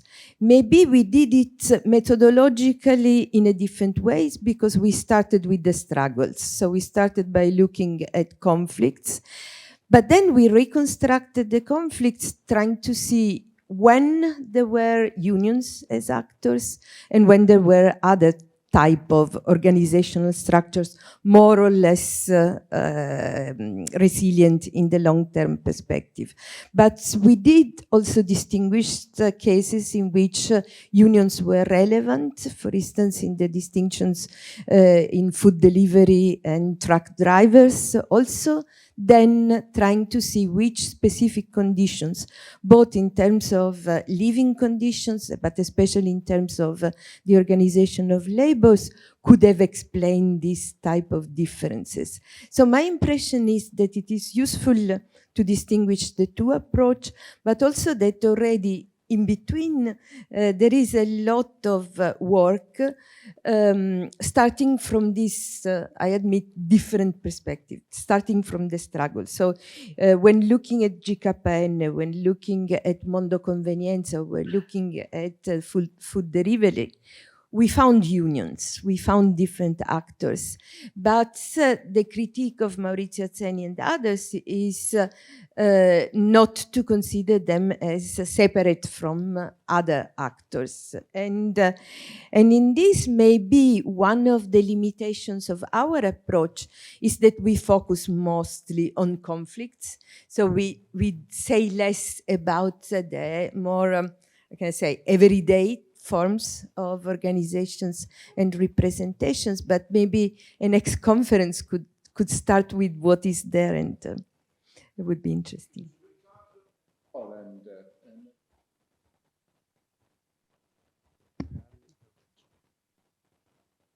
Thank you very much, both Lisa and Lorenzo, for this presentation that I wish we can, of course, discuss furthermore, and also Philip for your great insights also.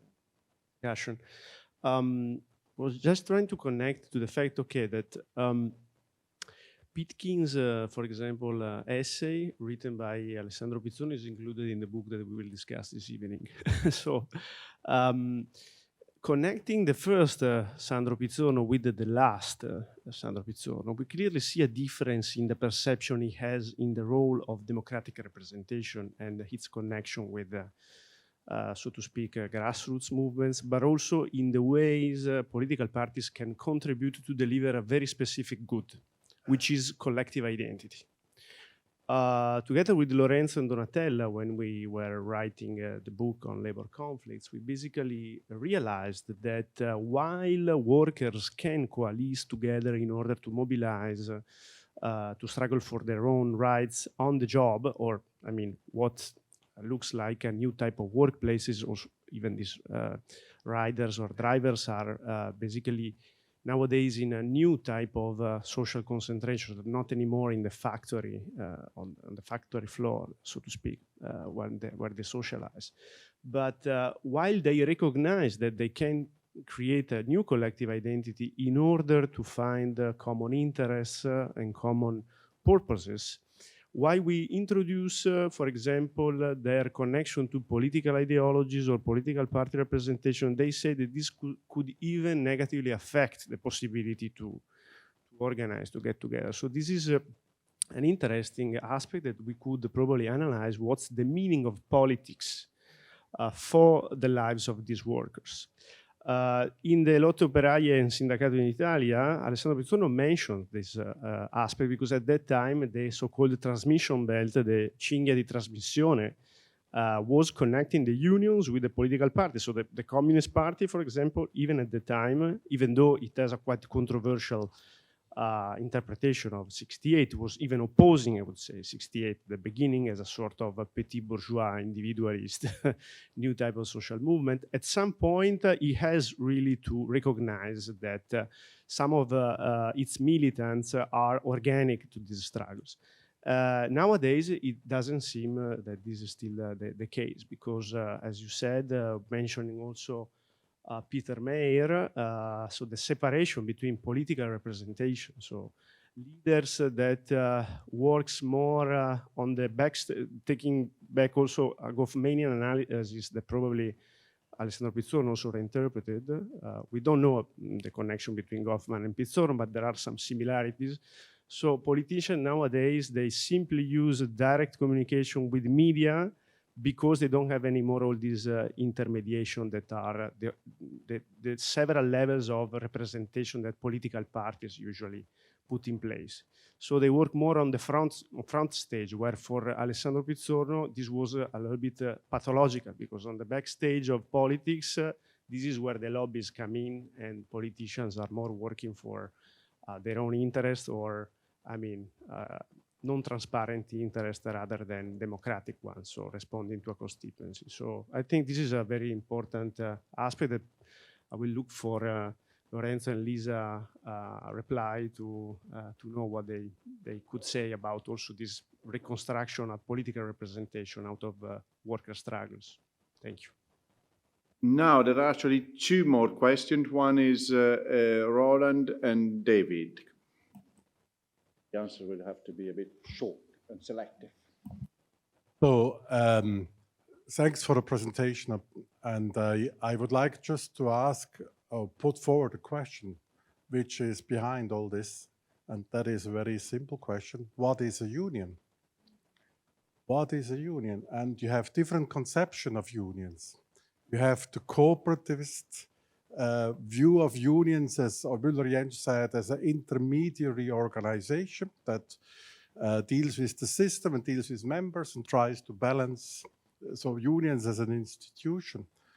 And then you have unions as a union of workers acting together. And what I found interesting in Maurizio's case is he, more than Lorenzo, because you wrote different things. But in Maurizio's case, he is very much presenting himself as a kind of radical anarcho-syndicalist person, but he actually shares a very corporatist vision and definition of trade unions. In a sense that he sees the union as an organization that is outside of workers acting together. And that is and just locked into a system. Exactly. And that is something that is present when you do interviews all the time.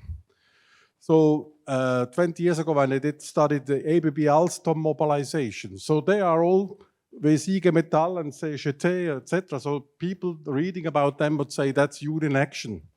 But when you did interviews with them, sometimes they said, IG Metall did this and IG Metall did that. But they organized all the mobilization. When they said IG Metall did this, they meant actually the headquarters of IG Metall did organize the seminar. But not they themselves actually being the union and acting together. Or more recently, when Dara Gold and I did research on the Ryanair mobilization, why the pilots defeated Ryanair, and through transnational action, another case that it is a part of our database. So they were also, you could say, workerist in the sense the pilots themselves organized, came together and even met in ITCT technology with anonymous names because they were thinking of spies denouncing them. So they had like Lenin keywords so that we didn't know, the members didn't know who is actually which pilot, etc., not to be denounced to Michael O'Leary. So they worked very workerist in a sense, but they were decided to be part of a trade union. So they were kind of using the trade union framework later on to act within this framework. So the question is the problem just a question of different definitions, what unions are? And so maybe more a question to Maurizio. It's just about what we mean by unions in different cases. David, you want? Oh, no, there was a question down. Lucia, che tu vuoi fare una domanda? No, David. Okay, very quickly. First of all, I got a lot out of both those papers, so thank you very much. Philippe, of course you're right. This is all about a massive technological change, which is at the same time going with a transformation of advanced capitalism. But I thought that was exactly what I was saying. So we don't know whether David or Philip is right, but let's try to conclude. Maurizio Zeni was the co-author of the paper with Lorenzo. Was Maurizio Zeni? Yeah, yes. He was my first PhD student, and then for one of the first, probably grandchildren of Alessandro Pizzorno in academic terms. So we see how ideas change over time. I remember his thesis because I supervised it, and he studied labor conflict in Argentina, where clearly the trade unions, the Peronist official trade unions, were playing a role that was very, very specific, and mobilization had to get out of it. So certainly that experience of studying that was very important. But exactly to study whether mobilization can occur without organization, without unions, you have to look at the situation where the unions don't exist. Let's see what happens. Philippe mentioned China, so that's an extremely good example. I studied Poland, and obviously, it depends what you mean by organization. But I wasn't observing, I studied a few years later the strikes in Poland in 1980. Obviously, there were no unions. But they were extremely quick at organizing all sorts of committees. Within 2 days, in every factory, there are 75 committees. The committee for the food, the committee for the mass, the committee for the picket line, the committee for communication, the committee for writing the signs. It was extremely well organized without trade unions, of course, but they organized trade unions within 15 days, and was one of the largest trade unions and probably the most successful ever in history in the short term. But I don't know. You want to answer? This one guy was the trade union. And they had leadership, as well. As Darlington said, by the way, Darlington is also one who stresses leadership as the main factor. Whether that is an organization or not, again, it depends on definition, as Richard said.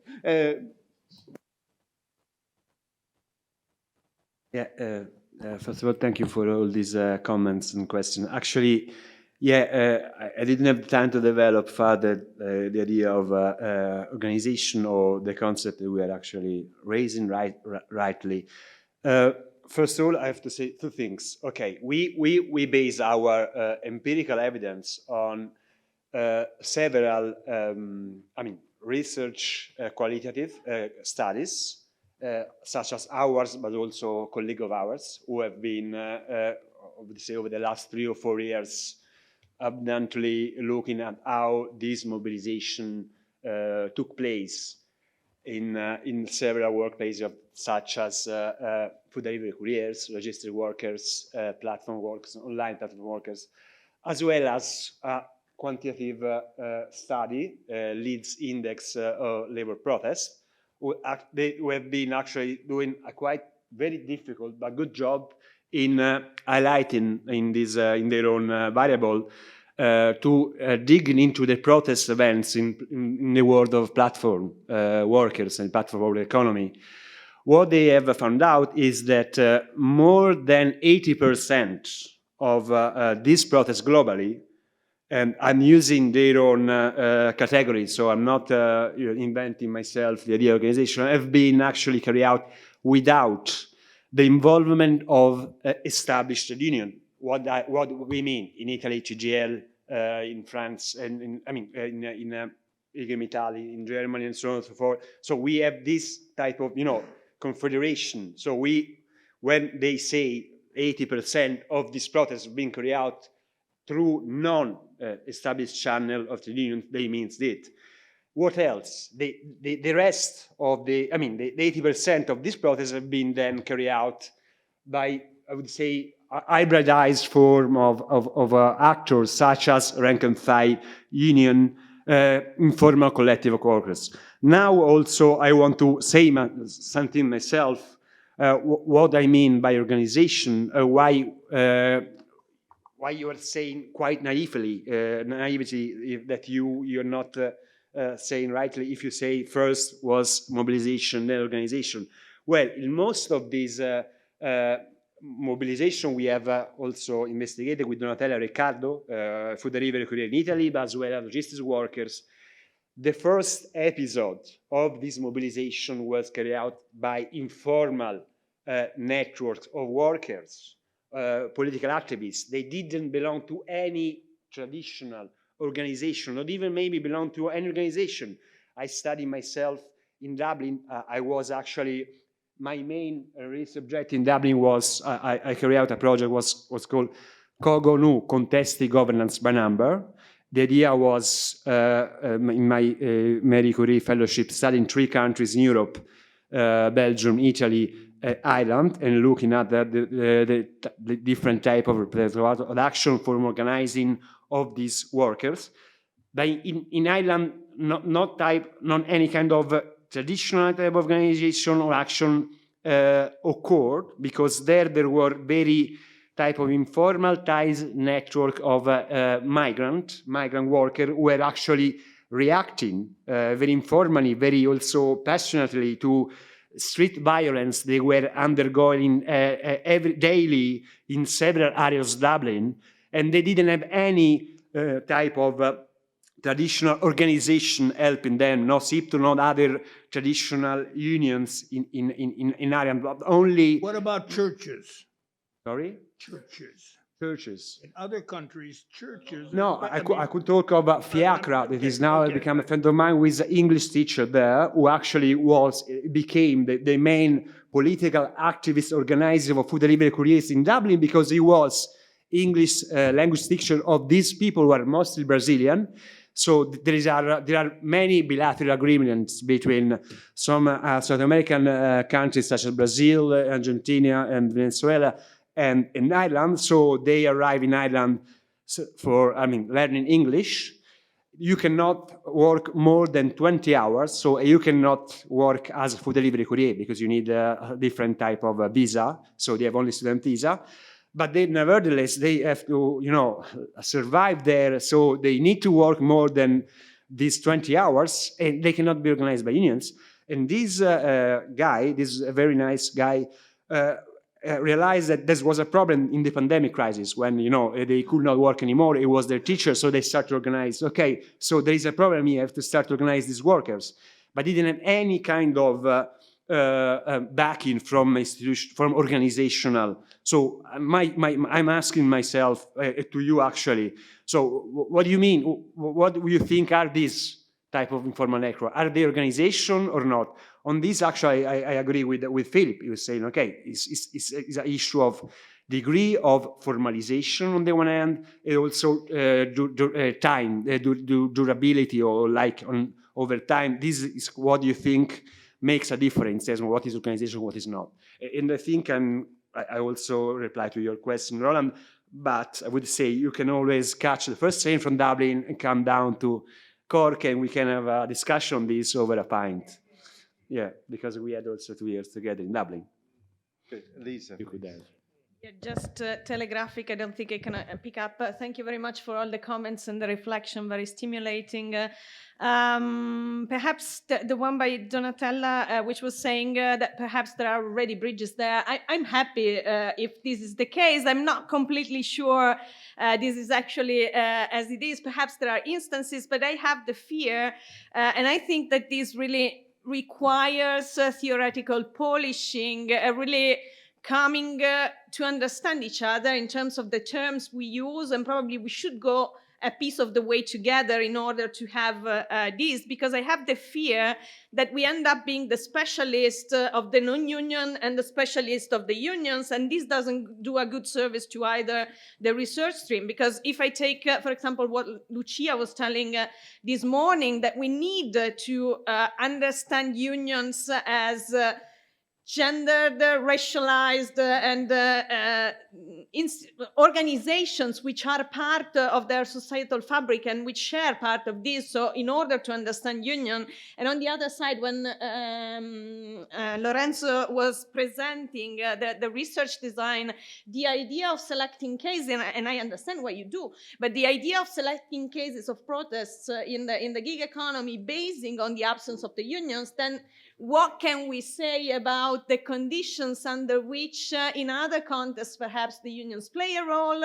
And so how can we build theories which are more or less useful for both of us if we, in a sense, concentrate on one seal or the other? So that was my main meaning of sketching out these two traditions, which of course have several bridges, but I think we need to polish our theoretical understanding, go away together, because we probably can build up better theoretical understanding if we incorporate insights from the two. Thank you, Lisa. And now the international part of the conference has come to an end. So let me say thank you to all participants. Allow me also to say thank you in particular to the participants of the 1970s research.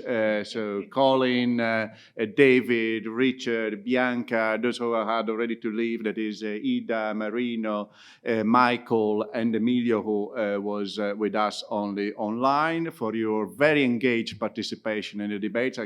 I'm sure I speak also on behalf of Donatella, say that the quality of the debate and the dialogue and the questions and has been even beyond our best expectation. Has been a really great 2 days, but it's not over entirely. So the international conference is over. There will be a book presentation in Italian, but I think even those with very little Italian will be able to grasp quite a lot of this. Donatella, also you wanted to say 2 words? Yes, thanking all of you, but any good conference ends with the picture.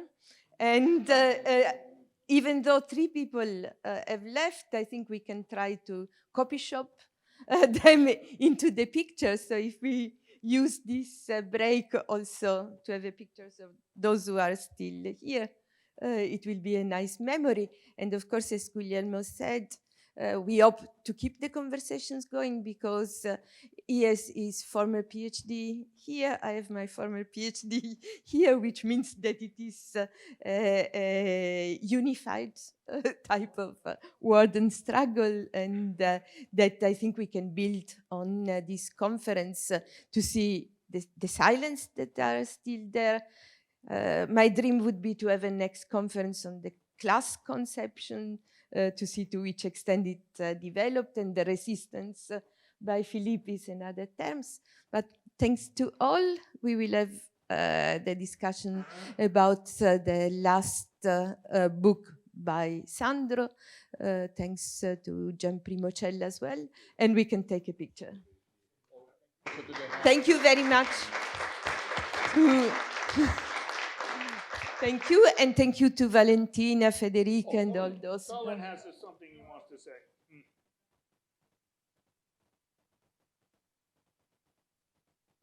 My friends tend to be scattered around Europe, and I can't afford to see them. I depend on various organizations inviting some of us every year and paying our hotel bills and our airfares. And it does happen several times a year, but this is a particularly poignant one because this goes back right to the beginning. So thank you, Donatella and Guglielmo, for inviting all of us here.